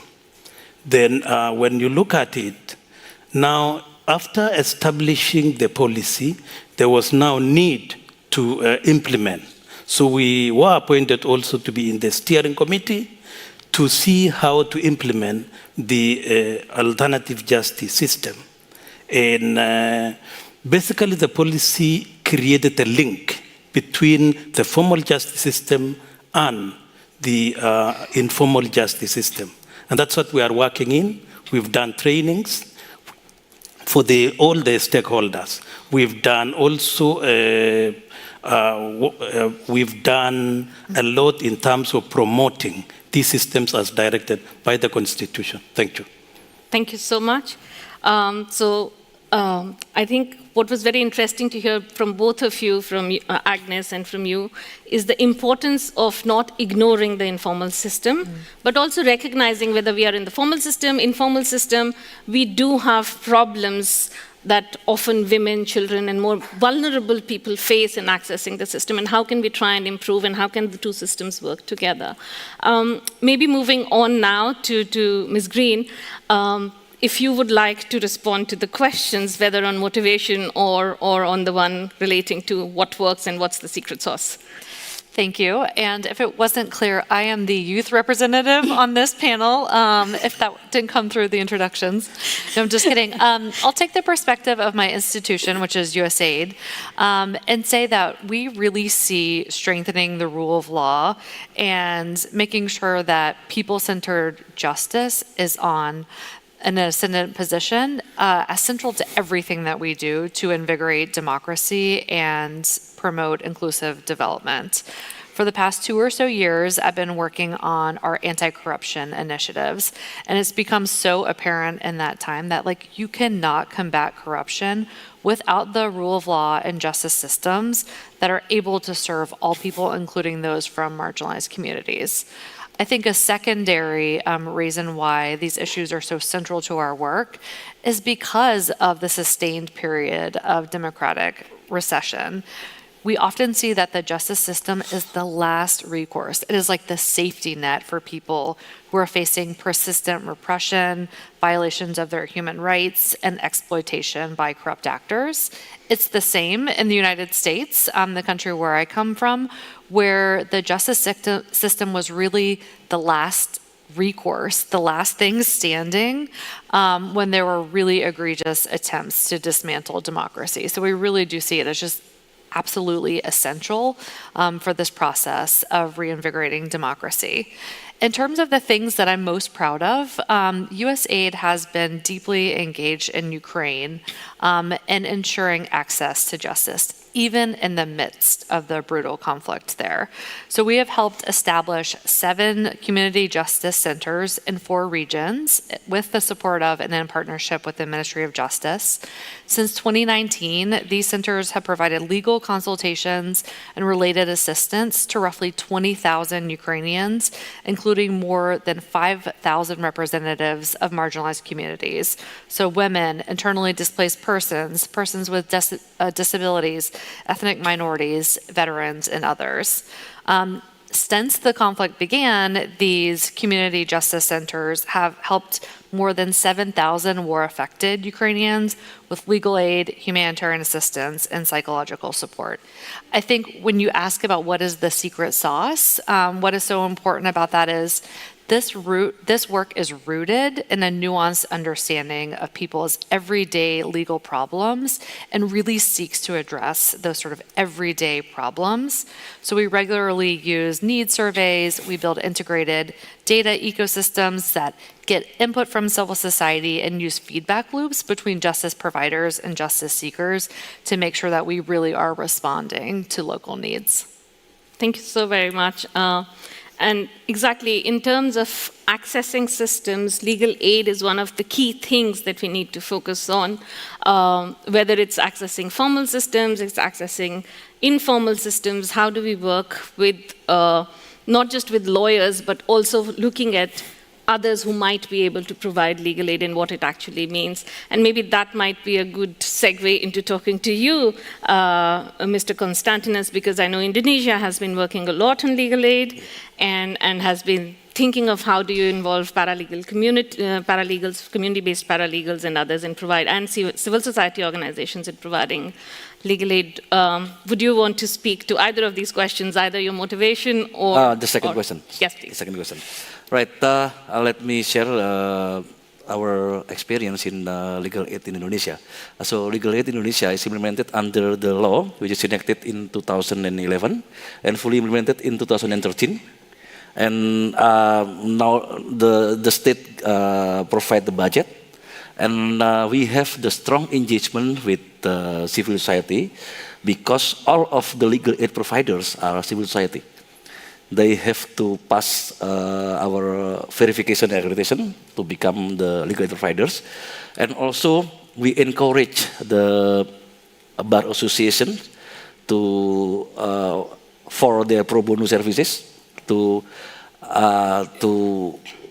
reach out more of justice seeker. It is due to the fact that the state budget is so limited so far. In this year, we have around 3.8 million US dollars, which is so limited to our vast and huge amount of people. in Indonesia. So that's why also we try to encourage, we try to train the community leaders as paralegals. Two kind of leaders. First is the informal leaders, like priests. We train priests as paralegal also. We also train chief of tribals in West Papua as paralegals. And also we train the formal leaders, which is chief of village or head of the village. We train them in Paralegal Academy. We train 300 of them this year, and the next year there will be more, hopefully more chief of village can be trained as paralegals. And we also has a cooperation with the Supreme Court to train this paralegal as the mediators, especially the chief of the village. Why? Because the villagers will try to find their leader as or their chief of the village to solve their problems. So that is what we try to reach out more legal seekers or more justice seekers. Thank you. Yeah. So your secret sauce is work with civil society, Work with society. encourage lawyers to provide pro bono services, Yeah. train people, get the formal system like the Supreme Court involved in mediation. Thank you. I think all of the speakers till now have spoken about the importance of co-creating solutions, working with civil society, and providing legal aid, which I think is a good question to go to our civil society representative. Ms. Formenza, if you could also try and talk about either your motivation or talk about your secret sauce and what you're working on. Yeah, as mentioned a while ago, that ALG adheres to the principle of developmental law. At the heart of this principle is our dual role. First is to empower communities, and the second one is to effect systems change. So in terms of empowering communities, we work with grassroots communities that actually experience injustices. So we work with indigenous peoples, with women, with children, with farmers, fisher folk. So coming from the experiences and the injustices that the communities are experiencing, we start from there. We try to empower them by trying to know the law and how to use the law for redress and to address their issues. Acknowledging that the community paralegals in the communities are the frontliners in the communities. There are actually very few lawyers that have the skill set to actually do alternative lawyering or working with communities, because it takes process, organizing, and it also takes sensitivities in working with the communities. And the second role of ALG as an organization is effecting systems change. This is in terms of acknowledging that not all laws are just. So when laws are unjust, or it's not favorable to the sectors we work with, we still work within the rule of law and try to create change to make these laws more favorable or will be more effective in terms of the sectors that we work with. So coming from the conditions, situations of the communities, we do the journey with them. What do they want to change in terms of these policies? What do they want? What is justice for them? Basically, what's justice for them? And then from there, we work with the community, and then we create the change that is necessary for them to enjoy and to enjoy their rights as part of the community. Thank you so very much. I think that is the question, right? Justice means so many different things for different people. How do we use the law and the existing systems to provide justice to people? Thank you very much, all the panelists, for your interventions. Before I open the floor to the audience for their reflections, maybe I can go to my colleague Milan, who's here, who can provide a flavor of the answers on Slido. Milan, 2 minutes for you, please. Hey everyone, my name is Mylène Bordelot and I work with Canada's International Development Research Centre. I've had the difficult task to try to summarize about the 30 answers that we've received so far. So we'll display them right now on the screen so you can have a look. But what I did was trying to group them in 4 overarching themes The first one being about training capacity strengthening, so that came up quite a number of times, ensuring education is provided on both the formal and informal systems, boosting competencies on human rights, ensuring judges and other key actors are aware of biases. Second category that I noted was about evidence, so some requests to do more in measuring the access to justice, better document the legal problems. Funding came up as well, so more funding for paralegal, grassroots movements, ensuring that we increase the number of public defenders. And then the last category is about some mechanisms for accountability, so separating the justice from the politics, ensuring people-centered processes, more co-creation, ensuring voices from the most vulnerable are heard, and stopping the siloed approaches and put again people in the center. And I can see that there the AI already summarized some of the categories for me there, which is great. I hope this doesn't do justice to all of the good ideas, but thank you so much. Thank you so much, Milan. I don't know if anyone else from the audience has any questions for the panelists or any reflections that you would like to share. Again, please keep your interventions short, maybe a minute or so. And there's a question there.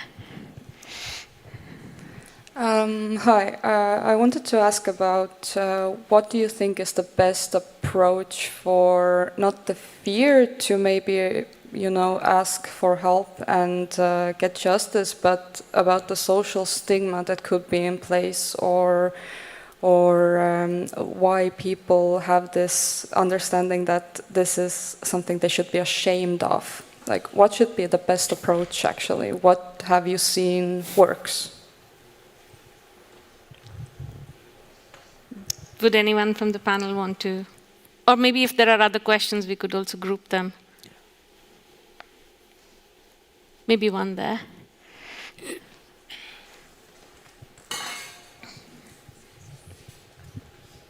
Thanks so much, everybody, for your interventions. And Agnes, I was really glad to hear you speaking specifically about women's access to justice and wanting to see the informal systems better serve women and children and other vulnerable groups.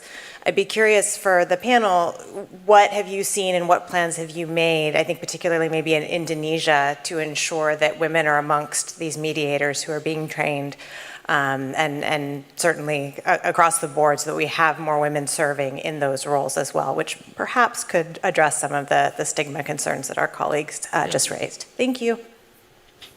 Great, thank you. So is there anyone who wants to take this shame question? And there's a specific question, Kristomo, for you to see if women can be involved. And I know, Justice Sergon, that in Kenya also, you're working to see how women could be part of the informal system and trained as mediators, as elders. So who wants to go first? I would like to address in terms of the stigma for accessing justice. I've worked with human trafficking victims before, victims of sexual abuse. And this is something that we have to address as a community, creating support system within the community and educating the community that this what's happening is actually a crime that has to be addressed. And it's not something that the victim should be ashamed of. So one important key element to that is creating that support system for the victim survivors, and at the same time, awareness in the community, especially in those areas where victims are actually reintegrated. Thank you. Thank you.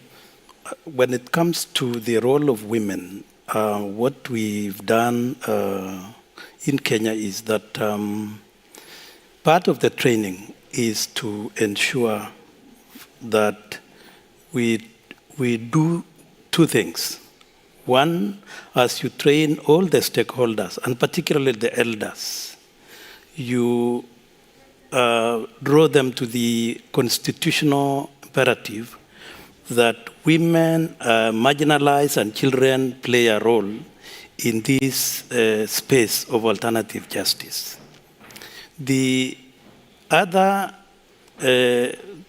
area where we train also is the human rights because the moment the elders understand, the moment the practitioners of AJS understand that when you bring in human rights principles, constitutional principles, they will agree at the end of the day for women to play a role. And thirdly, you look at when we went around carrying out the survey, taking data and interviewing these people, they say their traditions are not static, they are dynamic. So they are able to accept women to play a role. And they have even gone to the extent of saying, yes, the youth can play a role in the space of practicing alternative justice. Thank you. Thank you. Thank you so much. Christopher, if you Right, okay. The first and the second question I will answer comprehensively. So we have one or I think more than one of our legal aid providers concerns in the issue of women and children. So we we make training, paralegal training with their paralegals and also their counterparts train as the paralegal. And the issue that we train, especially for this session, is one of them is about the role of women and and also human rights, etc. So about the stigma and about also the role of women, we encourage them to be the paralegals, and there is no problem so far about the gender problem in while they're giving the legal aid, the legal aid, well they provide the legal aid to the poor. So far, there is no problem with the gender situation in Indonesia. And again, about the role of the women, we train them as the paralegal with some legal aid providers, which is concerned much in the issue of women and children. Thank you. Thank you. I'm just mindful of the time, so we'll have another round of audience interaction after this next round of questions. Let me move back to the panelists. But again, a reminder for the audience participants that there will be another question now up on Slido for you to, so we will not let you rest. If you have to be on phones, then maybe just look at the Slido question, which is basically, the question is, can you tell us about a key strategy which worked in your country to improve equal access to justice for all? In the meanwhile, my first question is for you, Ms. Green. Can you tell us about USAID's actions and support to spur implementation of people-centered justice internationally, and how you think that this could enhance, different countries' justice-related OGP commitments and implementation in their own domestic contexts? Great, thank you. We are so very proud of USAID's first rule of law policy, which really does put people's everyday legal concerns and justice needs right at the center. And there is a particular emphasis on women, girls, and other underserved communities. So our rule of law policy is really the jumping off point that we're using to advance commitments to people-centered justice. What I thought I would do is give a couple of examples of what USAID is doing in various countries to actualize this approach to people-centered justice. First and foremost, as I mentioned, USAID is a learning organization. So one of the things that we're doing is launching a rule of law innovation, design, experimentation, acceleration, and solutions ideas lab that is going to help drive our policy implementation and make sure that we are continuously learning from USAID's support to partners and from our programs, and then feed that back into our efforts to solve legal problems. We are very much looking for folks to partner with us and to feed into that ideas lab. So this is really an open invitation to everyone on screen and in this room to be a part of that learning and problem solving approach. To strengthen global coordination and learning, USAID and the US government has recently joined the Justice Action Coalition. And I'm pleased to note that we have made a contribution of $500,000 to bolster knowledge generation on evidence-based justice programming.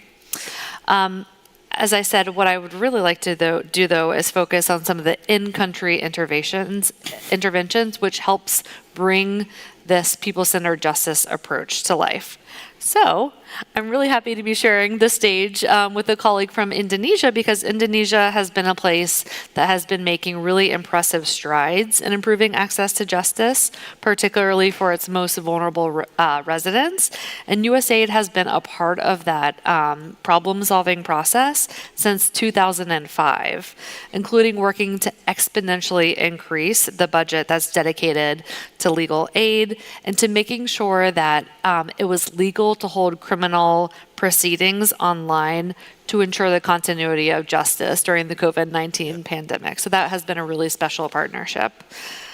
In Ghana, USAID partnered with the Commission on Human Rights and Administrative Justice to monitor the use of a new case tracking system, roll out citizens' online reporting and filing of complaints, and promote accessible judicial services via user-friendly mobile platforms.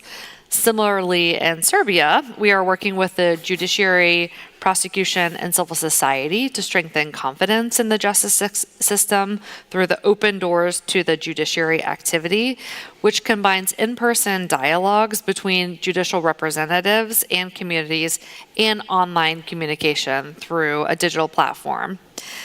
Increasing data to drive changes is critical to effective open justice. In Guatemala, USAID has been partnering with local civil society organizations to promote open justice, transparency, and anti-corruption initiatives. One of these is investigating and analyzing challenges that the justice sector faces via the development of a new open justice index. Another has developed a guide that takes a gender and social inclusion approach to standards for the creation and publication of justice sector open data. At the same time, you asked about what are the ramifications for us domestically. As I mentioned, our justice system has really been the bulwark against attempts to dismantle democracy.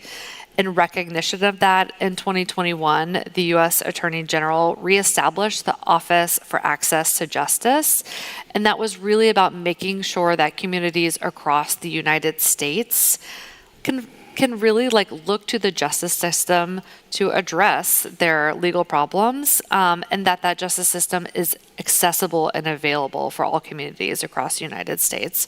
So we have many of the same problems at home. We're also fighting to figure out how to make sure that people can access the legal system as recourse for the problems that they face, and that is an ongoing struggle. And we are in fact trying to apply some of the learnings from our programs and partnerships overseas to address those challenges domestically.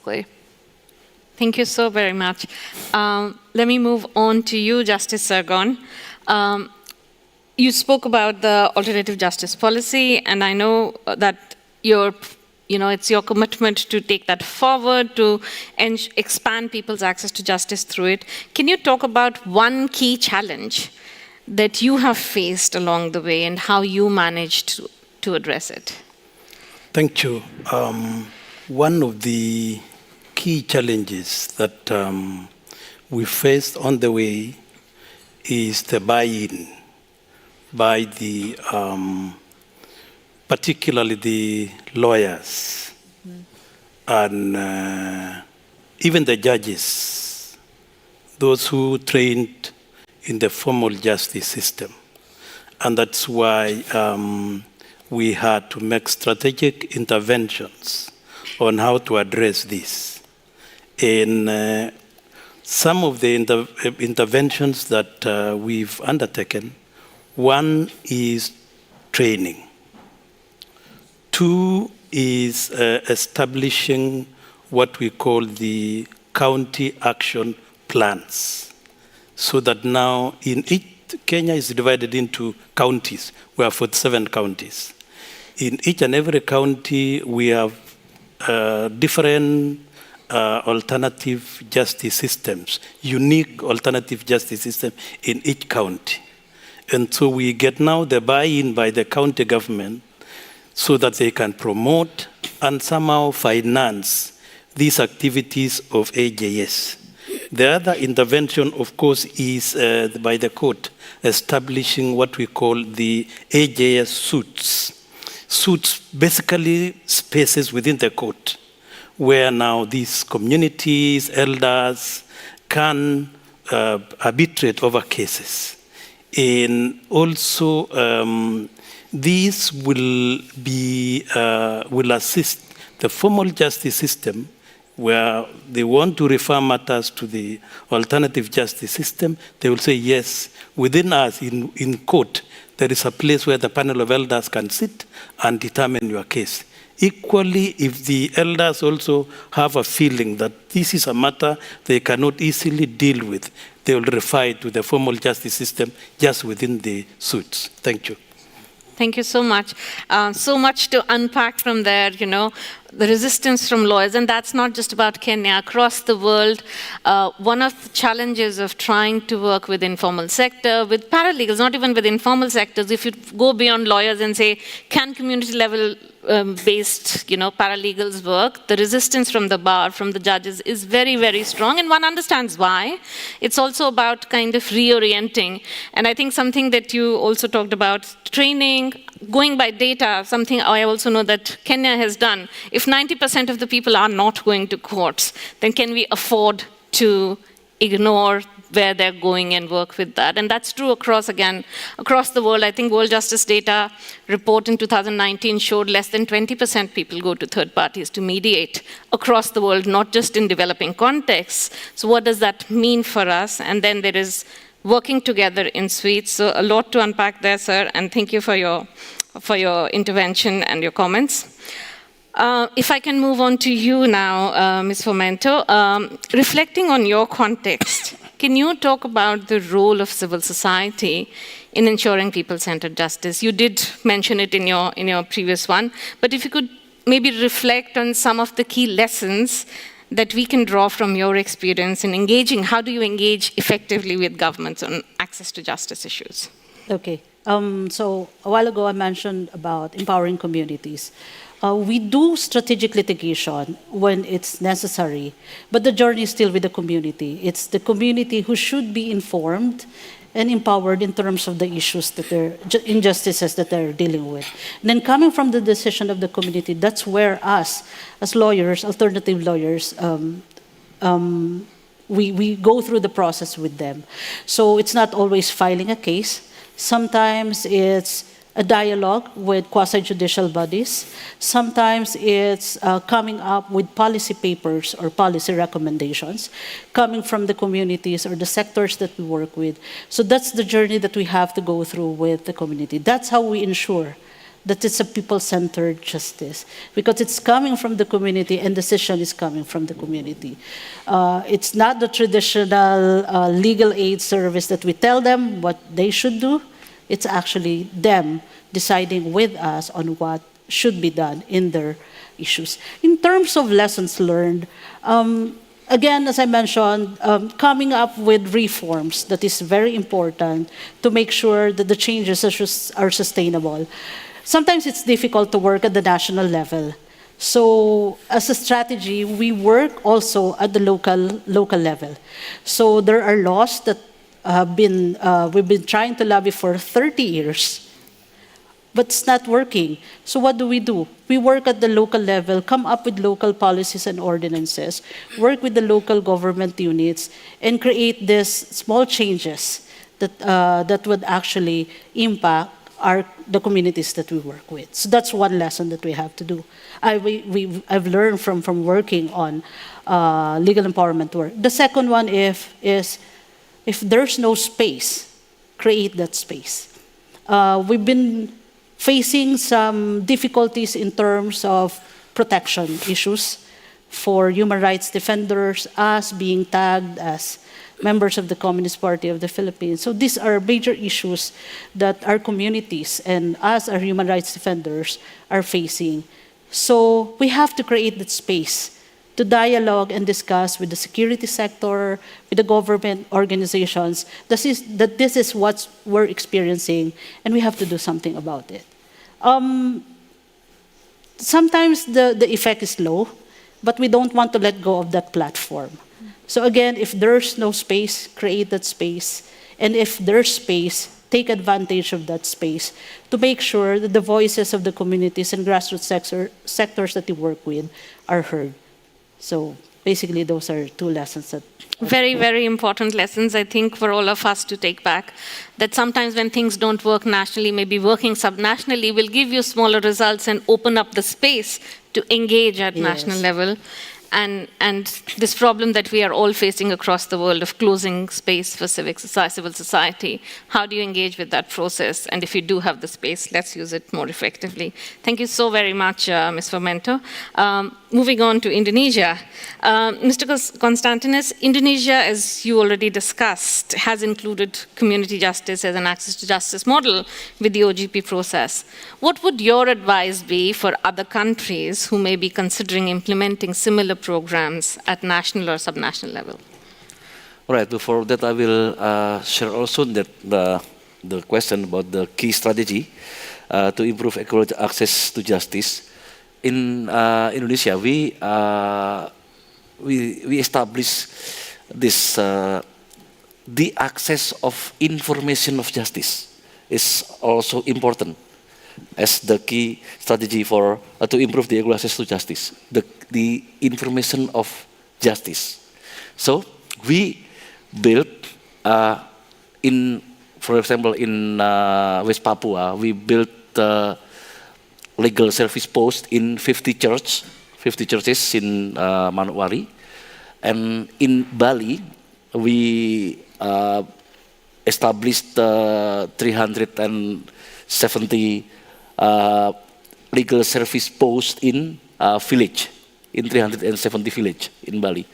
What their main job is, the first is the access of information of justice, meaning that, for example, in the church, when the followers says the legal problem, they will come to the priest, and then the priest can give advice not only to pray and to surrender to God, but also can give legal advice. It's much cool. So that's the first role is in the post is to give access to justice information, right? And the second, give the consultation, and the third, perhaps the mediation and etc. And also in Bali, we established this post in village. Actually, at first as a quick response of the legal problem, anticipating the legal problem in pandemic time, because as we know, it was economic problem, social problem, and perhaps it will be a legal problem in grassroots or in village. So we make this post in the village, and then this post is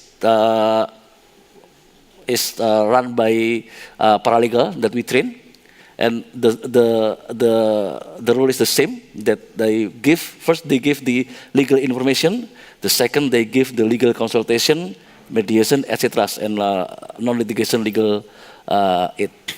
So that is what we do in Indonesia, and then hopefully in 2024 or next year, it will be scaled up as a national project in under our ministry, because we've seen that it is very effective, that people can get the access of information of justice at the first, and then second, then they get also their response to their legal problems. So perhaps, and we do this with collaboration with legal aid providers, which is all of, as I told you, is all of them are civil society, and we also engage with some community, some stakeholder which work also in community, which perhaps not the legal, not GSO, but also local government. Mm-hmm. With they have the issue with this community, and they work with community, and also with other other stakeholders, for example, in the court, in district level of the court, we have the collaboration with them also. So that's strong engagement, strong collaboration with civil society, and also as what you said, that creating space to give legal information on access to justice is also important. Absolutely. And I know that you also have been experimenting with mobile apps and exactly. with IT to reach far, because Indonesia, as we know, is like many islands, and to reach people through lawyers may always not be possible. So I know that you're doing that also. So thank you so much. Very helpful. Maybe I can move on to you, Agnes, the last but not the least. We've heard some very interesting examples on access to justice from our panelists. Where do you think young people fit in this equation? What catalytic role do you see for the youth moving forward in achievement of access to justice? And if you could also kind of maybe reflect on what would your demand be on behalf of, not an easy job, but on behalf of young people, what would your demand be from governments in this context?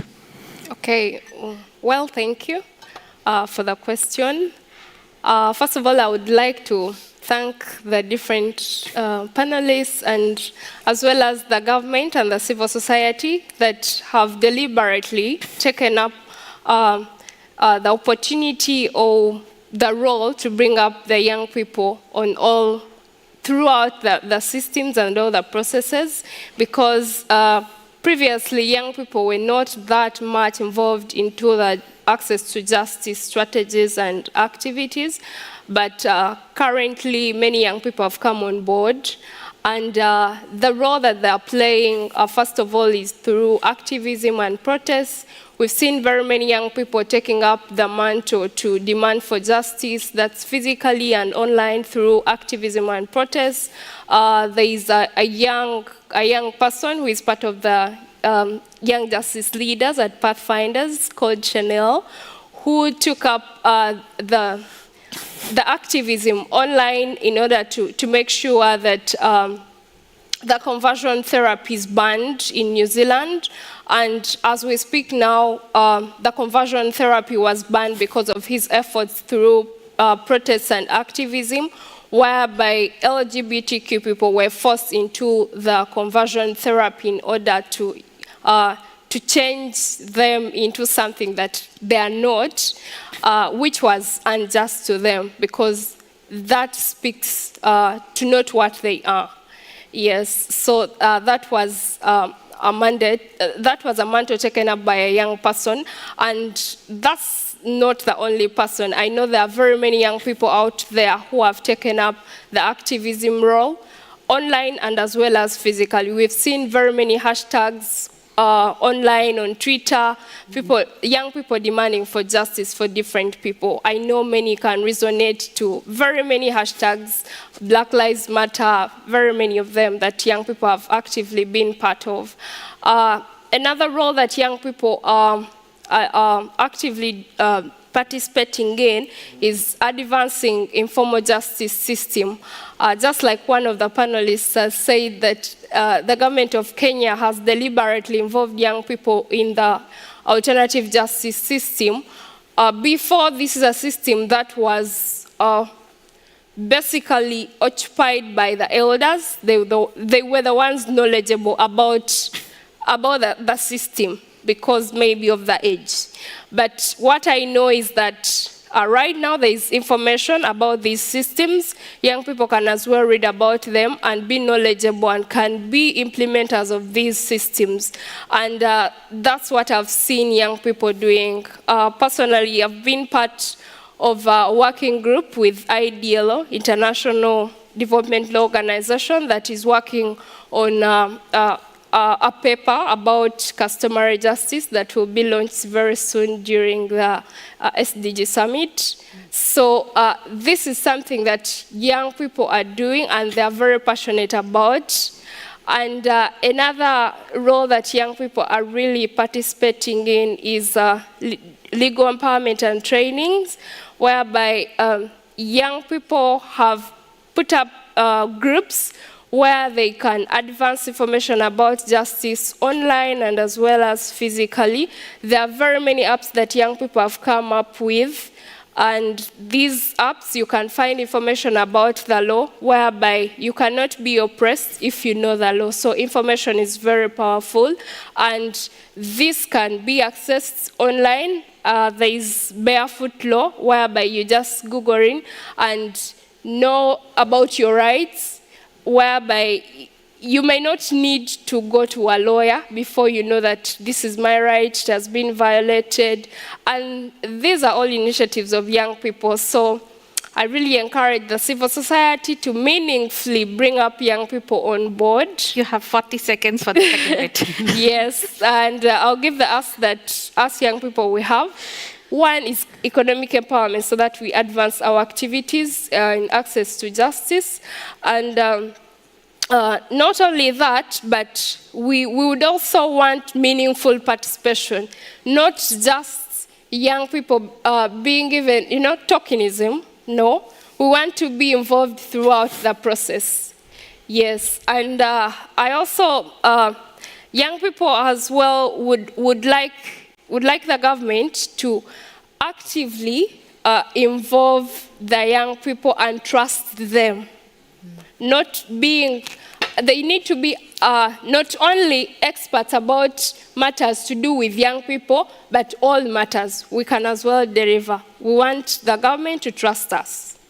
Yes, thank you. Thank you, Agnes. Thank you for that. I think that issue of trust between government and young people, between people and governments, and between governments themselves within the multilateral system, I think is the issue of the hour, of the months, and of our era, and it's something that we all need to work for. And having justice and just engagement, I think, is the way to build that trust between people and communities and states and between states, I think. I will now move on to the discussion, but before I open up the space for the audience, maybe I can request my colleague Themba. Themba, if you have 2 minutes to give a brief from what the participants from the audience said on Slido. Okay. Good day all. My name is Themba Mahlega. I'm with the Pathfinders, and I have 2 minutes to summarize your really great interventions about what strategies have been working domestically. I know the AI is doing a version of this, but it's not going to be as good as me, so listen to me. Just joking. Okay, so I just put some themes together. One is about legal needs surveys, data, evidence. This is something that came out quite strongly to say that people have been relying on evidence-based approaches and on the collection of data to inform interventions. Another theme that came out quite strongly was around legal empowerment, providing people with knowledge. Legal aid services also came out quite strongly as examples of strategies that are working in the domestic context that many of us represent. And I think what's relevant to this OGP platform as well is that co-creation and collaboration also came out as something that people are doing and that's delivering results and working back home. And a final one, again, also relevant to the backdrop of us being in Estonia, is the use of technology, innovation, digital innovation came out quite strongly as a theme that people say is useful to deliver results. So I hope I've had my 2 minutes, and thank you. Yeah. Thank you so much, Themba. That was super quick and very helpful. And thank you, everyone, for sharing your thoughts. I will now open up the floor. Please feel free to ask the panelists any questions, but also if you can think of any strategy that you have come across in your context, in your work, something that we did not speak about today, and something which speaks to and goes towards addressing the different challenges that we all face in our countries, in our context, in ensuring access to justice, please feel free to talk about that as well. Hi, I forgot to say before that I'm also representative of the youth delegation here. So you all talked a lot about what your organization has done, whether it be private or public organization. what's good in there, what have you done for the community. However, those are not actually the things that we are here for. I think, which is why I want to ask, what do you think is the key issue in your organization that needs to be solved to actually, get to the goal that we're trying to achieve? Thank you. We have a question there. And also at the back. Okay, after you. Thank you very much, moderator and panelists, for your thoughts. My name is Ken. I'm in the judiciary in Kenya. My comment or question is for Ms. Green from USAID.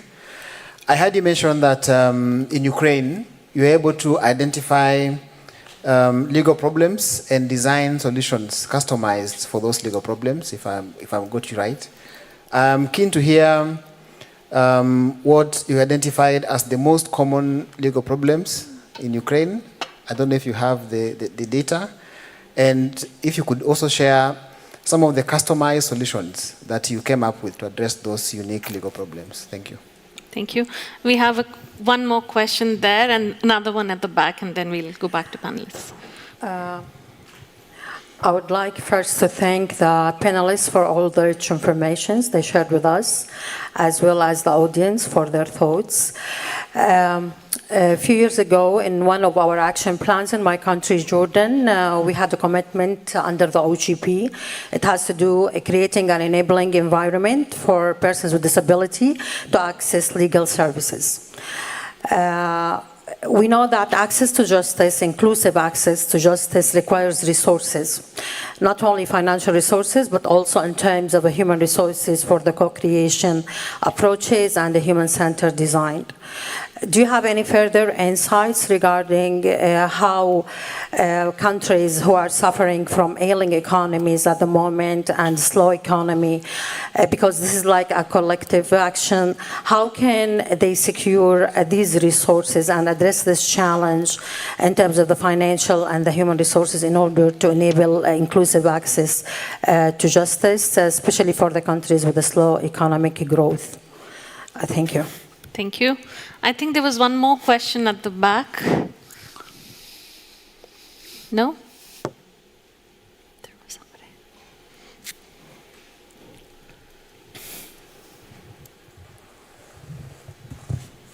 Hi, my name is Tom Bridle. I'm at a USAID implementer called Chemonics, and we have a couple of real law programs on people-centered justice. And the issue that Shannon mentioned and a couple of other people mentioned, which is really interesting to me, is this idea that we need to make these programs work for people's daily lives, so that we're really solving people's everyday problems, that justice becomes more than just like an abstraction.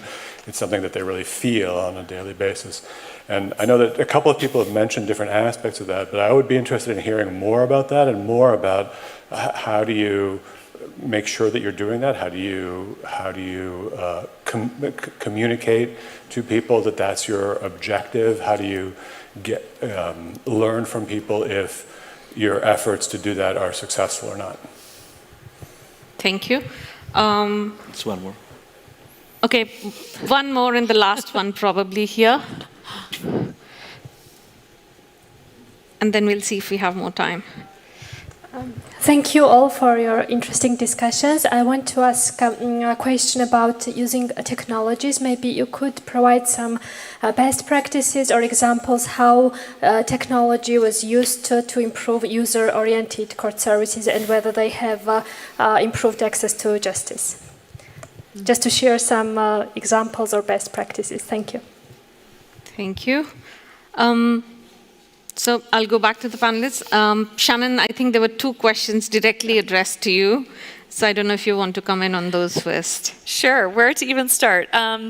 So I did want to mention something first on youth. So in the United States, we've seen young people engage in strategic litigation in a way that has been focused on climate justice, which is another really interesting approach where basically young people have used a novel legal argument that the governments, and I mean at national, subnational, very local levels, inaction on climate change is putting their future at risk. And so they're making an argument about sort of their constitutional rights and what inaction means, and have taken those to the court. So just another example of youth like really being out in front and looking for various ways of using the justice system to help address existential problems. So then I wanted to segue a little bit into the idea of what does it mean for us to focus on delivery of justice or justice outcomes. And I think that's the big shift. We still talk about rule of law, but I think we found in a lot of the narrative research that we've done that the concept of rule of law like doesn't penetrate, right? Like it doesn't hit people, you know, where they're at because it's so abstract and it's so technocratic. So we've found that the things that really do resonate are fairness, justice, because you can wrap your head around that. So, you know, one of the things that we're trying to do, and this gets to the Ukraine example, is really listen and understand. Like, what are the problems that you are facing? In the Ukraine context, you know, people have been displaced from their homes, which means they don't have access to the titles or to sort of like certification that they needed in order to get their pension, and other just like basic paperwork. And so one of the things that the justice houses, the justice centers have been helping with is just being able to relocate that paperwork so that they can get access to services. It's really visceral, it's very connected to their daily lives. I was also in Cote d'Ivoire recently, same thing. We had sort of these mobile vans going around to extremely remote communities, and they needed everything from birth certificates to marriage licenses to advice on various legal problems, and they were able to get all of that in this sort of one-stop shop, this van that came to them rather than them having to travel, you know, miles or days to get access. So that's what it means. Like when we talk about justice delivering, it's really like those things that are holding people back from being able to take advantage of various opportunities. Even just entering into the education system, some people were saying, well, I need this paperwork for my child. And that was something that was readily available with just a little bit of help, but would have taken people, you know, days, weeks, months to navigate. And then that gets to the final thing, which is about removing stigma. I think at the end of the day, it's really about demonstrating outcomes, right? So we can talk until we're blue in the face about democracy delivers and rule of law and all of these things. But when people start to see that the justice system, and I mean that in a very comprehensive way, is like meeting those basic needs and coming through and providing these services, like that's when we can start to remove the stigma of turning to the justice system because they see, you know, that their interests are being taken care of through that system. Thank you so much. I think there was a lot. And that last point about outcomes for people is so important. I think I was at the Summit for Democracy when someone from, I think it was from Lebanon, or Liberia, I think, made the point that, you know, I can't roll up separation of powers into a piece of paper and feed that to my children. So what is the outcome of democracy, of justice system? Can I change lives of people? And that's where I think that's where it ends. Can we deliver fair outcomes for people? I don't know if any of the panelists would like to address the question on technology. Just mindful that in 7 minutes we'll be thrown out, and I need 3 minutes at least in the end. So technology question in how can we use it to make it more user-oriented? And then there was another question on how do we get resources for ailing economies. And I look at USAID, I'm like, more money. but over to you, Kristomo, to answer that question on technology. Right. In Indonesia, we create in 2016. First, we create the application to monitor the quality of legal aid delivery. And the second, we also create the web-based applications for public information and also free legal consultation. And also nowadays we make cooperation with content creators, and we also use TikTok, Instagram, and Twitter also just to disseminate the legal information to people. That's all. Thank you. If no one else wants to come in, I don't know if all the questions have been answered. There was a question that was asked in terms of, do you want to come in, Agnes? Yeah, I'd like to answer partly about strategies, the best strategies to use in technology.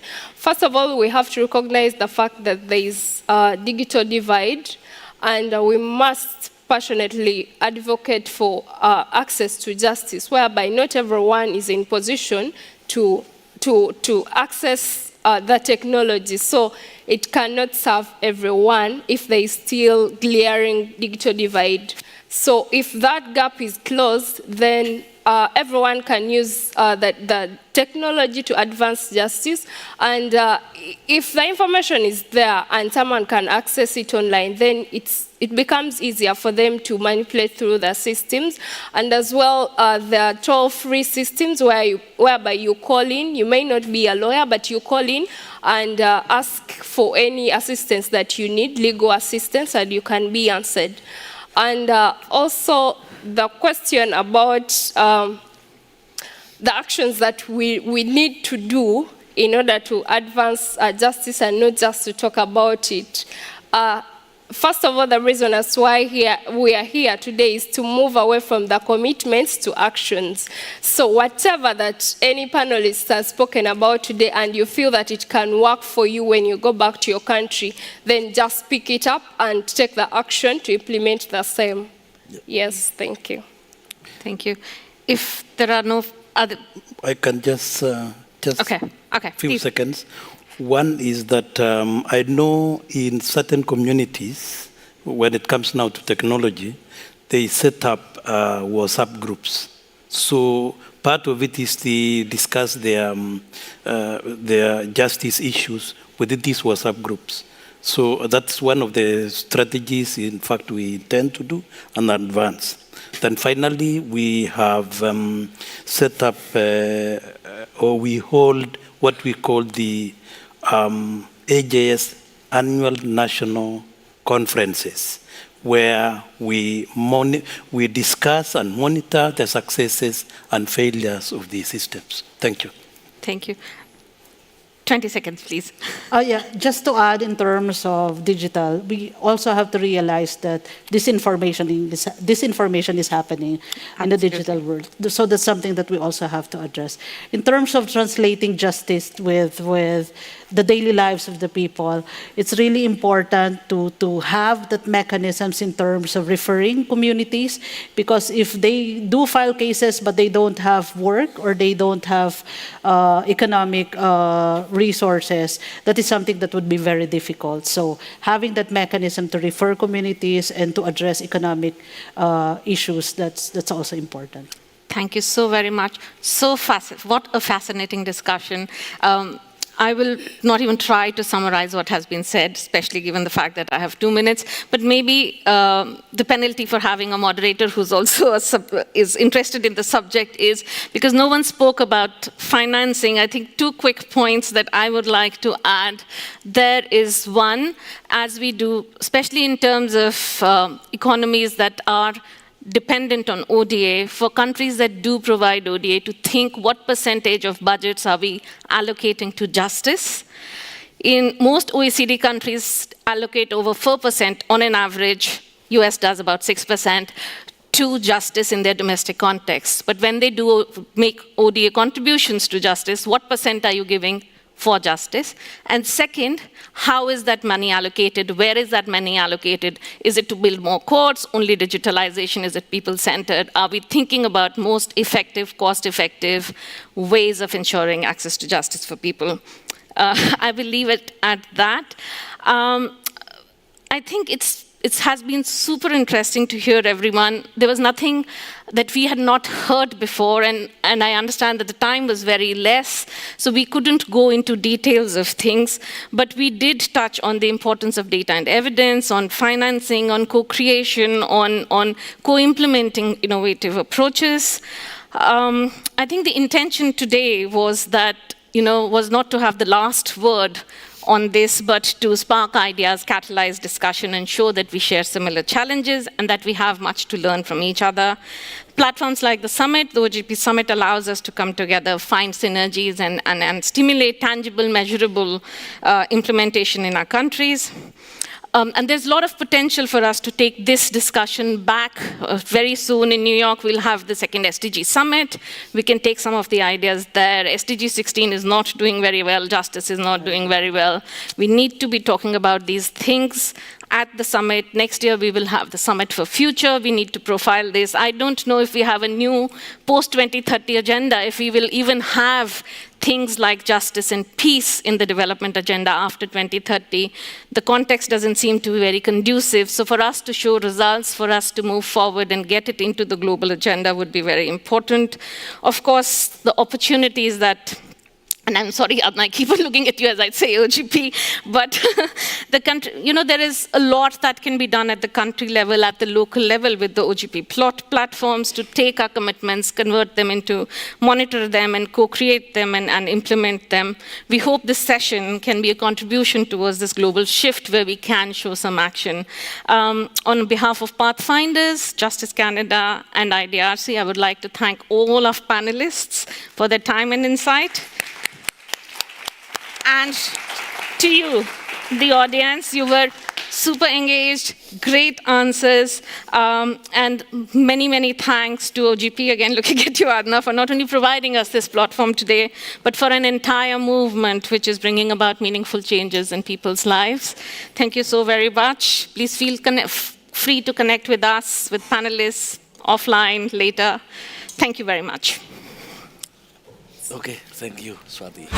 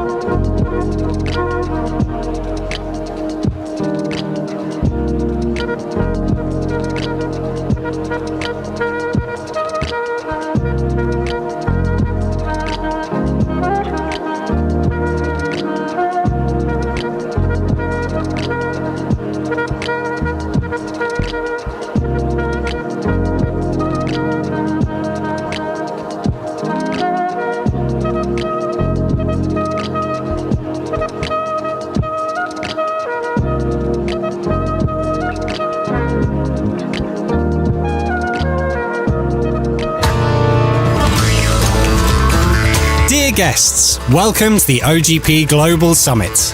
The program will start in 10 minutes.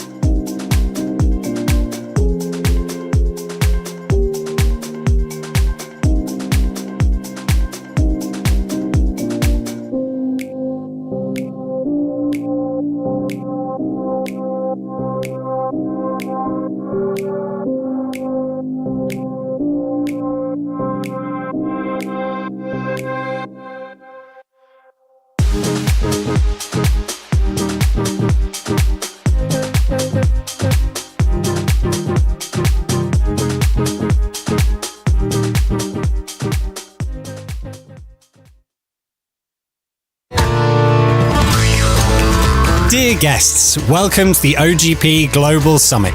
The program will start in 5 minutes. Please find your seats.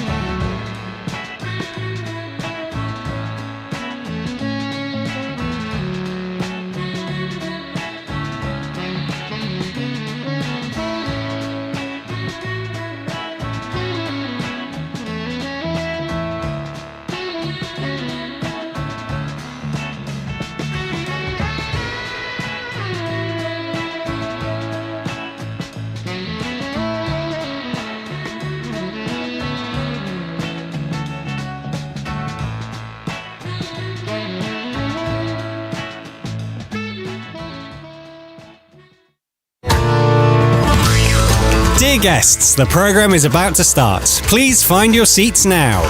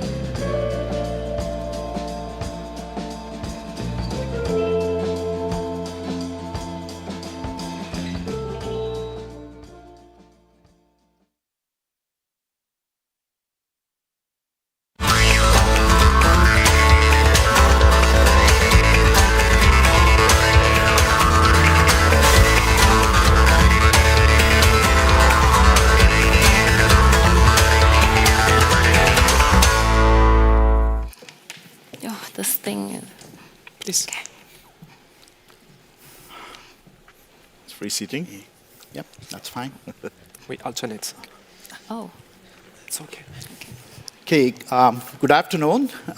Welcome to the panel session, Shaping Tomorrow's Citizens, the role of info technology and education in shaping democratic values.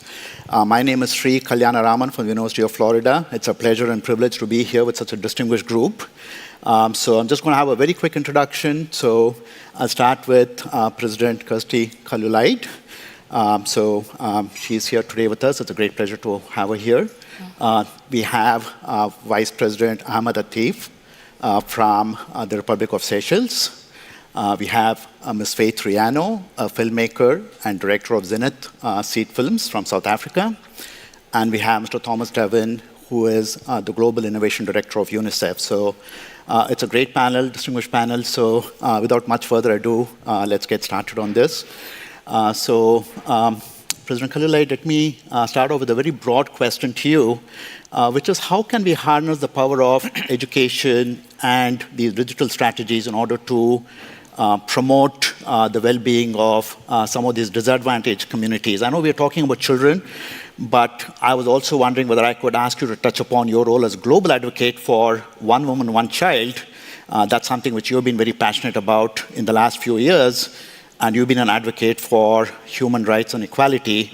So I was wondering whether you could touch upon some of those experiences and what you think. Yeah, and I'm actually also the co-rapporteur of the Global Education Report, which Secretary General of UN has demanded. But we agreed we will have a kind of an open dialogue and we will not talk lengthily. It's very difficult to cover all that in one sentence or even a paragraph, because in education we have two totally different systems. There are those who have nothing, and for them having any kind of technological access, distant learning, whatever, is better than having nothing. It has been proven by children in the refugee camps that if they are given iPads and asked some smart questions, they actually learn not less than those in school. And then you have the developed world where the problem is totally different. There, yes, we use technology, but we must make sure that actually the center point of education remains on indeed what you mentioned, democratic values, which for a child means emotional intelligence rather than democratic values. So we have to keep these two separate, but also realize that, I mean, both problems are real and we must resolve them both. Okay. I was wondering whether you could touch upon that to Vice President Afifi. Certainly. Good afternoon, everyone. I think the use of technology is certainly something every country will be unable to avoid. We will have to use technology. In the case of Seychelles, just for the information of the audience who don't know too much about us, we're 100,000 people in the Indian Ocean, 1,000 miles from nowhere. But we have managed, as far as IT is concerned, to connect ourselves to the rest of the world via 3 submarine cables.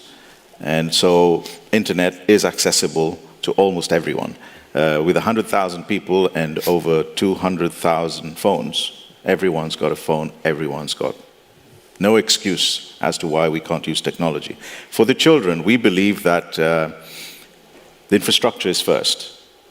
Then it's got to be affordable, so people have to be able to afford it. And in the case of Seychelles, we have an issue because it's the same connection that you need that might cost the same for Estonia with 1.2 million people, and whereas we have 12 times less people, but the infrastructure costs very much the same, and in fact much more in the case of a little island, because we have to put cables down 3,000 meters all the way to Dar es Salaam, which is 1,000 nautical miles away. So the cost of infrastructure is very expensive. The cost to the students is going to be very expensive. But we have made it work. We have got internet access. It costs a little bit more when it comes to mobile broadband, but we believe that it should be there. It is the way forward. And we also have to train all our teachers to use technology, train the parents, because they're also spending time with the kids. Train them in technology, and then put in all the security that's required, cyber and protection, and making sure they go to the right sites and we know what they do. But it's the way forward.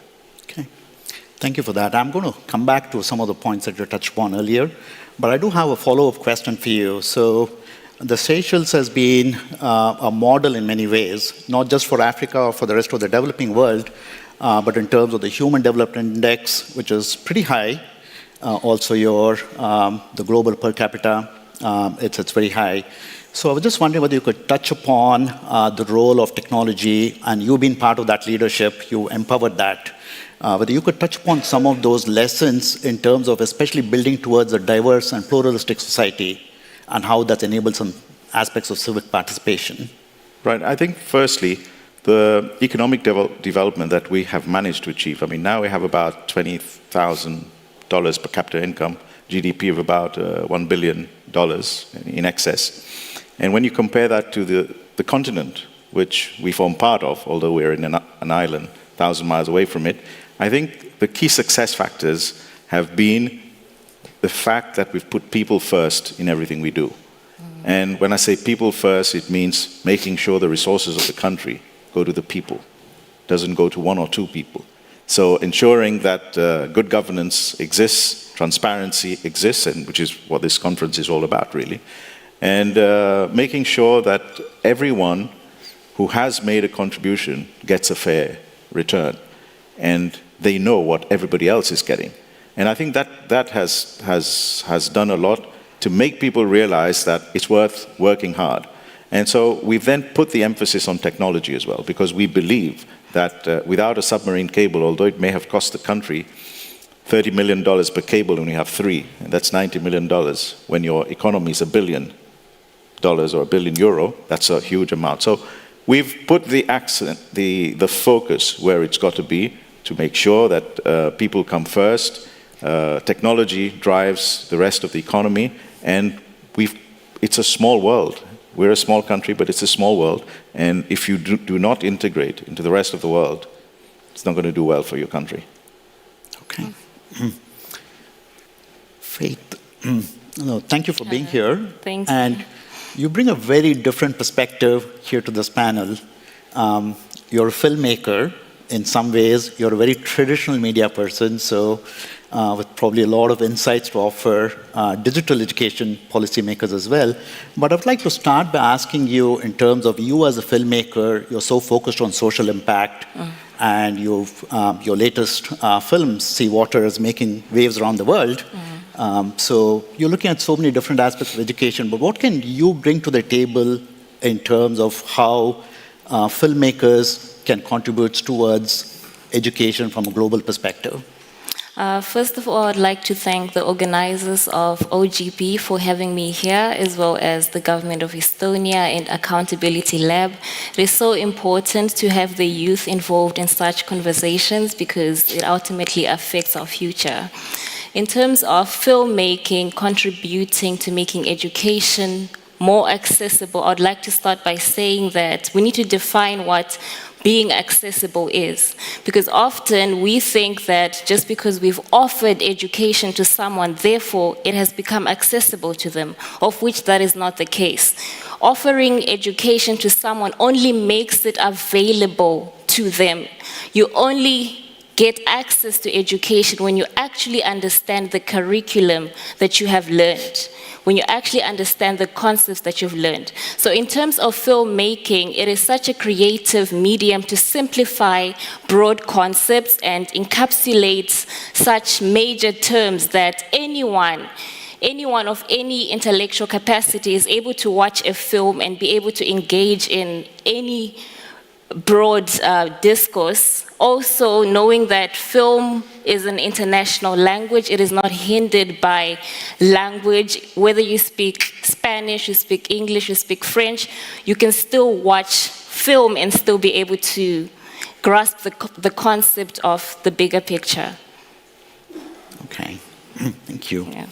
All three of you touched upon a concept which I'm hoping to come back to soon, but I'm going to just have a quick question for Thomas, and then we'll get back to that. So Thomas, in your experience of more than 2 decades working for the UN, you've donned many hats, you've been at the forefront of some of these developments as well.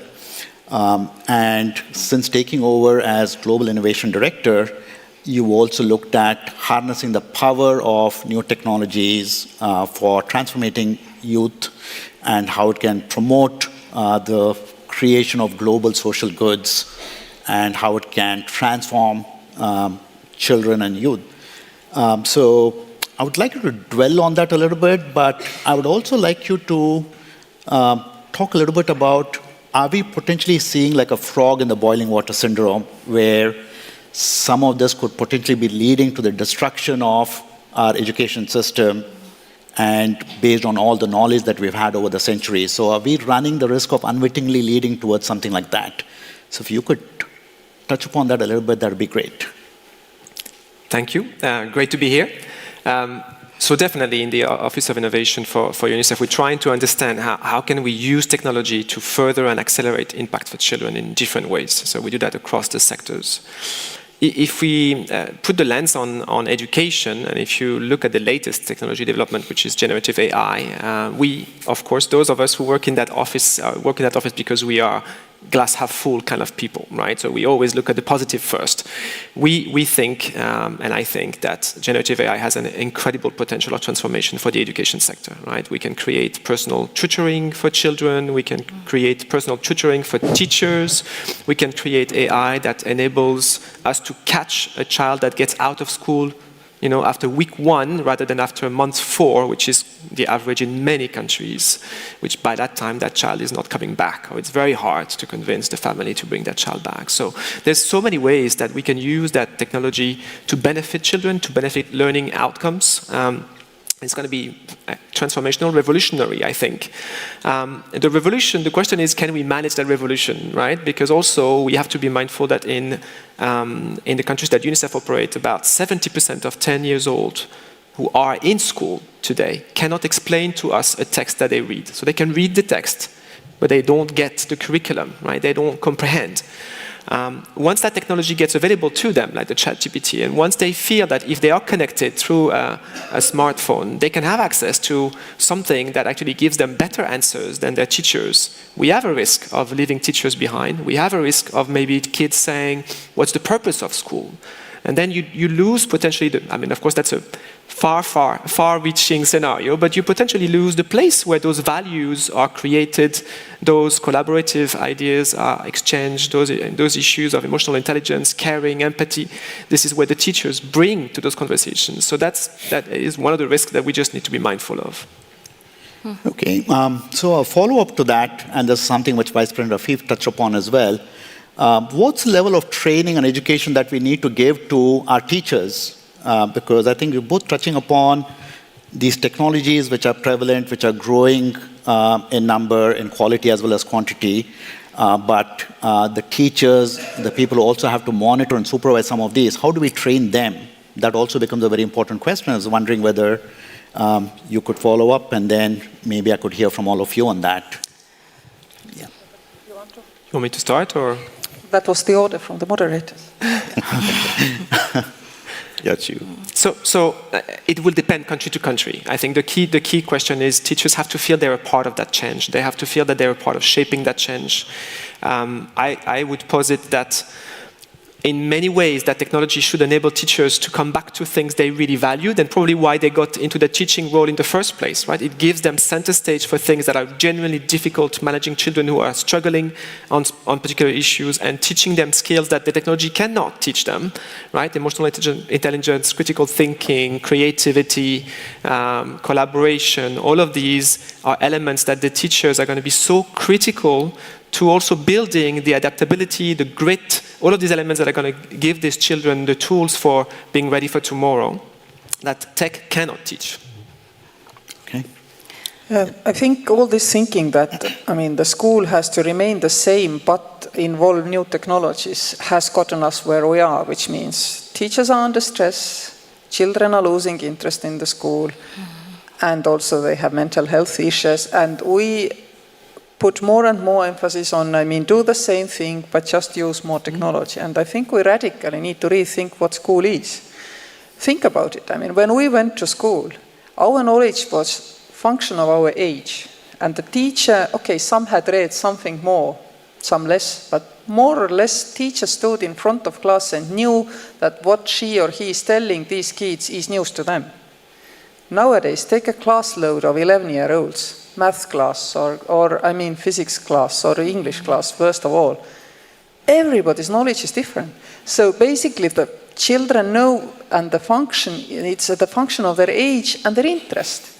And you cannot teach 30 kids in front of class anymore. You have to revert to supported learning. Similar like French do in École 42, for example, and Estonian Kood Jõhvi are doing as well. But these are not kind of main education, they're specialized computing skills schools.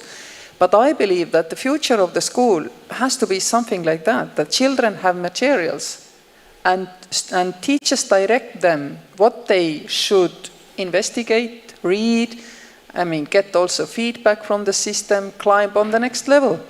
And of course, part of that training, as also Kood Jõhvi here does, and the French 42 is also developing separately the social skills. Because for our generation, yes, we had less knowledge of the wide world and science under our own control to learn. But we learned how to be a compassionate human being from the air because we related to people.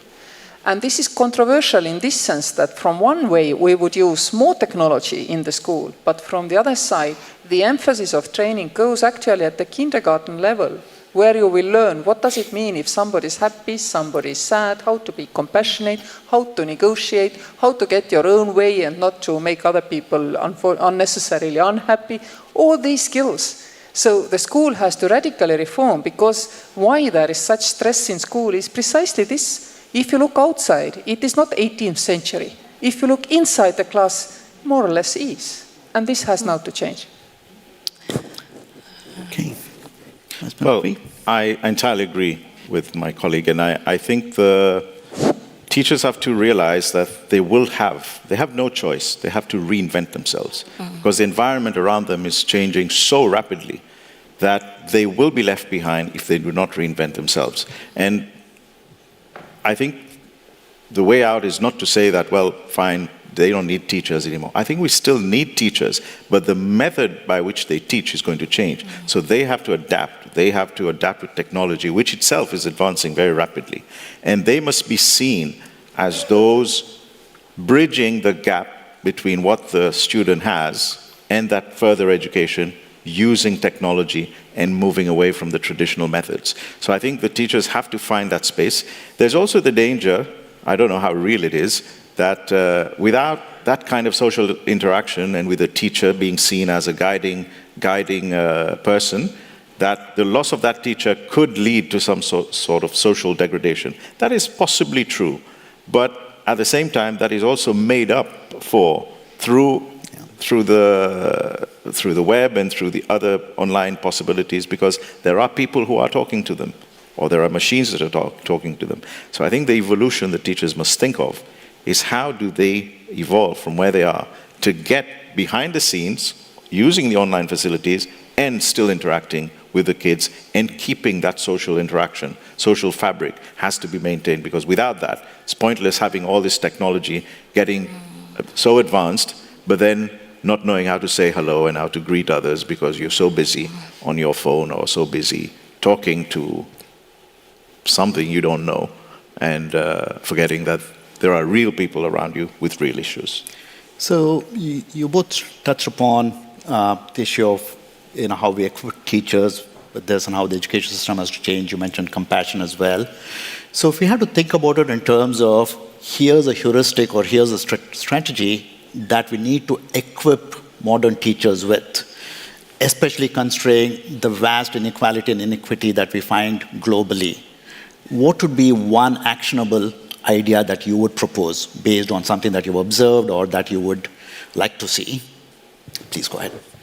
Yeah, I've been thinking about, most of our schools at least in Europe, in what we can see is that the schools are directed by the ministry process-based. You have to do these things and then in the end there are final exams. And as a result, schools adapt slowly. They can only adapt if the ministry's guidance changes. So my proposal would be allow schools to do varied things according to their will and whatever they want to do. Change radically the teaching methods and systems, but in such an environment, you need to measure clearly that children nevertheless are achieving the knowledge which they need to enter university and become a doctor or an engineer, which means that you actually have to strengthen the feedback, the testing, the exam system, but you have to find a new way which will not be kind of distressful. You sit there and there are the 4 teachers, and we know how it was. So we have to find feedback ways, but we have to allow schools to kind of go wild, if you wish,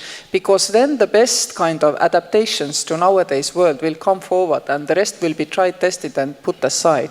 It cannot be done that the Ministry of Education thinks out how it will be the best new school and then directs everybody process-based how to achieve such a school. It's ridiculous. Technological cycles are fast. The world is moving quickly. So the schools have to have the freedom to do the best they think and then work with parents who trust their children into this kind of school.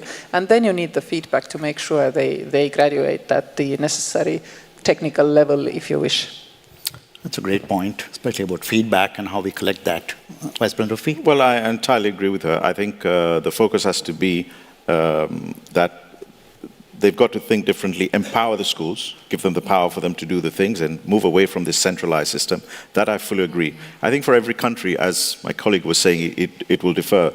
In the case of Seychelles, I think what we must now do is ensure that the technology reaches absolutely everyone at the right price. So, for example, in Seychelles now, we've made it free for schools. So we've worked with service providers to make it free. But then we've got to make sure that people have the right training to be able to use that technology. It's not everyone who's up to that level.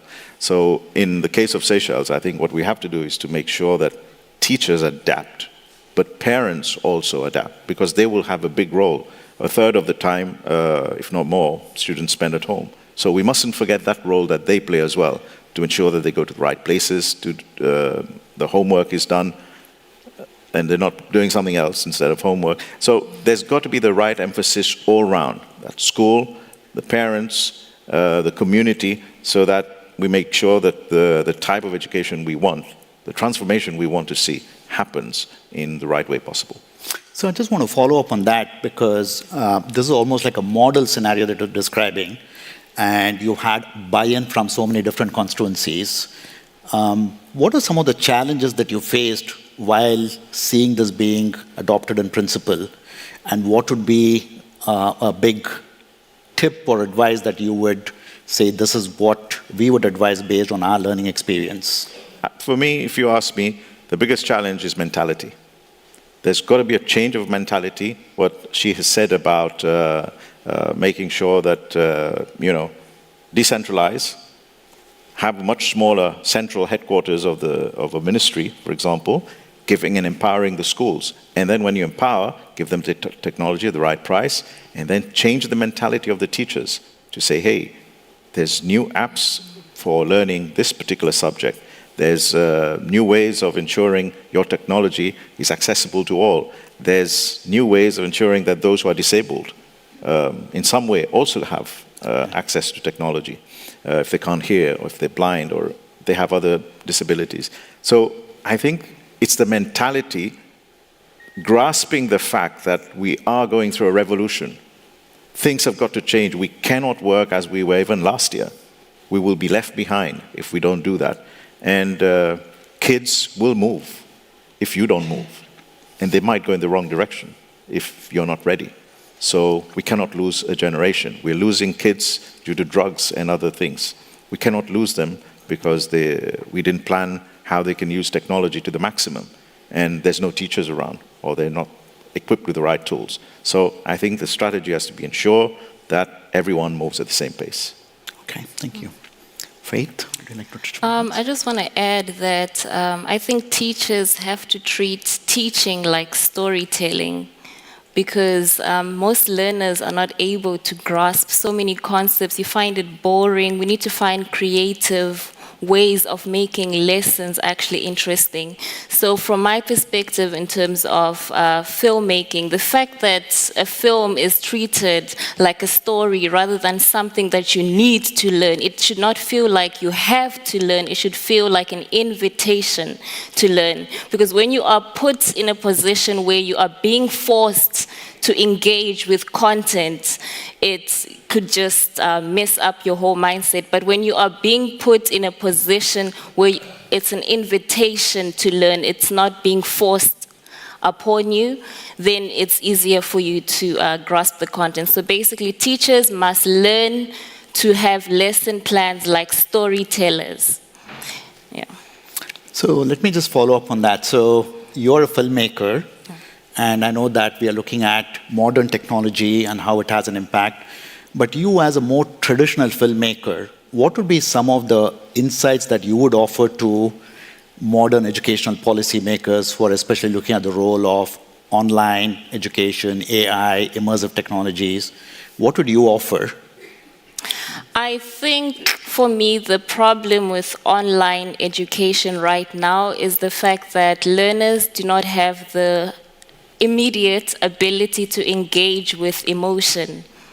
I think there's a lack of interacting with the emotion of children as they are learning online, which is something that films really focus on when it comes to storytelling. So in terms of using film and media to perpetuate the growth of technology, we need to look into using different transmedia strategies. So teaching learners from podcasts to radio to television to storybooks, rather than just having one restricted mode of learning. Because some of the complaints that I've heard from kids who are learning online is that everything is so predictable. You already know how the lesson is going to go about. So we need to introduce more genre-focused ways of using technology to make it exciting and not predictable, that you already know how the lesson is going to go about. So that's how I see filmmaking and transmedia contributing to this conversation. So that also gets at what President Kalulaid was talking about in terms of compassion and how we also need to be getting back to reinventing the model of education to include some emotions. So thank you very much for that. Thomas, I just want to ask you a question related to what Vice President Afif was talking about how there is this mentality buy-in and how that's had like such a big impact. So you deal with so many different constituencies across the world. So I just want to ask you to share your thoughts, your expertise. This notion of mentality, it also depends on the challenges of a particular society that we live in. So the Seychelles is a model. It's also relatively smaller than some much larger countries which have a lot more challenges. So what would be some ways, based on what you have seen, where you could try and ensure that there is this mentality buy-in? It's been said, to me, it's about really empowering those teachers so that they feel they have the tools, they have the skills, they have the respect. In many of the countries we operate, teacher is quite often a second-rate decision by the teachers who didn't necessarily want to become a teacher. They didn't get the job that they wanted. They became a teacher instead. That's partly, what makes their day-to-day difficult. Their pay is not great. Their career prospects are quite often not great either. And the respect they get from the community is also not great, right? So it is all a vicious circle.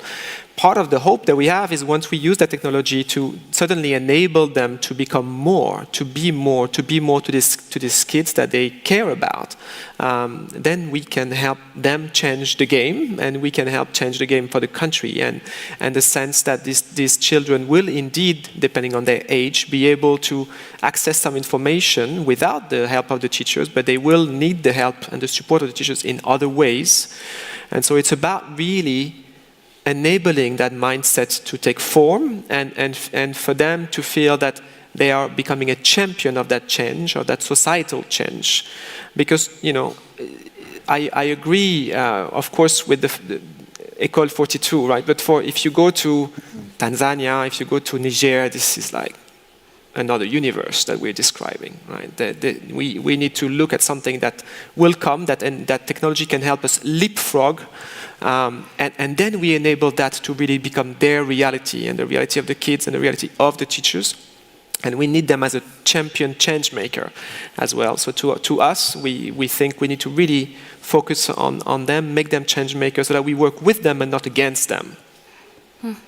Can I just add to that, please? Please. So I think that technology, as much as it is there to help us and assist us, we should not have our children become dependent on technology, not able to function without technology. Some of the things are losing the ability to literally write by hand, which is really becoming a serious crisis. So I feel that as we create more technology, we need to still find ways that it can still support our old structures, because those old structures are not outdated. They were there for a reason. So we just need to find a way to empower those old structures through technology whilst not destroying the old ways. Okay, thank you for that. I fully agree that, as I already started, it's different when you are in developing world and then when you are in a different situation. On the other hand, I mean, if somebody from Seychelles wanted to study in Estonian Kood-Jõhvi, I mean, they can apply, no problem. So I think also, and it doesn't, it's not anymore so difficult to imagine that you have good connectivity. Also, even if you look at the least developed nations, mobile phones are still quite common, and people are using M-Pesa, which is helping them with the fact that they can never go to a bank and so on, so on. So this technology is not only creating divide, but it also helps us to overcome this divide. And I really would appreciate more kind of teaching which is based more on storytelling, and the curricula can differ very much. I mean, if you look French curriculum, the first years, they study integrated way, and only the teacher knows why he put in math and why in history this mark for this child. In our school system, you study everything separately, and then we struggle to understand the links and connections. So it's also quite a lot of national issue, and I really think that, I mean, schools should be free to test and try. For example, I learned the understanding of the square root probably several years later when I learned the square root. Nobody told me that if you have a kind of quadrangle of a cake and you have 16 friends, then you just have to make kind of 4 lines and 4 lines, and this is your square root, one tiny piece. And same applies for the round cake. It's easy to explain quite a lot of math. It was never explained this way. So having a film explaining this to a 3-year-old, I mean, it's a piece of cake, so to say. and since our world, even in my generation now, I mean, I thought 10 years ago, I will never send anybody a picture. I will always send a text. I'm of course sending pictures now. So the world is becoming much more about visualization. And therefore, I really appreciate having you on our panel. So I'd really like to hear your ideas. How you would describe a parable, for example, for a child, so that it is a kind of a practical exercise, not a kind of dry math. Thank you so much. Like I said, education does need to be treated like a story, because when we are telling stories as filmmakers, the key focus is why should a person care to watch the film, which is something that is missing within education, because we are just told that we should listen to this content, we should engage with it, but why? How is that content going to be useful to us? How is that content going to be useful to our dreams, useful to our future, useful to us on a human level, which is what stories and films do well. You watch something on HIV, you watch something on climate change, whatever the case is, the focus is not necessarily on we have this problem. It's on how is that problem going to affect you as a human being, which is something that we need to introduce within the education space, and something that education experts can learn from storytellers and filmmakers to, first of all, make learners care on an emotional level and a human level of why the content is important for them. Okay. So this leads to a follow-up question which I had based on both your responses as well. So digital education, we know, transcends geography, transcends boundaries. So based on, you're talking about how anybody can come to Estonia and study, so we can open up the borders. So it can be leading towards open societies. There are also challenges. So what could be some ways in which we can share best practices and strategies that could work anywhere? Should we be thinking about this in terms of like Reporters Without Borders, Doctors Without Borders? Should we be thinking about this in terms of Educators Without Borders? You know, should we be trying to share our resources, especially the less privileged ones who might not have access to some of these? Yeah. Could be, but as it now is, for me as an Estonian, it is very easy to say, yes, let's do it, because Estonian language has been overrepresented in internet. For us, it was kind of a funny kind of artifact simply, but when ChatGPT came online, it suddenly became a matter of survival for small languages and cultures. Iceland runs a special program to train ChatGPT also on Icelandic language texts. We didn't have to do it because Estonian, well, somehow we happen to be overrepresented online. So this is something which we need to keep in mind. Of course, I mean, Chat and others, they also help us to overcome this problem, but that means that they must be trained and resources must be spent making sure that all language groups and all languages are equally well represented, because otherwise if some languages lack the necessary vocabulary online, then you cannot, I mean, automatically translate it. Otherwise nowadays it's really easy to do, but I am quite sure that there are many languages which are currently under threat of becoming extinct because, I mean, teaching is easier in other languages. It's always been the case, just the process has accelerated now, I mean, and we need now to pay attention to that. I'm all for, I mean, safeguarding small cultures also in our teaching, even in cross-border and global teaching. I completely agree. This is happening in many countries that I visited recently. I was in Mongolia recently. They have that as a real issue, and it will be an issue also in how fast they can move. Right, when you cannot do speech-to-text recognition or vice versa because the language doesn't allow that, then there's the multiple solutions that are close to you suddenly just because of that. And indeed, you think about the survival of your scriptures, of your language, and it matters. Estonia already does a lot of things that one can think about when thinking about sharing, right? GovStacks, the notion of open governance, the notion of open source, the notion of global digital public goods.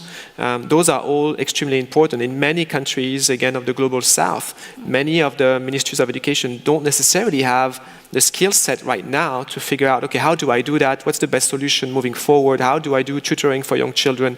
How do I do that for teachers, etc.? So even starting there, it is fantastic. If we can build a cadre of knowledge that then becomes available to them, they can then fine-tune that and make that explicit to their context.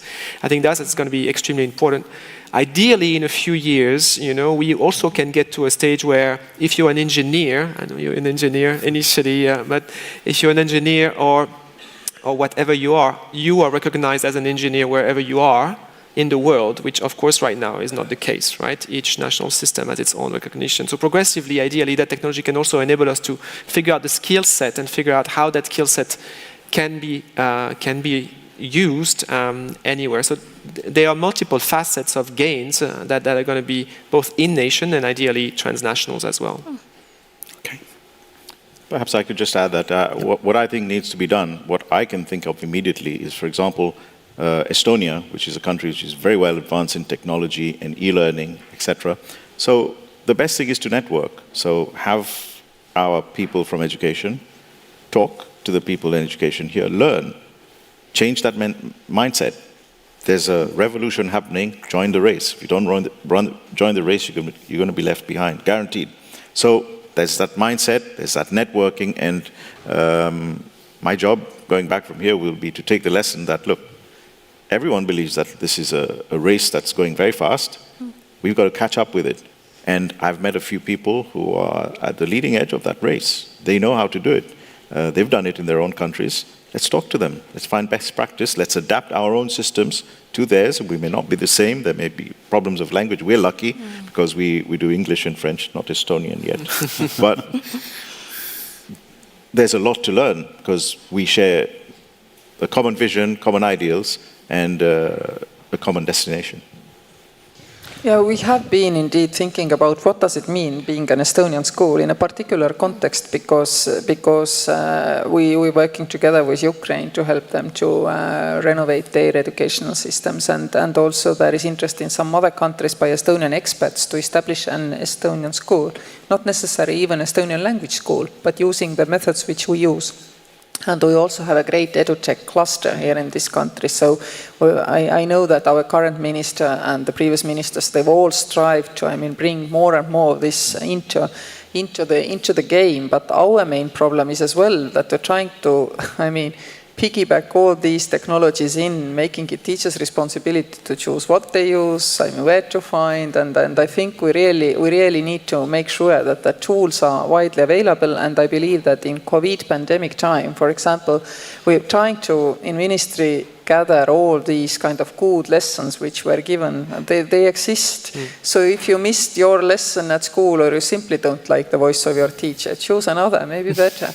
We lack teachers in some schools and it's possible to do video teaching. There is one secondary school in Estonia and I really want to know how good quality they are able to provide when the first people graduate, who only has e-learning, both teachers and students. It's Kallavere Keskkool for those here who are Estonians. So, and they are in their second year of that. And it was only possible because of COVID experience. And they were a small school and they were worried they will have to close down their secondary school part. And to keep, the opportunity for local children to go locally to school, they opened it to the world. And we do these things. But also that these are good examples, but they all anecdotes. We cannot right now, export a model, but we strive towards being able to export a model. Actually, we have been thinking of it because we have the digital nation and many want to copy us. You never can exactly copy because state is always a culture and the culture has to prevail. The same applies to education. But indeed, there are some things which you can explain and which you can take over. Okay. I want to, Slido, so we have a few questions which we'd love to get the audience reaction, a poll. So I'm just going to press this, so hopefully we will see this. This also relates to some of the questions that we've had. So how do we see the question? We have it here. What's that? Can technology mitigate the gap? Oh, there it is. Yes, okay. But this is for people to answer. So. Please try and answer this.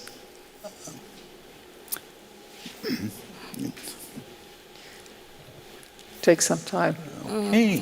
One person. Okay, so it's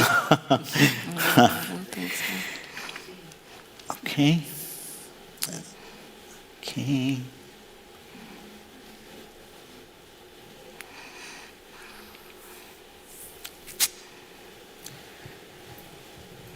Okay. Oh. No. Okay, this is a very even split, so I guess that's what happens when we just have a yes or a no as opposed to degrees of agreement. Okay. But I think we can let Wonderful, people play yeah. with that and maybe so, have a go at that question ourselves. I would like you to, because it also relates a little bit to what three of you explicitly mentioned and what Thomas was referring to about the whole notion of accessibility. And, whether, for example, some of the no's here could be contingent on the access issue, which could not mitigate the distinction between the haves and the have-nots. So I know you dwelt upon this, but whether you can touch upon some of this specifically, I think that would be great. But I think access issue is precisely as you described. If government takes responsibility for access, which in this country it did. Internet was jokingly declared human rights, school computers, library computers, when you didn't have them at home. And it did change this nation. In addition, our government service is online. And absolutely, it does mitigate the gap between the haves and the have-nots, because, if government service is online 24/7, then disabled people, parents staying at home with small children, and so on, they have the state at fingertips. It's not from 9 to 12 and then open from 2 to 5. It's all the time open. Also, if you think of being a small company, then, declaring taxes online, I cannot imagine. I have such a company. If I had to run somewhere with some papers every month because somebody got salary, ridiculous. But for a big company, they have the resources to work also with heavy bureaucracy and offline bureaucracy. So absolutely, technology mitigates these risks, but only if government makes sure it's accessible to all, available to all. Then I would say that actually it does make society more equal. We see it in our e-governance, definitely so. And also in these developments that you can get good teachers online to teach children living, for example, on islands, another example. So absolutely, and I'm definitely in yes camp here. Okay. I certainly am addressing the 36% that said no, in particular. I can understand why they're saying no, because they think that perhaps they just don't have the resources to get the technology, and therefore the answer is no. But perhaps the argument to that will be, yes, there is a cost to getting technology, and the case of Seychelles was very obvious. Like in 1996, there was a choice to get a submarine cable, and it cost us $10 million. And $10 million at that time was a huge, a phenomenal amount of money for Seychelles, and the government didn't do it. And then 20 years later, 15 years later, they said, everyone's really far ahead. So they went to the telecoms companies and said, look guys, you have to invest in this, because we'll be left behind. We're using only satellite at the moment, and it's very slow. Can you put a cable? They said, it's very risky, we have to work it out, etc. So the government said, okay, I'll put some money in it. So we formed a company. We had about 30-odd percent shares, and they put the rest, and then they came in. So the government, as you say, has to be the facilitator. Step in there where others think there's a risk. You get in there, you get it going, not to make money, but the service starts. And then the government very quickly will see the returns, if they don't, because suddenly you have huge amount of transactions being done online, huge amount of time saved, as you say, for example, in paying taxes. Huge amount of resources spared in clearing goods. Online, we're dependent on tourism, online bookings. So there's no faxes, there's no calling someone to book a room. You don't call anyone, you just go online and book your room. And these are the systems that the rest of the world, they're using, and we can get a lot more of that share of the business by investing. So it's got to be seen as a business model for those who are saying 35% no. It's got to be seen as a business. If you invest in it, you do what is right, you will more than pay for that investment by the returns that you will get through the efficiency that you will bring through the economy. So I think that must be the way that it's got to be sold, and I hope the percentage will drop after we finish this discussion. Faith, would you like to? Don't hate me. So I think that yes, technology can close the gap, provided that the government does provide the resources, and also we tackle other issues of crime. Because, well, in South Africa, technology has attracted a lot of crime when students were given tablets to use to school, it attracted a lot of crime. So they had to take back those tablets because it was attracting crime and it was becoming dangerous for children. So I think that, yes, technology is not the enemy. Technology is not the enemy. Society has to change its way of thinking first for it to mitigate the haves and have-nots. Okay, yeah, thank you. We'll get back to that when we talk some more about that. Did you want to respond to that, please? I mean, I'm obviously in the yes camp, but we do need to be mindful that in the short term, it's likely that the gap will widen, right? Because those who are connected are going to have access to a technology that is transformational in nature. I think we will see this widening for a short while, and we just need to be intentional about providing that connectivity layer. I know our colleagues from ITU are part of this, so I'm probably going to misspeak here, but I think there's about 3 billion people unconnected in the world today, and about 40% of the schools are unconnected today, right? So the work ahead is massive. We need to prioritize this. We need to use the things like the EU Gateway as a mechanism to really fast-track this so that we can then bring that layer to bridge those gaps. And then we can leapfrog, absolutely. We just need to be mindful of that reality that if I have $100, let's say I work for a multilateral organization, I'm going to have to make choices, right? Do I bring $20 to Niger, or do I bring it to Thailand and maybe I fast-track learning outcomes? Those are choices that we're having to make on a day-to-day basis, and so those are hard choices initially. So let me piggyback on something that you mentioned and ask a follow-up question. So this gets at how do we balance technology with human connection? So when you talk about 3 billion people who are unconnected, that poses even more of a formidable challenge, right? So on the one hand, we know that technology can connect us, but on the other hand, we are talking about two different issues here. One, we cannot be connected at all, but there's also this danger of social isolation and these echo chambers. So how do we ensure that we try and keep to the democratic path, so to say, and how we can harness the power of technology in this right path, as opposed to some of the dangers that Faith pointed out, for example? I mean, go ahead. Technology is nothing special in this. I mean, there are governments who, provide good governance for citizens in everything, and there are governments who don't. And it manifests it also in this technological issue. I mean, you can do it so that within your country there will be no enhanced kind of differentiation. We handled it this way, that we said that computers which government has provided to schools and libraries have to be accessible to all people. And at that time we didn't have computers at home. Estonia was a middle-income country, definitely not a rich country.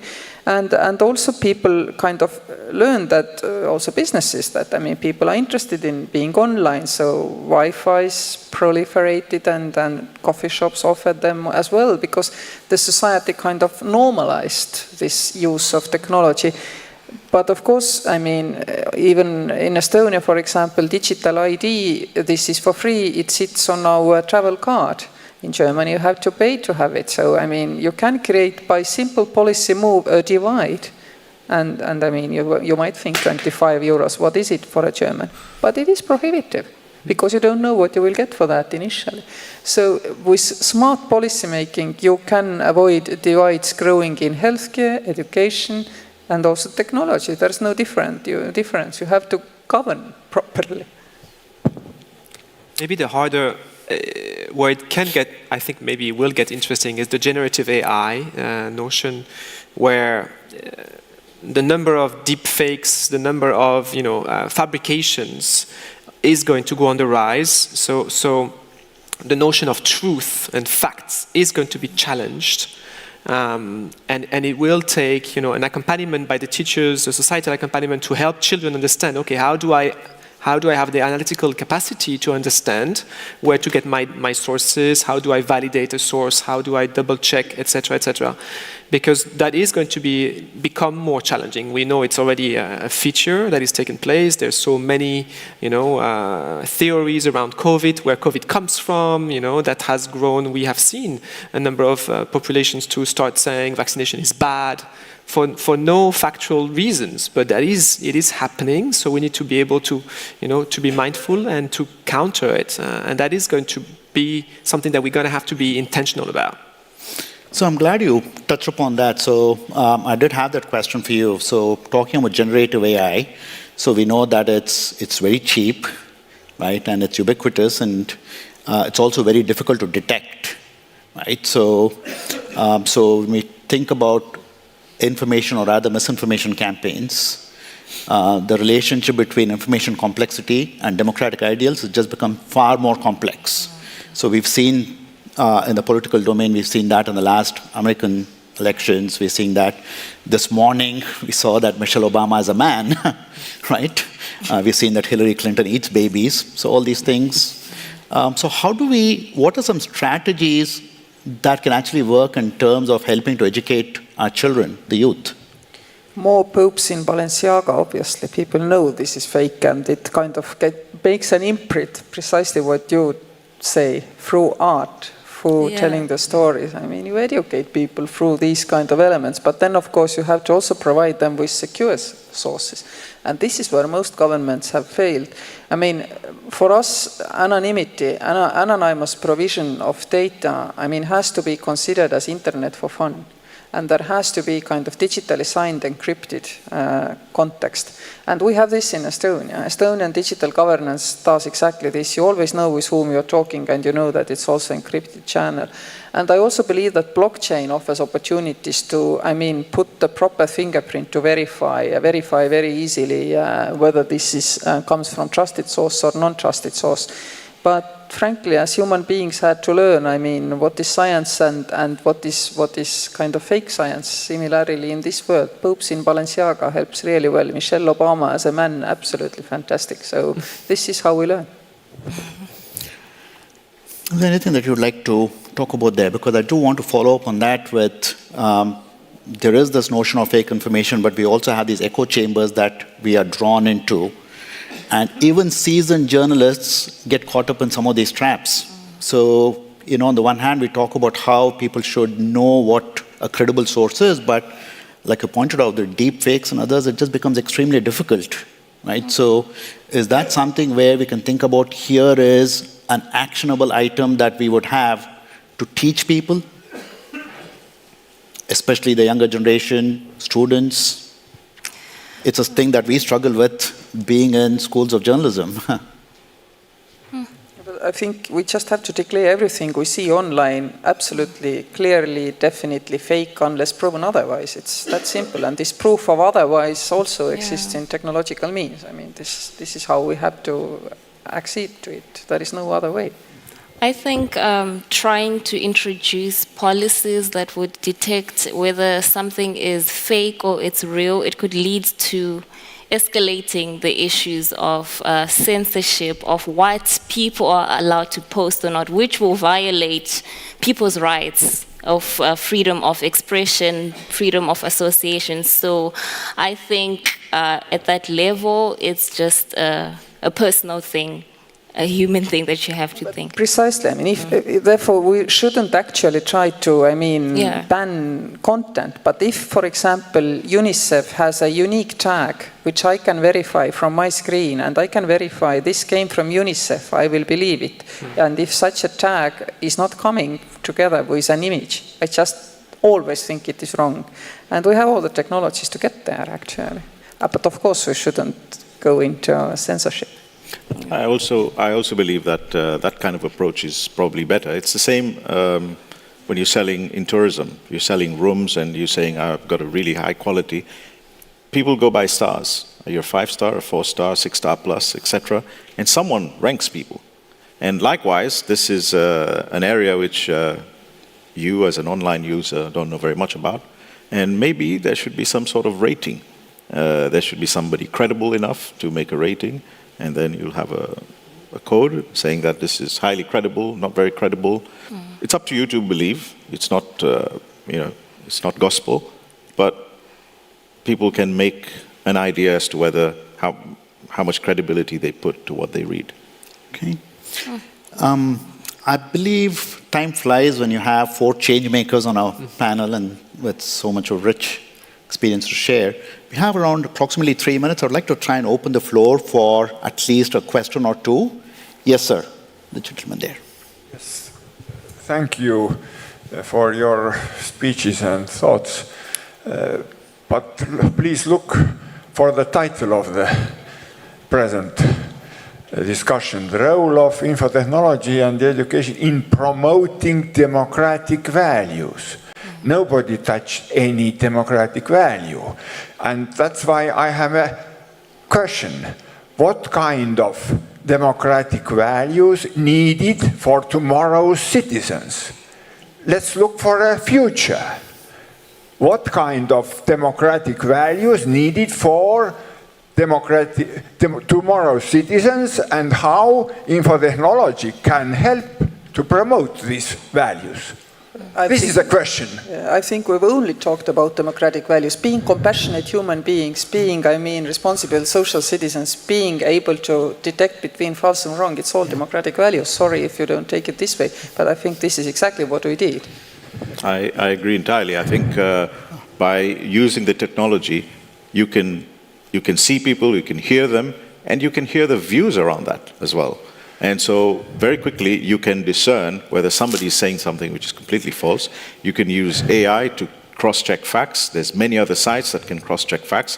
Whereas in the absence of that, people will just say anything and make any promises or say things which have absolutely no foundation. But because technology is around, you will deter them from doing that sort of thing. So I think technology will promote democratic values in that people will speak the truth, people will speak things which are realistic, and it's those who, who are more attractive because what they say is verified and correct are those that will eventually reach a democratic consensus. I'm going to. Yes. Thank you. I'm just going to have one last question here, the gentleman in front, and then we're going to end with that because we have just around under a minute. Right here. In the front row. Yes, please. Thank you. Thank you. Very rich discussion. I'm from Bangladesh. My name is Anir Chaudhary. I run the flagship digital transformation program for the entire government. Recently, we've gone through an education reform process, and the result has been a new curriculum that we call PBL, problem-based learning, and transformation of our summative assessment into formative. But technology is heavily being used everywhere to collect data, but there is a huge resistance from parents. The children love it because there is less homework, a lot of activities in classroom, but the parents see that there is no homework and no exams. So are you seeing this kind of transformation in, many countries have already gone through this, in Nordic countries especially, but with the richness of experience you have, how do we tackle this? Parents are not happy. Thank you. Well, if I can answer in the case of Seychelles, I think parents do have some concerns, but we have reached a level where we are educating parents that they have to take their responsibility as well, and that they have to know what their kids are looking at, and they have to guide their kids, secure sites, good security on your machines so that people can hack in, who you can talk to and chat to, dangers in there, and there's a lot of education that goes in there. So I think as far as we're concerned, we're pushing that agenda, and it's all part of the transformation. It's not just at the school, it's also at home. Okay. You see that playing out in the Nordics as well, but in many of the Nordics countries, there is an intentional engagement of parents with the schools and in the schools as well. So there is really a reaching out to parents to be a part of that change, so that they also become then champions of that change with their own social networks. So I would say. Okay. Thank you. I think we are out of time, so we'll end on that note, but please join me in giving a very warm hand to all our 4 eminent panelists and for a very rich discussion.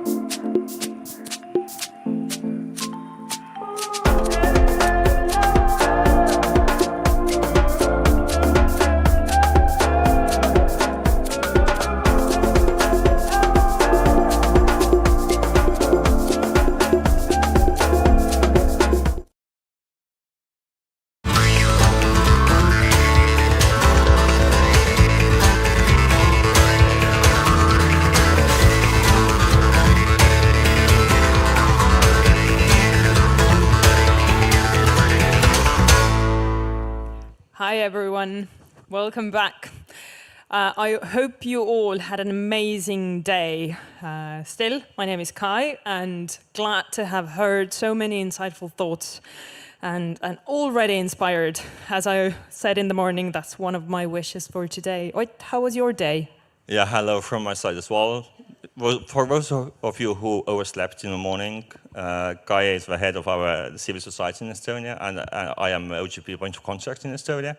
And we, as I say, are designated clowns, so trying to bring some not so formal approach to this summit. Well, my day has been busy. I've been basically, first 2 hours I was nervous to see if the opening plenary actually works. When I had 2 bilateral meetings, another meeting, third meeting. Nice lunch. I did, yes, there was lunch as well, which is always good. Just to remind that we use this stage here to interview different people, but before Kai asks our next guests on stage, I just wanted to remind everybody that after the final panel, we are about to start, today's final panel, there's going to be an award show. So we are going to hand out the OGP awards in Green Hall. So please come there. It's important for us to show our love for those who have been really innovative and helping to make sure that the principles of open governance actually work and are implemented. So, Kai, I chose a partner for you today. So, please welcome Nikhil Dey from... Come join me here. Thank you, Oyt. Thank you so much, Oyt. And thank you, Nikhil, for being here. Thank you for having me. You were one of the key people who witnessed and had an important role when OGP started. Yeah, I was one of the 9 founding civil society members of the OGP when it began, from before it began. So just as it was being discussed, what would the principles be, how would countries get membership, how would civil society participate, what kind of nature of partnership would there be? So those were very interesting days. And what's the most remarkable story from that period? What do you remember most vividly? So vividly, I mean, it began in Washington, D.C., these discussions, actually in the White House and then in the press club in Washington, National Press Club. But what was most dramatic to me was the fact that I had never seen civil society and government people sitting at the same level, 2 co-chairs at the same level. And that was perhaps, I think, in the first time in the world. And another very dramatic thing from my own point of view is India was to be one of the countries in the 9 initially. In fact, even India, there was talk of it being the founding co-chair. And India decided not to participate. And that was how it was interesting that we continued in the steering committee. So it was not that civil society was tied to government. Civil society of India continues to participate. And civil society across the world will participate as their own countries. And so it makes this partnership even more dramatic. And that was worked out in the very beginning days because it was an unexpected kind of step. And till today in India, we keep telling the Indian government that you're missing out a lot because there's a lot of partnership we have with state government, with provincial governments, with the central government, with local governments. And we say that you're missing out on a big platform where you can actually showcase what you do, show the way, learn. And that's the great thing about this partnership. And that's an amazing. Thank you for sharing that. I'm going to step into the future now, into the present. A lot of time has passed. A lot of lessons have learned. What would you say? What is the sort of most remarkable innovation you have noticed over the time? Because you're still involved and you still learn, you still hear the stories and the practices. What are some of the examples of either government initiatives or civil society initiatives? So I'm going to talk about, and I'm going to step one in your initial conversation, you talked about open government principles. Open government is not just a partnership of particular names of people or countries. It's a process. Open government is a never-ending process. It's like transparency is a never-ending process, accountability is a never-ending process, democracy is a never-ending process, and therefore open government partnership is the best way that the partnership can get stronger and bigger and wider is by actually encompassing those principles. So to start off with open government partnership said those countries can get entry who will have a right to information law, who will have budget transparency, who will have declaration of assets and 5 other things. And that is a set of processes across the world. They apply. Those principles apply everywhere. So there are certain tangible goals which you can meet and learn from each other. And there are certain new things. So in innovation, I've just been hearing conversations about digital data. And initially there was this great sort of idea that all data, open data, will make everything open. But it's not so, because the big people control it, and democracy is about the small people having an equal voice.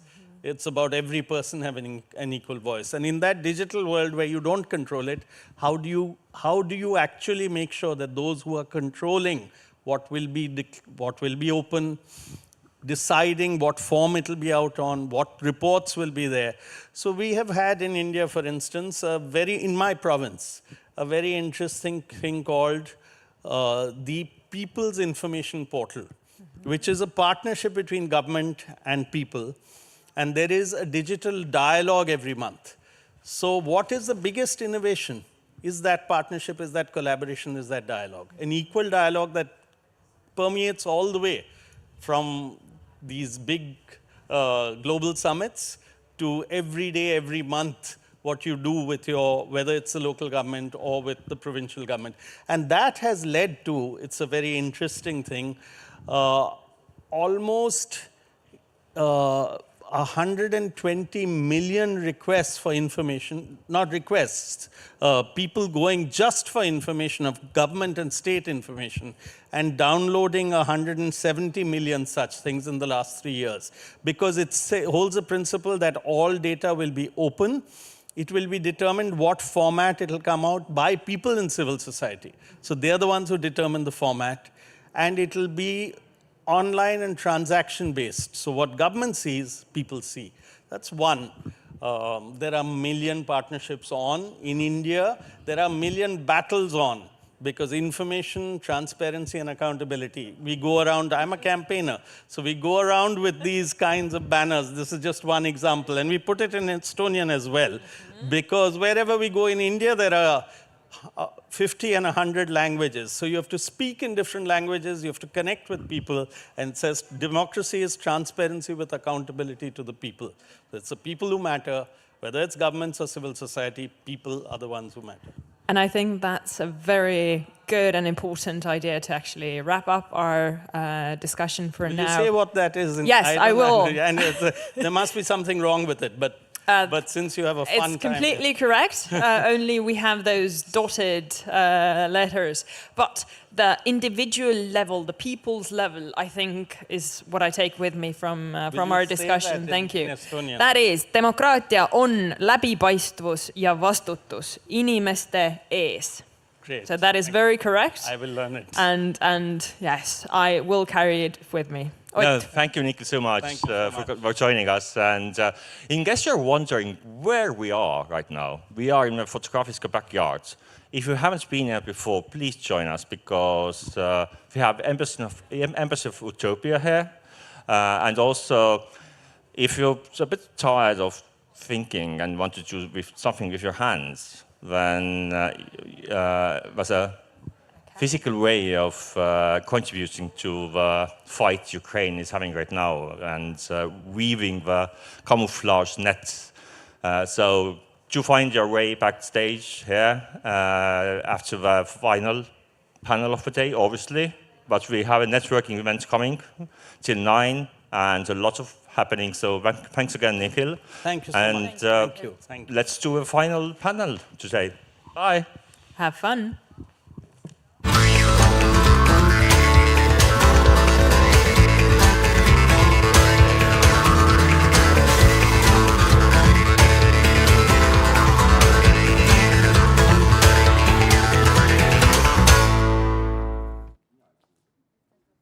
Dear guests, welcome to the OGP Global Summit.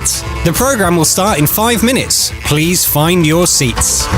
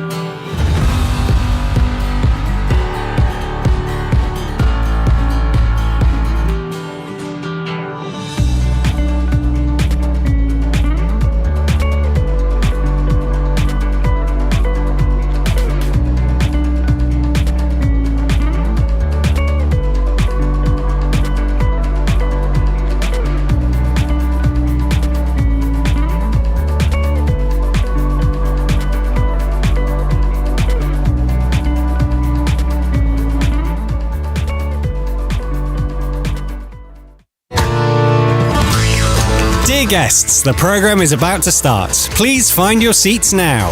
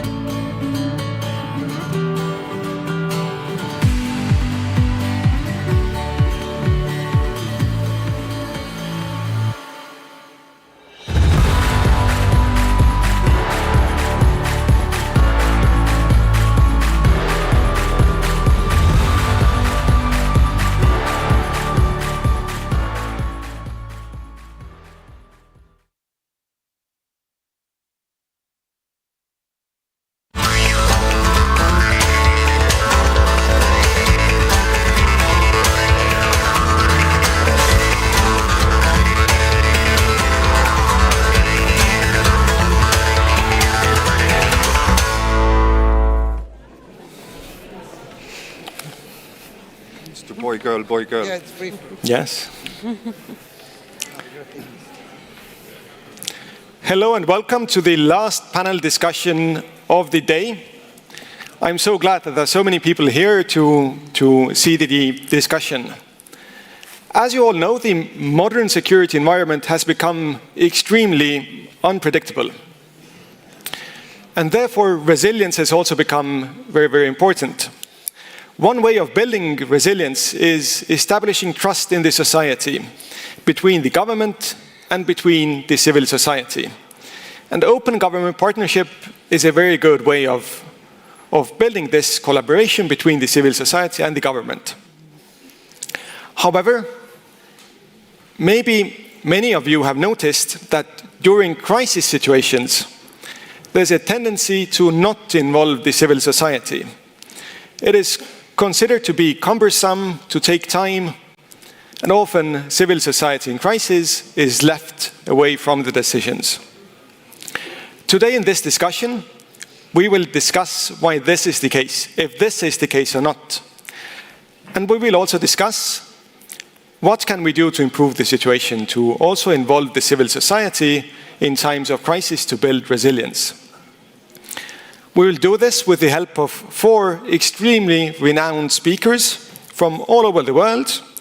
We have Mr. Salil Shetty, who is the Vice President for Global Programs from the Open Society Foundation. We also have Ms. Sevgil Muzayeva, who is the Editor-in-Chief of the most renowned independent newspaper in Ukraine, Ukrainskaya Pravda. We have Taimar Peterkop, who is the Secretary of State of Estonia. And then we have Stephanie Muchai, who is the Program Director of the Governance and Anti-Corruption of International Lawyers Project. My name is Sten Andres Ehrlich. I'm here representing SpeakSmart. SpeakSmart is a social enterprise of the Estonian Debating Society. And we seek to promote critical discussion in the society, critical thinking. And as I am from the Estonian Debating Society, we're also going to have a debate, or actually 2 debates in this discussion. We have some of the best high school debaters of Estonia here. They are going to intervene in 2 parts of the discussion. They're going to have a debate. In the debate, they're not going to represent their personal views, but instead we have given them roles, and then they will try to win the debate as proposition and opposition. And you will also have a chance to intervene to the discussion. You can ask questions using Slido. There are many people who are watching this discussion from other halls. Please make sure to select in Slido YAIK main hall. And then you can ask questions that I will see and I will be able to ask from the speakers. But now, without any further ado, let's kickstart the discussion. And first of all, I would like to give all of our speakers an opportunity to give short opening statements. Taimar, maybe you can start with a short opening statement on whether it's a dream or reality to involve civil society in times of crisis. Thank you. Well, we've learned through experience that it is a reality to involve civil society in times of crisis, in solving those crises. Estonia has had its share of crisis in the past 6 years. We've had ID card crisis, which is Estonian specific, related to our society. We are so digitalized that it affected the entire society. COVID, the war in Ukraine, the escalation of war in Ukraine has had its implications to Estonia as well. Refugees, high inflation, high energy prices, etc., etc. And in solving those crises, we've had success stories. We've had failures with cooperating with civil society, with the community, different communities. ID card crisis was solved purely with cooperation with Estonian IT community, with companies, with academia. So we actually have very good lessons learned, very good practice on how to do that. Helping Ukraine has been a tremendous success story, I think, for Estonia, how it has mobilized our civil society. It's not only government-led, the government has done their part, but it's Estonian civil society has mobilized to help Ukraine, and this demonstrates how much potential the civil society has to contribute to solving crisis. And of course, the way Ukrainian civil society contributes to the defense of their country is a role model for all of us, and we've learned and still learning a lot from that. But the other part beside this experience we've had is looking to the future and what we are expecting to see different types of crises. This poly-crisis, as our Prime Minister said, that we are facing or living in. It's the most important to face those crises is a cohesive society which produces resilience. We cannot fight back to every asymmetric attack that is happening now, produced from Russia against us. We cannot be ready for all the different types of crises. But what we can be ready, or what we can contribute in building, is a cohesive society through cooperation with civil society. And it is very important, the lessons that we have learned, that if you want to rely on civil society in times of crisis, you have to build these networks, the relations, in times of peace. There is no time to start building them during the crisis. You need to rely on them when the crisis emerges. Thank you. Thank you. I think very important point that you have to start preparing for a crisis before the crisis starts, also with the civil society, government cooperation. Taimar already mentioned the experience of Ukraine, and that's definitely very interesting. So, Sevgil, maybe you can comment on your Thank you for having me, and thank you for your support of Ukraine. It's hard to be not emotional when you represent a country which lives in circumstances of full-scale war, already more than 500 days, and even today more than 16 people died after another one missile attack in Konstantinivka, eastern city of Ukraine, but I will try my best. So, in the first days of war, my colleague, the prominent political reporter Roman Romaniuk, wrote, I think, the most important words which will describe why actually Ukraine can resist in such situation, that this war is our third, but most important Maidan. And it's not only about resilience, it's not only about protest, and it's not only about the war for right to exist. This is also about how Ukrainian society grew up during these decades. So the most prominent representatives of civil society of Ukraine already paid 20 years of their lives for democratic development of their country. Because as a student, I was the participant of the first Maidan, then other my colleagues were participants of the Maidan in 2014. And it actually helped us in the first days of war, because we have this experience. We helped our country to move forward in these democratic transitions, because we took part in all important reforms.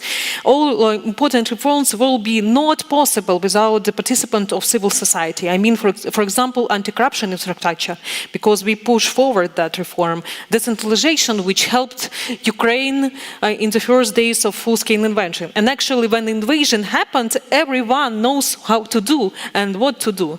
So we became partners of our society, we became partners of our government, we volunteered, we helped with providing procurement, like all civil society organizations became advocacies of the countries, they became even procurement companies.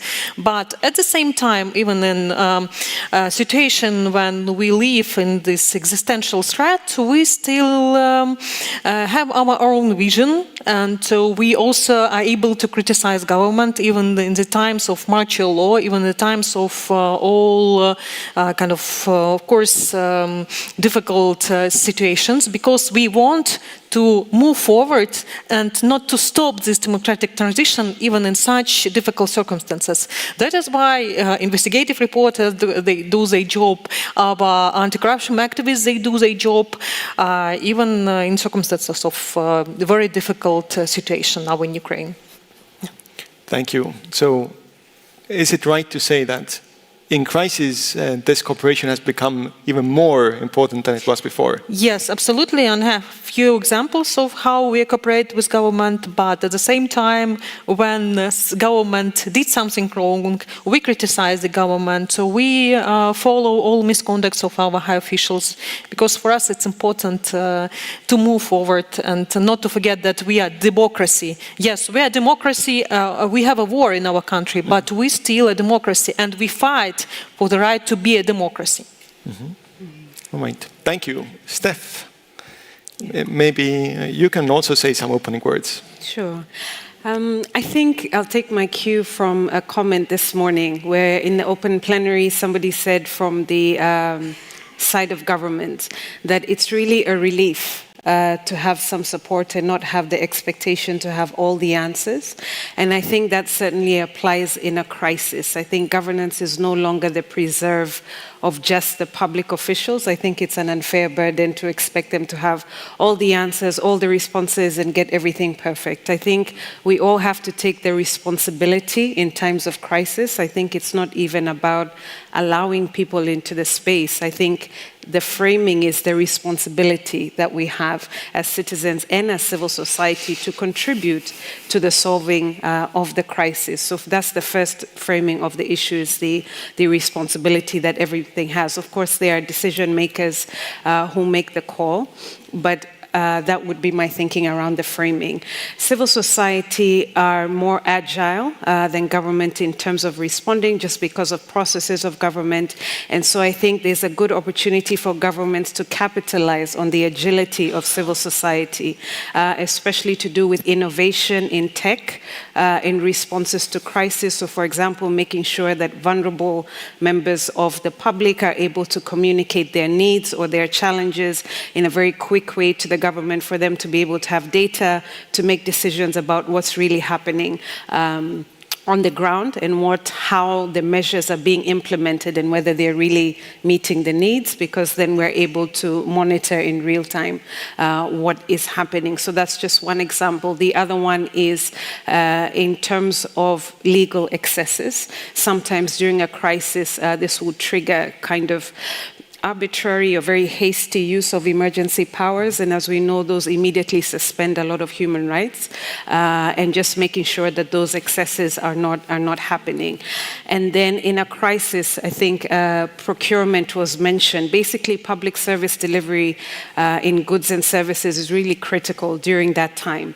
And I think a joint effort in making sure that the prioritization of budgets and public funds is need-based, that there's no wastage, mismanagement, or corruption when this is going out at this time of crisis. And I think civil society can play a big role there. So just a few examples of how that agility and nature of civil society can complement a part of weakness where there is bureaucracy and necessary processes, but that may slow down government, where civil society can speed up and support. So definitely, it is not a dream, it's a reality. It is a responsibility that we want to be part of in our countries.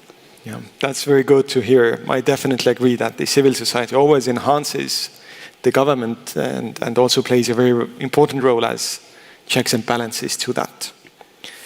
Salil, maybe you can comment from your very global perspective on is this a dream or reality in majority of countries? Well, I think it really depends on which context you're referring to, because in some contexts, including the one I come from, which is India, a kind of a healthy relationship between government and civil society feels more like a dream right now. But I hope it'll be a reality soon. But I wanted to kind of, firstly just say that, we are in a crisis. It's not about a crisis of, of small proportions. We are in a crisis of, I think, quite epic proportions. The crisis of democracy and the backsliding of democracies in so many parts of the world. And my sense is that if you don't get your governance and democratic decision-making right, then all the other, when we talk about polycrisis, all the other crises of inequality or climate, etc., if you don't have the right people governing or governing in the right way, everything else is going to be more difficult to achieve. So I think we have to keep that at the back of our mind. But in terms of the, the point of discussion now, one thing we have to remember is that survey after survey is showing us that over decades now, the trust that people have in political parties, leaders, governments, etc., has been declining. The trust in the establishment is declining. And in fact, which is why, election after election, we have people coming to power who are seen or perceived as outsiders or fresh faces, etc. Often that's not the case. They're not quite fresh faces, but they're perceived to be that. So I'm saying in that context, I think that civil society represents an alternative form of voice, representation, and participation. So in a healthy, normal society, I think that, you have no choice. Politicians, governments need civil society and vice versa. That's a kind of happy society. But I think one of the challenges we have is that, civil society's role, at least a big important role, is to hold governments accountable. And nobody likes to be held accountable. So that's where the tension arises. So if you start holding governments accountable, either you get sidelined or in hostile situations, you get silenced. And that's a problem I think we have to figure out how to address that problem. So I think to me, crisis, if you do not have civil society, if you do not listen to the voice of people, that's how you end up being in a crisis. I mean, all the early warning systems are if you crush fundamental freedoms, you don't respect civil society, you're going to end up in a crisis. So the question is wrongly framed in a sense. It's not about how do you get civil society to help you in a crisis. If you don't work with civil society, almost guaranteed to be in a crisis. Now I'm talking about civil society in a kind of, in a particular sense, in a particular definition. So I think that, civil society is the oxygen for people's participation. And resilient societies are open societies. And that means civil society is a kind of fundamental prerequisite. Thank you. Thank you. Can you maybe comment also on what you mentioned at the beginning, that in India it's still a dream, not reality? Why is this the case? Well, I think, you have to imagine a situation like when you think of, a society, a healthy society, you would expect that all sections of the society are treated at least with some basic respect, some basic sense of equality, and some system of non-discrimination. But when you have a regime that decides that if you are from a particular religion or a particular gender or a particular caste, that you are not equal citizens, then, we are creating a very, very tense situation in the country. So we talked about, I think Secretary of State said, we need to have cohesive societies. But if once you create conflict, and, I was going to come to this later, but one of the challenges with this, election-based understanding of democracy is that these new governments, which I call elected authoritarians, they're coming to power through polarization politics. So you attack refugees, you attack LGBT, you attack women, you attack Muslims, you come to power.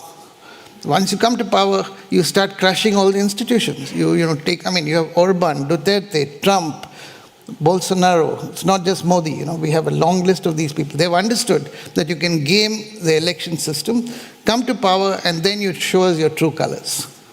Yeah. Very important point and perspective that democracy is not just elections, but many more things as well. Yeah.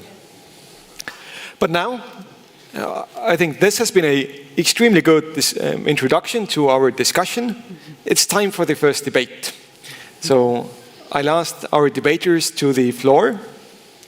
Let me remind you again that our debaters do not represent their personal views, but instead we have given them roles. So our topic is, does involving civil society make crisis harder to solve? We have some people who say that it makes it harder to solve, and some others who say that it doesn't. And they will then make speeches to try to convince you. At the same time, when you go to our Slido link, you can see a hash code that will take you there, and when you select JIKE main hall, you can also give some answers to that question. Please do that. And we will also ask you give you the same request to give your answers after the debate, so we can see if the debaters manage to convince you or not. So, Christian, go ahead. All right, the microphone seems to be working, so I will be starting my speech in just a few moments. Dear public, in times of crisis, states have a singular duty that precedes all others, providing effective and, importantly, quick alleviation of the suffering of its citizens. We in no way oppose cooperation with civil society in times of stability, but during catastrophes in which time is of the utmost essence, we cannot allow a single second in delay. We believe that an involvement of civil society not only adds needless layers of complexity to any given crisis, but also prolongs the enforcement of developed solutions. To start off, the interests of NGOs rarely align with those of the governments that work toward the benefit of all of their citizens equally. For example, a business representing organization that is recruited at the start of a pandemic to find solutions for acquiring vaccines may later on begin to hamper the broader goal of public health when it becomes apparent that businesses would have to be closed. NGOs have to protect their interest groups, but by doing so, they may resist policy that would be a net benefit for the public. There is also an information gap between the government, who probably has the most resources to acquire expertise, and civil society that probably has less. In the best case, bridging this gap is simply time-consuming. The government has to spend effort in sharing their expertise and convincing NGOs of the importance of key policies instead of acting straight away. However, when there is even the slightest error in sharing knowledge, the harms become exponentially worse. For example, the public messaging of NGOs and governments may not always align, which becomes important when the government needs to raise funds for certain projects. If NGOs promote different projects in their campaigns instead, the amount of money people are willing to donate is split, and both projects are left underfunded and ineffective. Even worse is the case when NGOs act quicker than government resources allow, essentially overpromising. This could look like civil organizations assisting refugees in entering the country quickly, despite the fact that the government has not yet been able to mobilize enough resources to effectively accommodate them, thus disrupting local society while providing no real aid. In times of crisis, action has to be coordinated and precise. Civil society simply makes that harder. To conclude, when action is slower or ineffective, the public also loses confidence in the government. In times of catastrophe, when real material conditions of individuals are threatened, the feeling of having their voice heard will not outweigh the perceived risk to their well-being.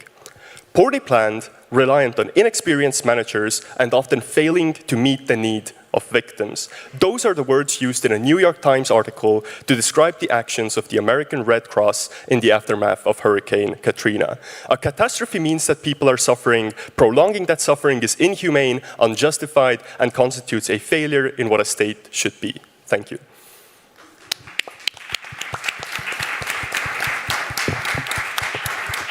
Thank you, but before making any conclusions, let's give a word to the opposition. Dear listeners, time is indeed a determining factor in crisis management, and that is exactly why organized cooperation with civil society is so important. By mobilizing the full extent of available resources and by amplifying individual voices, the crisis responders, whether they are civil society organizations or government agencies, can ensure a smooth and quick recovery from the crisis. First and foremost, the most obvious reason why involving civil society is so important is the fact that they have resources that come in handy during crises. When faced with a crisis, more people deployed is better, especially if those people come with their own equipment. That way, more areas affected by the crisis can be dealt with simultaneously. Situations where people in need have to wait a significant amount of time for rescuers, or where responders have to pick and choose who to save since they are understaffed or under-equipped, can be avoided. Not only will a quick and sufficiently resourced response help minimize complications, it will also build confidence in the responders and the government. The second and more nuanced reason is the fact that by involving civil society, it is possible to take into account more opinions and as a result, coordinate decisions with the needs of the people. Crisis management often requires cooperation between the crisis responders and the general public. If the responders dictate measures to deal with the crisis, but the public refuses to act accordingly, little progress can be made. This means that public approval of the responders and their decisions is vital, especially if those decisions are controversial, like closing down schools to stop a virus from spreading. Implementing solutions becomes easier when the general public is given a voice. The closer decisions align with the wishes and opinions of the people, the fewer objections and obstacles they are likely to face. This is where civil society comes into play. Communicating with civil society is often easier than with the government. Civil society organizations are closer to communities, have open channels, and are more responsive, making them effective conduits for public input, while governments can be bureaucratic and distant. By involving civil society, more people are always heard. That means that solutions can be aligned with the needs of the people as much as possible. This means that there are always less people going against the recommendations of the responders. And furthermore, long-term cooperation builds trust between the responders, the decision makers, and the general public, enabling better crisis management in the future.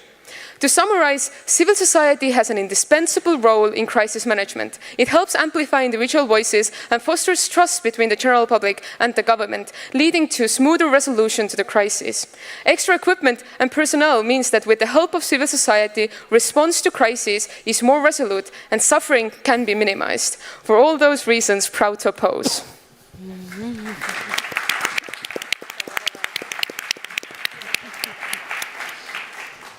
A minute to the proposition. Dear listeners, ensuring that every voice is heard is undoubtedly important, but it should not come at the expense of addressing the root of the problem effectively. Firstly, let's address the issue of diverting resources to civil society organizations during a crisis. We believe it inadvertently leads to competition for limited resources, whereas government agencies with their established infrastructure, access to vast resources and expertise in crisis management are often better equipped to ensure resources are deployed efficiently. This prevents the situation where some areas receive excessive help while others remain underserved.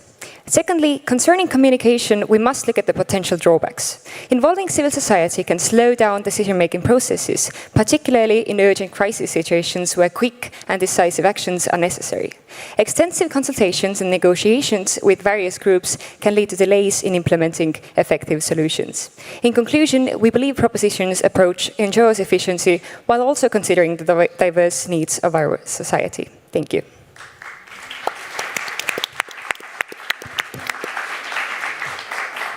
Thank you. Opposition. Ladies and gentlemen, in the easiest words possible, in order to solve a crisis, you first need to prepare and then take action. Let's talk about the preparation. Today, the civil society will never be just thrown into a crisis without any support. To make things as easy as possible, NGOs already have their members go through vigorous training to ensure that they are capable in crisis situations. Their trainings include logistics and resource management and emergency response planning. NGOs do have the know-how to lead others who don't, and they can help in crisis, and they are able to offer the much-needed perspective to help as many people as possible. Secondly, action. Yes, more people might mean more time. However, manpower is an important part of this equation as well. Whatever time we might lose when giving instructions, we can also offer much more help. More helpers simply equals more help in more situations. Thank you.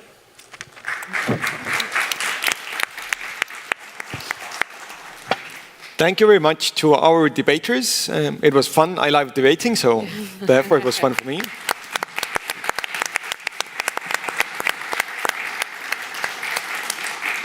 And usually in competitive student debating, there's also a panel of judges who decide who won.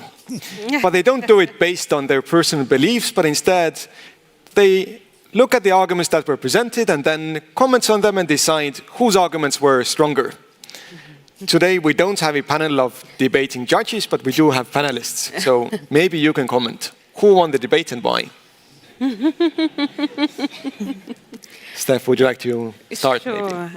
First of all, I commend both the teams for an excellent job and for your preparation and your delivery. Very well done. I think what I picked up from both the teams, so one of the teams focused on processes and structures and how that would be hampered with regards to involvement of civil society.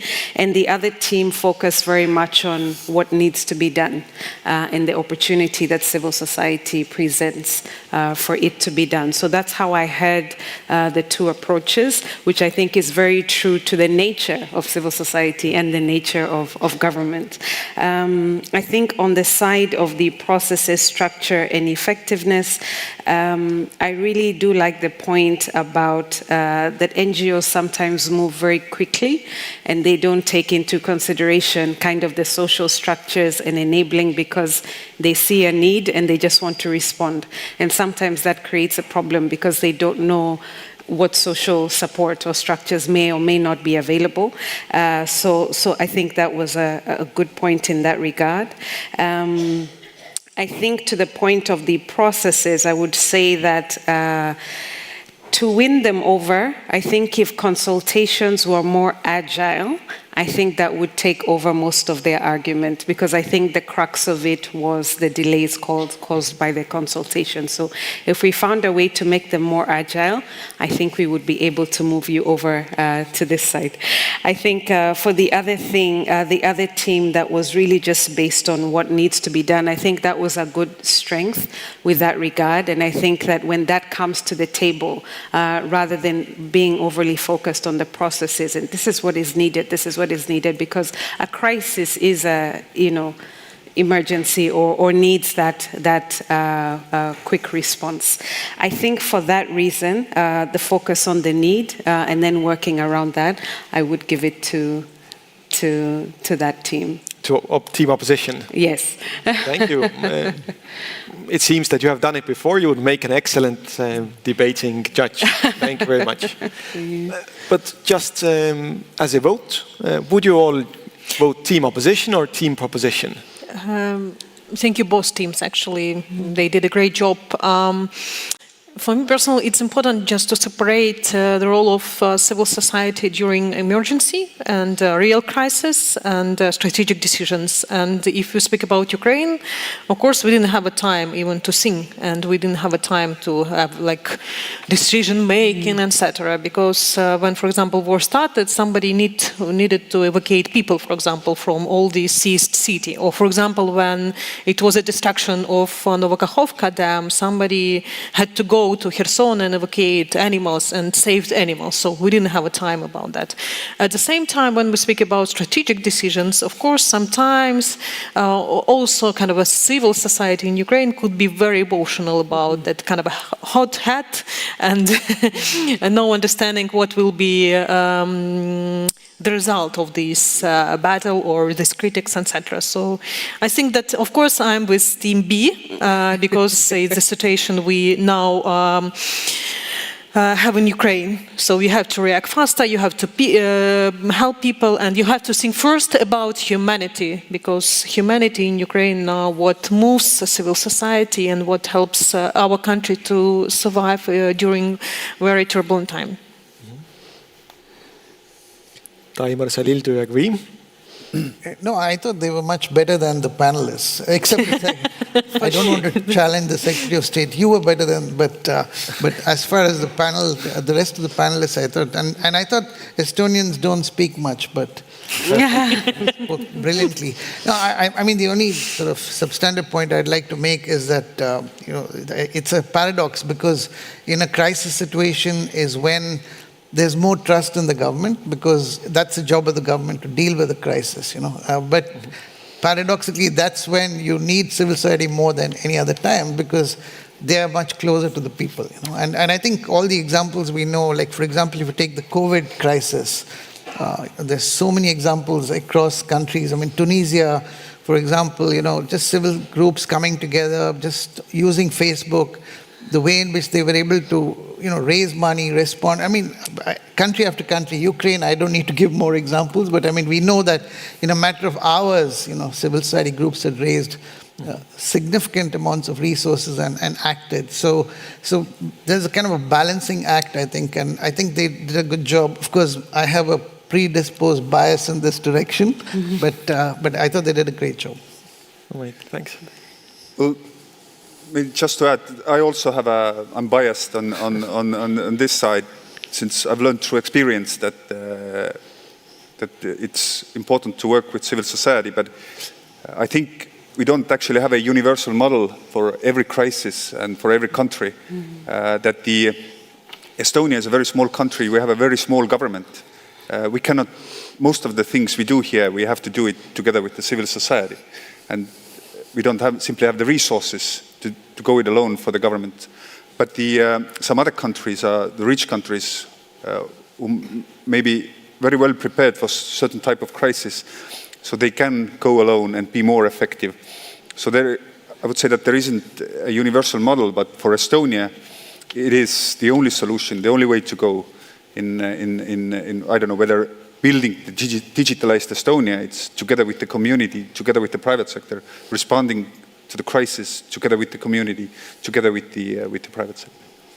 All right, so it seems that in reality, the question is not should we involve civil society, but rather how to involve the civil society in crisis, even though we can debate different things with students. And someone from the audience has asked a question on this matter. The question is, at one point in crisis management, is it feasible to involve civil society and why? So when should you start involving civil society? What do you think? Well, I can start by repeating what I already said. It's that you need to build the networks before the crisis. You have different types of crisis. You have different parts of society involved. And the experience of Estonia to solving the IT-related crises was to do it together with the Estonian IT community. But the networks of people who were involved were already there before the crisis. We didn't start during the crisis. So it's important for different sectors, different government agencies to talk to their counterparts in civil society and to build the trust and the relations, the networks before crisis. During the crisis, it can be done, but then we will come to this, that it takes a lot of time to build consensus. If the trust is there before the crisis emerge, then building the consensus on how to solve crisis is much easier. I would agree with that. I think that is really helpful because at the time of crisis, you want to quickly move into a situation analysis. And I think that if you have those relationships already, you already know who to bring to the table to be able to quickly start doing a situation analysis together, which is something that we propose happens because then you're able to use, your two sets of data and see what is really happening, what is the situation, and co-create the solution quite rapidly. And that way you build that ownership between the two. And that really helps even with regards to how you move forward and what you communicate and the reflectiveness of the voice of the people on the table in the situation analysis. So from then on, I think that it creates a really good momentum in responding to the crisis. So we have to start before the crisis starts. Are there any preconditions to that, or is this possible in any society that we see in the world? Can all countries do it, or just some countries? Are you looking at me? Yeah, I'm looking at you. No, I think the main precondition is whether these are rights-respecting societies Are these leaders who respect rights? Are they kind of, are these democracies in a meaningful way, or there's pretend democracies? So, because once you say you're a democracy, and it's not just rhetorical, but it's also governed by your constitution, by laws, by policies. There are guardrails around protecting democracy. Then I don't think you have a choice, right? I mean, you have to then, that's what a democracy is. You have to work. For me, civil society is, social movements, trade unions, farmers associations. You would have seen the role that, say, doctors associations and medical profession played during the COVID, nurses association, examples after example. So not involving them, to me, is not an option. So that is a precondition for sure. I think it also helps if civil society itself is more organized and coordinated, and because there's lots of tensions within civil society. I call it egos and logos.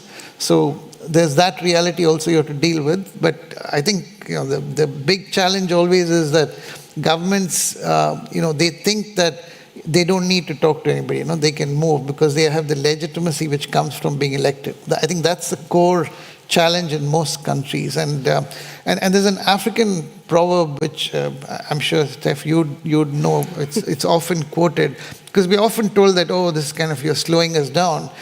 But the fact is, democracy is a messy business, right? If you want to talk to people, it takes time. So the African proverb says that, if you want to, reach somewhere quickly, you walk alone. But if you want to reach far, then you walk together. Mm-hmm. So that's the question. Do you want to just reach somewhere in whatever way possible and say you've ticked a box? That's kind of fascism, isn't it?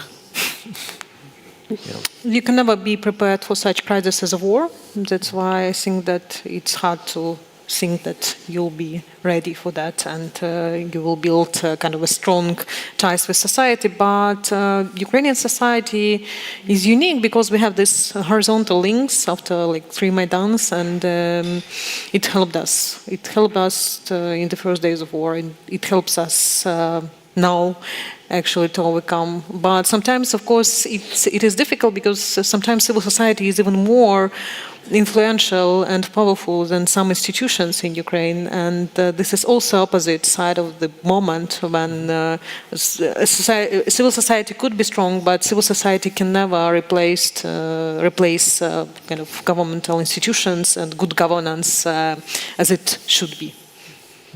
All right. Maybe another question from the audience. Bogdan asked, do governments produce civil societies?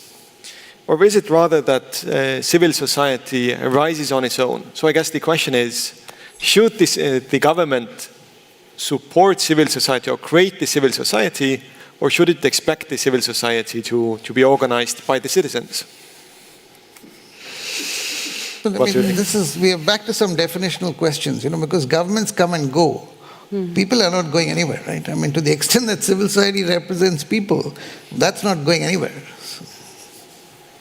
I think the words that you were using, that it's the government, should it create the civil society or support? Mm-hmm. I think the government should make conditions that the civil society can emerge and thrive. But if the government creates the civil society, then it's not a civil society. In Ukraine, actually, civil society didn't ask about help of the government. It just grew up with all conditions country live last few years. So, yeah, we never expected something from the government and support as well. All right. There was one very interesting point, at least for me, that the debaters brought up. And this was that maybe sometimes the interests of the government and the civil society are not fully aligned, that they want slightly different things. Do you think this is really the case or not?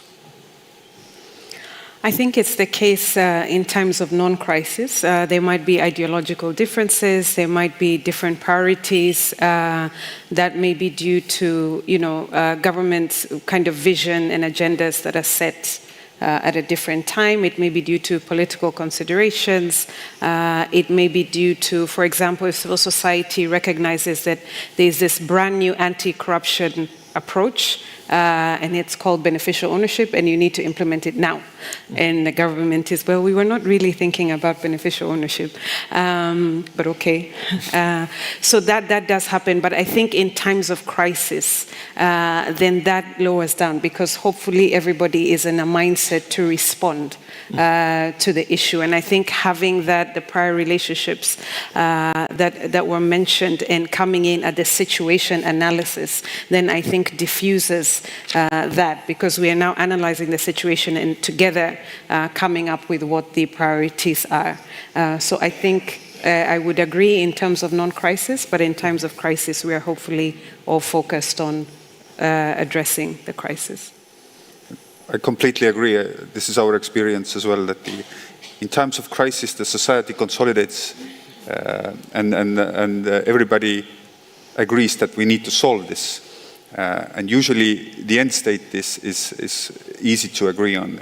Maybe there are some disagreement on how to get there. And again, what I said earlier, that if you have networks, relationships in place before the crisis, then you can solve those differences of opinions very quickly and agree on how to get there as well. But let me maybe then provoke on this topic. A few years ago, I also used to work for the Estonian government in the Ministry of Social Affairs. And our ministry was also responsible for housing the refugees. And there was a very limited pool of housing that was available. Maybe that was our blame or our fault that the pool was very limited. And then the civil society was bringing in many, many refugees, and we were not able to house them where we wanted to. And we had to find some new solutions. And to be honest, at that point, it didn't feel like the people that were bringing in refugees were our allies that were helping us. But instead, it felt that maybe our interests are a bit different, even though I perfectly understood why they want to help people and they want to bring them away from crisis. How would you comment this? Is this a very common thing that interests like this are not aligned, or was this an exception? Did I act somehow foolishly by feeling like this, or not? I'll be the last one to comment on it.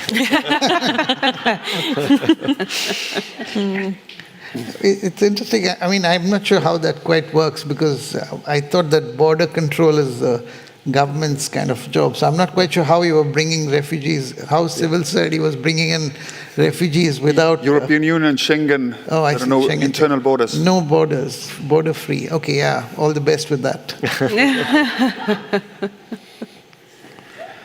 I think for me, I would ask you to go easy on yourself, in the sense that from where they're coming and the circumstances they're coming, it sounds like, I was not there in the whole situation, but that there was a lot of concern about availability of certain housing and this. When you're in a moment like that and you're very vulnerable, I guarantee wherever you're putting them is better than where they're coming from. And they're not really concerned about having one room per person or two people per room in the ordinary structure. I think they just need help. And so at that time, I think if we move away from, we want to be able to provide you a certain standard of care, which is an excellent goal to have, but in the interim, I think if we can agree, government and civil society, what is it that we can do, because whatever you're facing is immeasurably worse, and this is what we can do in the temporary. I think that will bring us to a place of consensus. All right. Sevgil? It's hard to say something from Ukrainian position, because we have more than 6 million refugees now in Ukraine, and I just want to thank you for all European countries that hosting Ukrainian people, providing everything. We will never forgive that. We will never forget this help and this solidarity with Ukrainian people. All right. Taimar, do you forget me or forgive me or? No, but it's a very good case study, and I think what you did at the end was very good, that you started to discuss with the civil society that that in order for the Estonian government to actually help the people of Ukraine, then you need to slow down, because we simply don't have the resources enough to help them. We started the discussion with Finland that we can send some of the people to Finland that the Finns were accepting, that they have more resources that they can provide. And then you came up with the innovative solutions, rented a boat, 3,000 people on a boat, if I remember correctly. Yes, but you talk to the civil society and work together. I think that would be and it was very unpopular, because all the Estonian citizens wanted to help Ukraine, and if the Estonian government says that, no, slow down, it's very unpopular. But you have to think of in the long term that if we cannot really help those people here, it's going to create problems for the entire society, and that might affect the support that the Estonian society has on Ukraine. So we had to think strategically as well. But you solved the problem. It took time, but very good job. Thank you. Thank you. Not me personally, but... All right, but time flies, and almost half of the time of our panel discussion has gone by, so it's time to go to our second mini debate. So I'll ask the debaters again to come to the floor. And this time the topic is it justifiable to restrict freedom of speech, assembly, or association temporarily in times of national crisis? And again, the system works the same way. You can also chip in, give your voice, your vote on Slido. Without further ado, 2 minutes to proposition. Ladies and gentlemen, yes, civil liberties are an important foundation of a democratic state. However, in times of a national emergency, the governments do have the responsibility to guarantee their people's well-being. And in order to do so, they sometimes have to take the very necessary but uncomfortable steps. We believe that the restrictions would be firstly temporary, and secondly calculated carefully to be as minimal as possible while still ensuring their effectivity. The reasoning is simple. The government simply doesn't wish people's anger on them at unstable times. I would like you to think of bodily autonomy, or choice. This is something that we all value. And generally, when there are attempts of restrictions, this is frowned upon.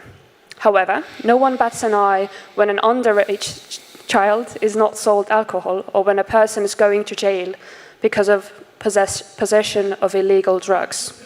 Theoretically, it's their body, their choice. However, we all understand that those restrictions are there in order to protect those citizens and those around them. This is what we are telling you as well. In times of crisis, freedom of speech might have to be restricted to ensure public safety. Misleading information or extremist rhetoric can incite violence, create panic, or interfere with emergency responders, creating a direct link that harms the people. Or we're able to ensure a shorter time spent in a crisis. For example, in disease pandemics, public gatherings are a threat, since more people equals more chance for the virus to spread. Hence, the virus is there longer. Ladies and gentlemen, our case is very simple. It is a matter of weighing the harms. The harms of a temporarily restricted liberties, or spending time in a longer crisis. Thank you.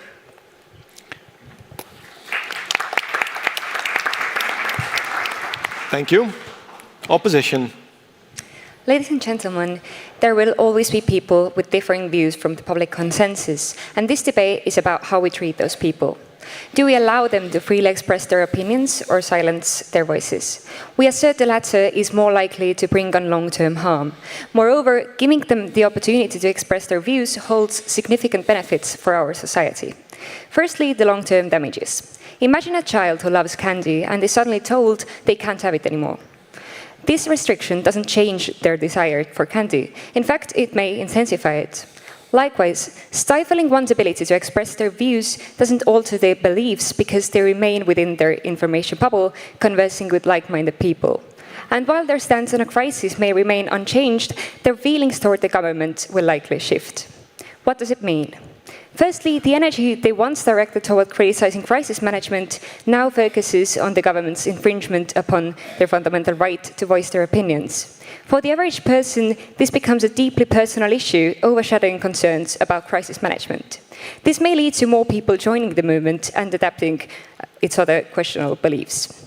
Secondly, in the long term, this erosion of trust in the government can lead to a breakdown in democracy, as individuals either disengage from the political processes or undermine governing bodies through alternative means. Now let's look at why difference in opinions in the public is actually a good thing. Allowing people to freely express their thoughts sparks robust social debates. When someone posts an anti-vaccination stance on social media, numerous others respond with counter-arguments. While the original poster may remain unpersuaded, millions of other people now have access to unlimited information from both sides of the issue. Rather than merely hearing the government dismiss an opinion, they engage with a variety of pro and con arguments, enabling them to make informed decisions based on the strongest evidence available. For these reasons, we firmly believe that safeguarding free speech is essential at all times, even during crises. Thank you. Thank you. Proposition. Honourable listeners, limiting freedoms like speech or assembly is an extreme measure. In a democracy, politicians' survival depends on the elections. As the opposition correctly stated, any attempt to limit those freedoms will face flashbacks, and that is precisely why we normally don't see those measures taken. If governments resort to limiting these freedoms, it is because there are no other equally effective solutions. This is why we see that the concerns the opposition has really hold no significance. Firstly, we don't think that long-term effects are relevant. Any measure taken is temporary and well justified by the government. There is no cycle created. And secondly, some people with conflicting ideas might channel their energy towards criticizing the government, but this is okay because they cannot take direct action against crisis management. If there is no anti-vaccination rhetoric allowed, helpful messages will get more traction, and people already tend to believe the government during crises. No need to counter a counter-movement. But I want to emphasize that any attempt to limit those freedoms is well calculated and temporary because it is an extreme measure, an extreme but necessary measure. Thank you. Thank you.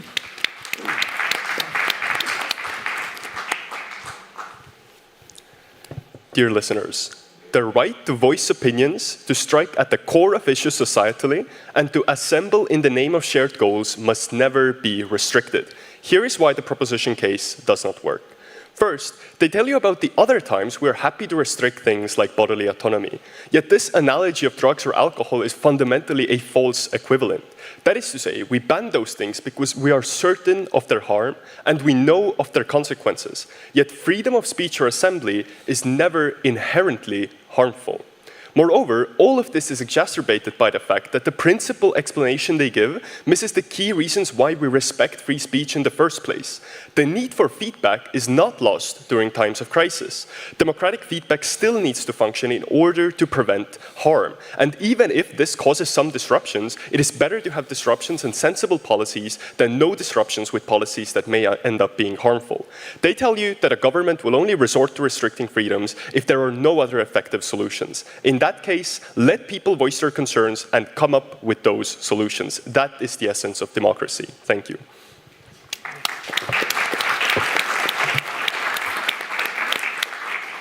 Thank you very much.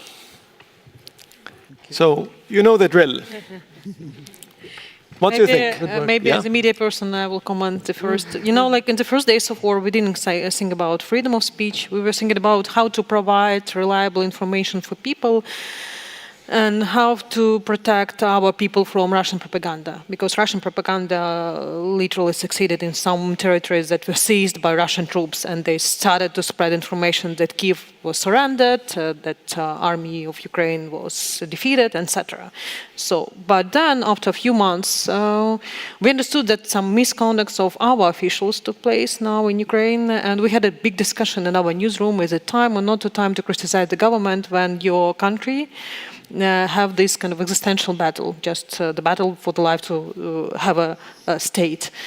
And we understood, and we understood that even in times of crisis, in times of war, it's even more responsible for journalists to tell the truth for people, to tell the truth about these misconducts, about like some bad governance that took place, because from that, sometimes literally lives of our soldiers depend, lives of our civilians depend. And after kind of more than 1.5 years of this war, I can tell you that the truth helps win, and the truth helps to provide more good governance for some decisions in Ukraine, for example, because after our publications of our investigations, some bad governance were fired,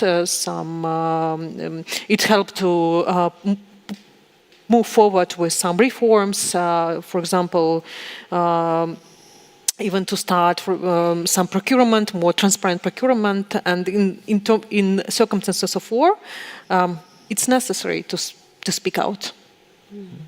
So you're firmly in team opposition. Yes. All right. But you have to understand your responsibility as well. Yeah. I think for me, the teams, you have succeeded in pulling me in half, because I think you both teams defended the positions very well, and I actually can't choose between the two. So you did a very excellent job to the both of you. My only thing that I would add, I think something that I wanted to hear is the way that tech has fundamentally changed the way that these rights are exercised and has also limited the control that can be had over these rights. I think that would be a great debating point.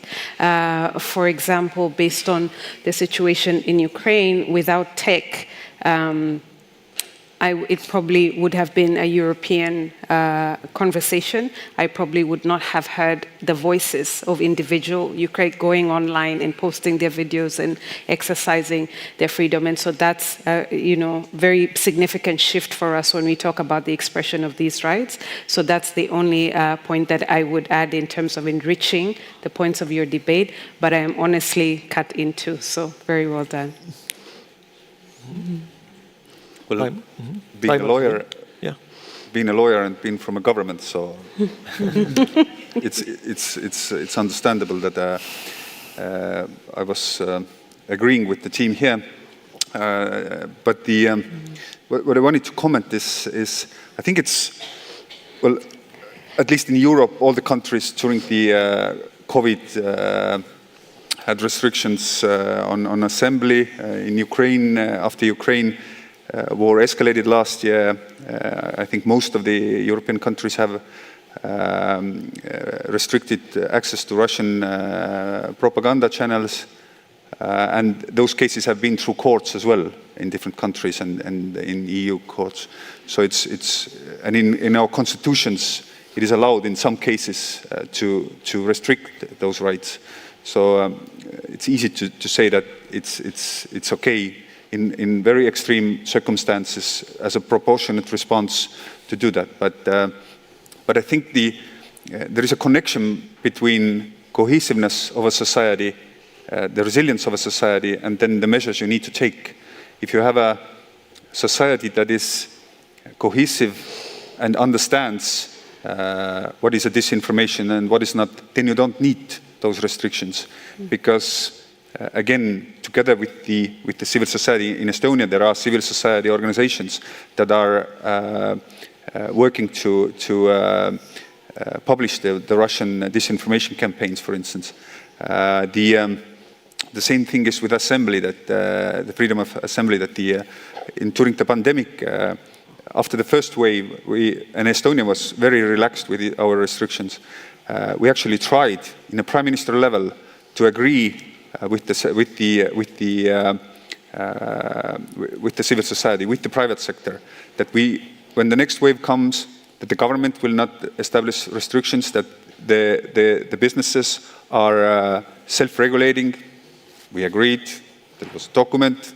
Ott Karolin actually produced that document, to those of you who know Ott. But it didn't work out. When the second wave came, then everybody was expecting for government restrictions, because then you can ask money. So that's an example of it doesn't always work. So I think the restrictions and cohesiveness of a society is actually connected. Well, I tend to lean left. So, but I think that, let's look at what the empirical evidence of this is. Because if you look at the anti-terror laws, the anti-money laundering laws, or, the COVID restrictions, all of these, when you look in practice, what happens is that it's a slippery slope. Because international human rights law, when it comes to freedom of speech, is very clear. The only circumstances under which you can, put limitations is if you're inciting violence. What happens on the ground is that whenever governments start curbing, they say it's temporary, but they keep on extending. They come up with legislation which are overbroad, which you can't really define clearly. And so it ultimately depends on which government it is. So if a government wants to abuse these laws, they will. So I would say, one is societies, but also the regime characteristics are very, very important in making a determination. I mean, take a look at, even France, an advanced country like France, kept extending, all the sort of anti-terror laws. Look at El Salvador today, with Bukele as the president. I mean, he has kept extending emergency laws. He's increased his term limit to 2. He's locked thousands of people in prison, and all under this guise of, the war against drugs and crime. So you can, once you go into this public security kind of argument, you can justify anything. So I think it's a slippery slope. That's a very good point. And maybe I'd like to tie a bit the two parts of our discussion together. In the first half of the discussion, I think more or less everyone agreed that it's not a question, should we involve the civil society, but rather a question of how should we involve the civil society. But now we're discussing that in practice, the freedom of speech, the freedom of assembly, freedom of association worldwide are trending downwards, not upwards. So we're not involving the civil society. Instead, we're taking maybe rights away from them. Do you agree that this is the case? And what can we do? There's 1,000 people listening to us. What can we do to improve the situation? Steph, I know that's a very big ask, but maybe you can start. No, I'm trying to understand the question that we have. So the question is, it seems to me that on one hand, we agree that involving civil society is a must in crisis. Yeah. On the other hand, it seems that we tend to do it less and less worldwide in different countries. First question, why? Secondly, what can we do about it? I see. Yeah. I think the mistrust is a big factor of why it's not picked up between governments and civil society, but also the regime of the day and the way that they think about governance makes a difference to their thinking about stakeholder engagement and involvement as well. With regards to the trust, I think a lot of civil society is birthed out of responses to oppression or injustice, and so a lot of the relationship began in a combative situation, and so became antagonistic from the start. And so asking for a space of cooperation and collaboration may seem quite a far-flung idea in that regard.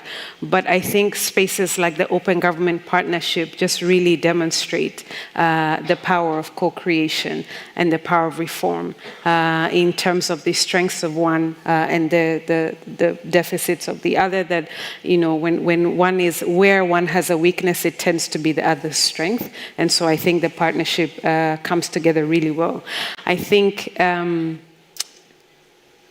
what we can do is really just leverage those results of reforms and results that come out of a unique space like the partnership and acknowledge them for what they are and continue to strengthen that. I think something else that we can do, one of the limitations of civil society is having very activity-based funding and also some challenges with capacity, especially for grassroots or local organizations to be able to respond, especially to governance issues and things like that. So I think supporting and raising that capacity and leadership in different kinds of reformers in civil society and supporting more agile, responsive funding that is able not to be locked up in particular budget lines and things like that, I think means that we are freed to support governments in times of crisis a lot more as well. But hopefully, I think the biggest one, if we can unlock the trust issue and focus more on civil society in its nature provides accountability, but we are all working to the same goal of our countries. We want to have thriving, prosperous, responsive economies that serve the needs of the people. Everybody is hopefully, depending on the regime, working towards that. And if we could have that shared kind of approach in thinking, then I think that would help. But I see you're already shaking your head. I just want to just mention that next week, Open Society Foundation is releasing Open Society Barometer report, and it's kind of an interesting finding. It's over 20 countries, more than 35,000 respondents, including in China and India, which normally get excluded from a lot of these studies. And it kind of, shows this confusion that's being created in people's minds that on the one hand, there's democratic backsliding, but on the other hand, when you ask people, the overwhelming majority want democracies, want freedoms. So I think what we have to understand is we have huge prominent countries like India, Brazil, United States, which kind of set the agenda for the world, where there's democratic backsliding, but the anger is not because of people not liking democracies. We have governments who've taken over and they've manipulated it. And, so the confusion between people not wanting democracies and leaders who come to power making false promises, So if you come to power saying, I'll make America great again, and people think, oh my God, there's this new guy who's going to make it great again. And that's far from it. Then he goes around and then erodes the democratic foundations of the country. We have this happening in many, many places. So our answer, you asked what can we do about it, certainly from Open Society Foundation, we launched something called the Lab for Democratic Renewal to support action on the ground, but also to rethink as to what is a democracy that delivers. Because young people today have different aspirations. It's a digital reality. How do we rethink the democracy of the future? And I wanted to invite, governments and other actors here to join us in this process of thinking about what do we need for the future. Daimar, you seem to be the only one representing a government here. To accept the invitation or not yet? Yes. But I think that's the thing that I'm a civil servant, I'm not a politician. And we need, I think what can we do is that those of us who believe in what we preach here, and I think we all preach the same thing, we have to go to politics and become ministers and prime ministers and then practice what we preach. But really that's that is a difficult question, and I don't have a clear answer, but what I've heard today is, what can a little that I can conclude that I've heard today, from what I heard today is that it's difficult. It's difficult to work with civil society. You said we get farther when we work together. Our Prime Minister this morning said that working together with civil society is good to run marathons, but doing sprints, you can do it alone. It's the same thing. So it's difficult. But what I've seen from the politicians that I've seen developing in my career, when people go to politics, they have this maybe a bit naive approach that, yes, we're going to work together with everybody with different interest groups, etc., etc. And when they are into politics, the reality of politics and everything that is bad about politics is influencing so much them that it changes them, and those ideals that we've been discussing here,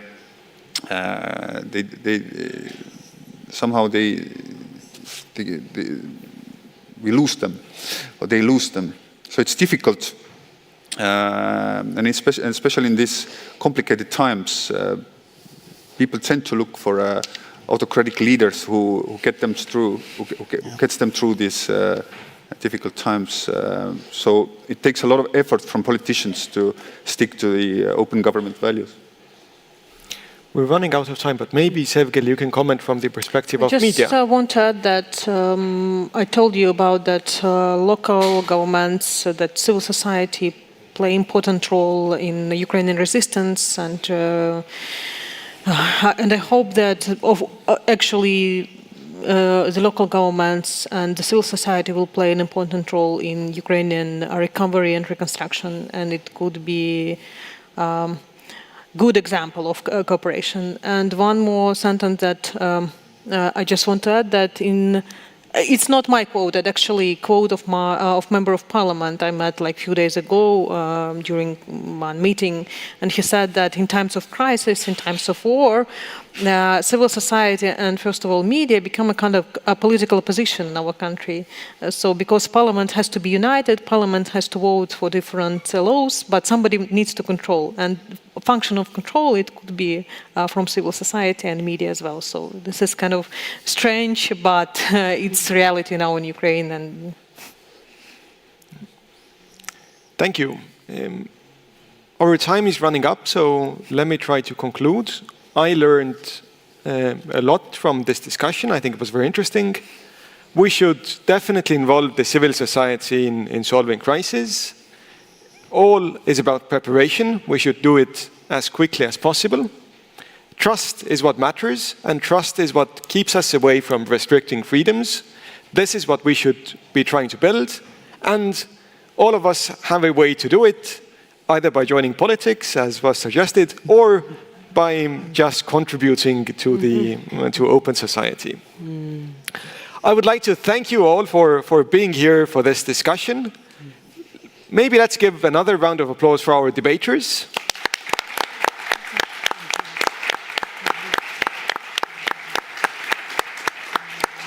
And also a very big round of applause for the excellent speakers that we had here, Salil, Sevgil, Daimar, Steph.